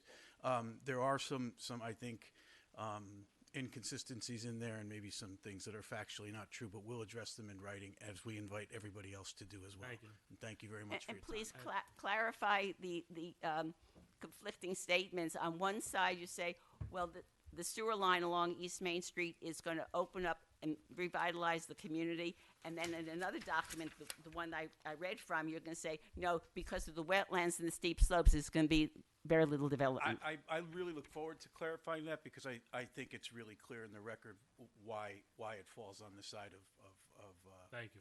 Of the project. Appreciate it. Dan, why don't you come up? We're going to convene our public hearing. But actually, I think you addressed the sewer tax in an email to Susan just yesterday or today. Well, that was one If you one can- question I If you can, had, yeah. but it was, I think you misrepresented the answer you were given. So if you could address that real quick, Dan, and then we'll go to our public just, hearing. just relevant to the conversation we were just having and the comments. Excuse me, folks. Folks. Thank you. I'm sorry, Dan. Could you clarify that? Okay, just in reference to the conversation we were just having, there's something that needs to be made clear. This is what's commonly known as a no-cost district. So I want to clarify the issue. Like, if this were to move forward as the developer is proposing, the sewer would be totally funded by him. The connections are a separate matter, but the issue I want to clarify is, because it's a no-cost district, unlike districts we established where everybody has to share the cost, if a person along the route elects not to connect to the sewer, they're not obliged to pay any tax. Well, who's going to pay for the operation and maintenance of the pump stations? When they connect. That's when the whole formula changes. And just like we've been talking about with the Peekskill O&M solution that we're trying to advance through our next budget cycle, only people who are connected that have no debt service will be paying that charge through their water bill. So everything If we any just of those heard people, disingenuous. Is that what we're saying? well, I just want to correct the record on that issue. I appreciate it. Well, then I think those people should know if 10 properties hook up. Because How about we figure out if they're going to be in the district first, and then figure out if the sewer could get well, done, then let and then those figure out- people there's know the plenty of cost, things. the Absolutely, the cost Susan. that's going to be involved, and they don't know that now. It's been spoken about ad nauseum. You've mentioned it 6 or 7 times. And Joanne did her homework and gave us some figures, as well as Charlie O'Neill. All right. Where are we here? Sorry, Dan, I lost. Public hearing. I know that. I'm just trying to find it. So we're going to convene a public hearing in relation to the proposed increase and improvement of the facilities of Halleck's Mills Sewer District and Osceola Sewer District in said town, consisting of pump station upgrades, including costs, incidentals, thereto at a maximum estimated cost of $7,200,000, allocated $6,190 to Halleck's Mills and $1,010,000 to Osceola. We have our notice. I know Diana showed before. Do we have any comment? I don't recall seeing no comments. Dan, explain, please. Sure. This is an application we had made. Initially, we were working on 4 pump stations in the Halleck's Mills Sewer District. That would be Crystal Lake, Hanover East, Saddle Ridge, and what was the other one? Mohansick. Mohansick, thank you. So those 4 were the originals. We consequently made a grant application for that, which we were fortunate enough to receive, and a very good grant application. I say not a good grant application, good grant. Of that 7.2 million, we received 5.7 million in grant funds. So this is a great opportunity for us to do some infrastructure work that's overdue. We tweaked the design somewhat to save some money, and in doing so, we added another pump station, being the Farm Walk Pump Station. So the resolution before you this evening breaks the 7.2 million into 2 parts. One is the 6.119 million, which will be payable through the Halleck's Mills Sewer District, and 1.01 million to Osceola. An important thing to point out on this is we should never really have to borrow 7.2 million. This is really, we've been advised that we got to have the money available, but the reality is if we stay within budget, on the grant, it's really 1.4 million collectively through the 2 sewer districts that are involved we would have to pay. So, So to break that down into simple language, the municipal law dictates we have the money available to do the entire project, regardless of whether we need to outlay the entire project. So what we will do is work in stages, bring money back, and never have to go out for $7.2 million in bonding. Correct. This project will, go on for probably at least a year or so. So while that's ongoing, we will be getting bills from the various contractors and suppliers, and then we will submit for reimbursement to New York State Environmental Facilities Corporation, and that'll, continue to go. We'll be down some money during the process as we proceed, and then when the dust settles and all the bills have been paid, then we'll go to our long-term financing based upon how much we actually need. And even some of that we don't necessarily have to borrow it all. Depending on where we are at fund balances in those sewer districts, we may be able to reduce what we ultimately have to borrow. Great. Is there anyone who would like to speak on this?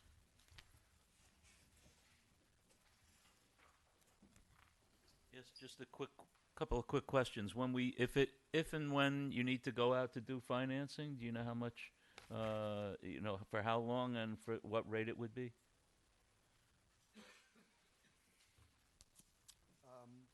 The amount we should have to bond would be maximum probably the 1.4 million.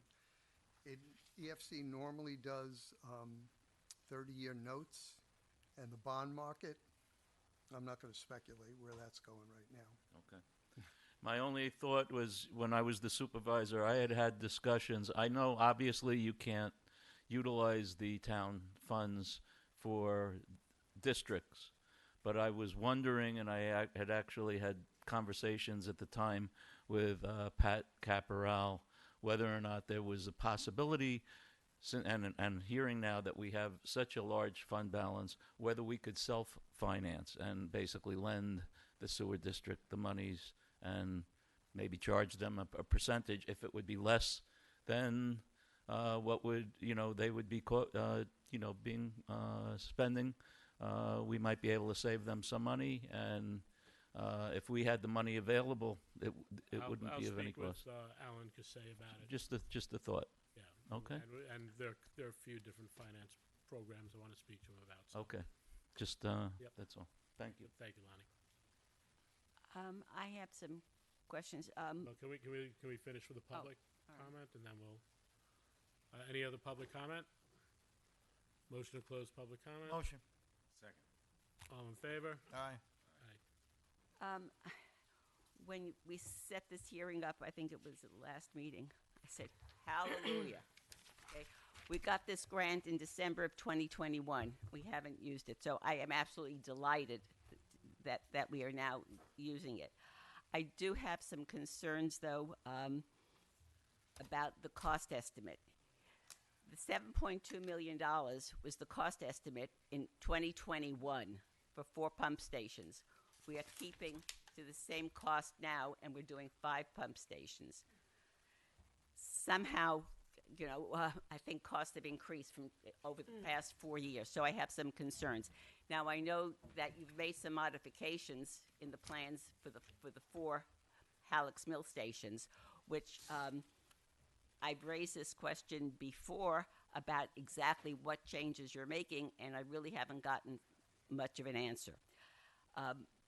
That said, I did a cost comparison. I have copies of the 2021 report from our consultants and the current one. And I looked and I did a very rough comparison spreadsheet of the different costs.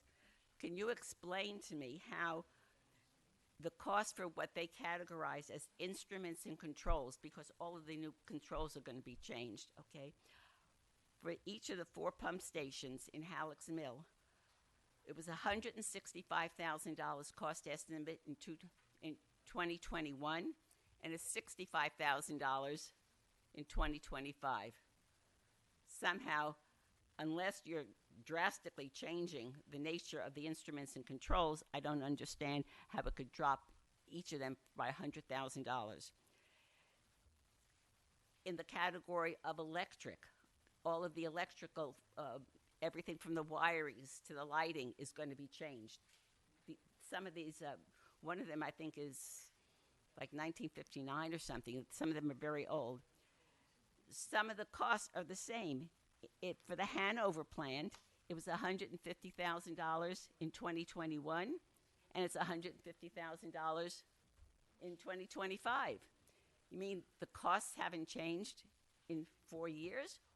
Or somehow are you not doing all of the same replacement of electrical work? I could go on. There's a quick answer, Susan. It's very simple. I would like an answer, yeah. The original proposal was to completely demolish the stations in entirety and build new stations. We changed the scope of work on 3 of the 4 stations to really be more of a renovation as opposed to a complete replacement. I understand that. And that's where the savings lies. And I understand, so the demolition cost isn't there. But how do you account for the fact that the electrical costs are the same? That the electrical costs in instrument- many cases are reduced because we're not ripping out all the electric. We're preserving some of the electric services to the buildings. There's a tremendous These are the changes that I feel as a board member that I should have been more informed about what changes you were making. I can understand you don't want to demolish a building, you can salvage the building. In the Farm Walk plan, it specifically says that some repairs are needed to the existing building. You're keeping that building. Correct. But under the site work section, it says 0 cost. Even if you're going to do some upgrades and repairs to the building, there's going to be site work. That site work is the same thing that's listed in the others, where you're dealing at Crystal. It's the same $85,000 for site work. Salem, it's the same $100,000 over 4 years. Even the mobilization cost, which involves labor, okay, is the same. I am concerned that you are keeping to the $7.2 million, that you're adding 1 more pump station. Granted, you are making some modifications, but I don't want to get to the point where suddenly, once we go out to bid, the costs are going to exceed $7.2 million, and then what do? Do we have to say, sorry, we can't do one of the plans? That's my concern. I think that the short answer to this, Susan, is we have 5 facilities that need to be renovated. Absolutely. We have a grant for $5.7 million. If it runs over a little bit, these stations have to be done no matter what. So if you want to drag this on, so we end up paying the full $7.2 million because we don't act on the grant, that would be an unfortunate outcome. No, I mean, if you want to sit down with me, I'll go through each station with you. I'll drive you around and show them I to know you. that they have to be done. I want them to be done. We have the grant, and it should have been done. right, well, then- my concern is that the farm walk, which we knew for years and years and years, the farm walk, which was not part of the original grant, but we put it in, so we had to kind of finagle the cost estimate, so it kept it with 7.2. I will support this. I will vote Susan, for if it. I may, But I Susan. am concerned about the whole process of how you came about getting five pump stations in at a 4-year-old cost estimate. That's my concern, and I'm worried about the future. We already know that when the Halleck's Mill project went in, the costs were outdated.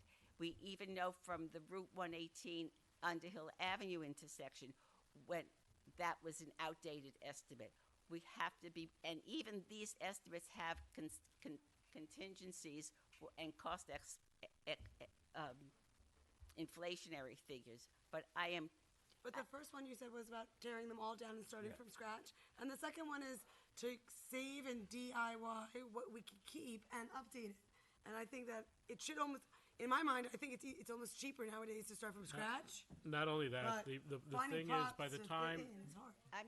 I'm by the worried. time- Let's put it this way, I'm worried. Susan, by Yeah, the I guess time, I get and so am I, because by the time this actually gets might be more. done, like something that happened similar in the last time we did these, there could be more price increases. It could be price of copper goes up, price of stainless goes up. I get what you're but saying. but there's some things that could go down. It's not very likely, but the problem is, and Dan's right. We could redo the plan every month, get to the meeting, and say, okay, we have to redo the plan because those numbers are old. Yeah, I don't think she's And- saying that though. I But think- but she is in no, a all sense. she's saying so is saying the first one was to take them down. The second one is just to repair them and do what's needed. I understand. The She- numbers are still the same. I think that it's hard to retrofit it. So obviously it's the same, not because it's all going to be brand new, but because it's hard to find parts to work with parts that are already there. And I guess you're a little concerned that it might cost more. Or Well, something. I think Dan made the same comment with Hunter Brook that Susan saying we have to some of the parts are so old that you can't get Find new ones. parts. I'm just and from a process point of view, in hindsight, I wish that the board had been more involved in these discussions. The discussion, one, to add Farm Walk to a grant application that was strictly for Halleck's Mill. That's number one.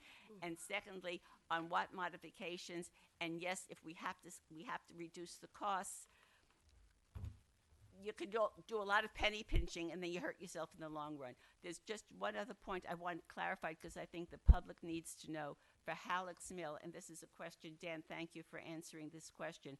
I was concerned that there are people in what's called the Greater Halleck's Mill District that the 30 years to pay off the bond to the expansion of the plant that they were never able to hook up to. For 30 years they paid. So I wanted to make sure that those people, there are roughly 1,000 properties that are in the Halleck's Mill District that are not sewered, that they were not going to be charged for the balance of this, and Dan assured me that they will not. So I think that people have a level of comfort that they're not going to be paying again for something that they're not going to benefit from. Absolutely. So thank you for clarifying that. But yes, let's get this done, and Dan, I'm going to keep bugging you about when the bid specs are ready, because this has to get done soon. I guess I could sit back, Susan, Dan. for I'm going to go on serious. vacation. No. You won't hear from me again. He will be getting constant emails from me about when the specs are going to be ready. Thanks. Susan for sewers. All right. Page 7, we need the passport business. Okay. That's a roll call vote. Okay, so we have two resolutions to be considered by the town board. Resolution, public interest order relating to the increase and improvement of the facilities of the Halleck's Mills Sewer District and the Osceola Sewer District. All right, I don't have to read this because it's all, okay. Can I have a motion? Motion. No, it's roll call, right? Second. Okay. how do you vote, Luciana? Councilman Esposito, how do you vote? Yes. Councilman Murphy, how do you vote? Yes. Councilwoman Deanna Howard, how do you vote? Yes. Supervisor Lackman, how do you vote? Yes. Councilwoman Siegel, how do you vote? Absolutely yes. All right, next up, bond resolution authorizing the issuance of $7,200,000 in serial bonds to pay costs in connection with the increase and improvement of the facilities of the Halleck's Mills Sewer District and the Osceola Sewer District in the town of Yorktown, Westchester County, New York. And once again, I will reiterate that we do not have to take the $7.2 million out, and probably will look at the long-term funding at the end of it for our bond issuance. May I have a motion? Motion. Second. All in favor? Oh, Aye. you need a roll call? Sorry. Call, Washburn. Councilman Esposito, how do you Yay. vote? Councilman Murphy, how do you vote? Yes. Councilwoman Howard, how do you vote? Yes. Supervisor Lackman, Yes. Councilwoman Siegel. Definitely yes. Right. You got an absolutely and a definite. Absolutely, definitely. Dan, are the specs ready tomorrow? Oh, I'll we give have you another week. resolutions. Oh, okay, thanks. Thanks, everybody. Yeah, Yep. I'm You like, have I'm other trying to All right, now. we're gonna move to resolutions. Get 'em Howard, safe. you're missing the best part of the meeting. I'm teasing. I'm teasing. No. Get them safe, please. This is what Sarah Wilson lives for, right, Sarah? Sarah loves her Resies. All right. Let's see. Resolutions from the Climate Smart Communities Task Force. Reject an RFP and authorize request for proposal to be re-advertised for the procurement and installation of solar power systems on town buildings. I will say that I am probably going to utilize the supervisor's discretion to bring in under a certain amount a consultant on this in Sustainable Westchester to rewrite this bid spec. Romeo to bring in? Yeah, so just so you guys are aware of that, they utilized them in, I believe it was South Salem or North Salem. Where's Warren? North Salem? North Salem. In North Salem, they had some good results on it, and I've been told that his work, the work on it by Sustainable Westchester was invaluable. Had a conversation with Nome, and I think that's the way to go. So just so you guys are I aware. agree, because we only had, it was very Yep. disappointing, we only had one response on the first bid.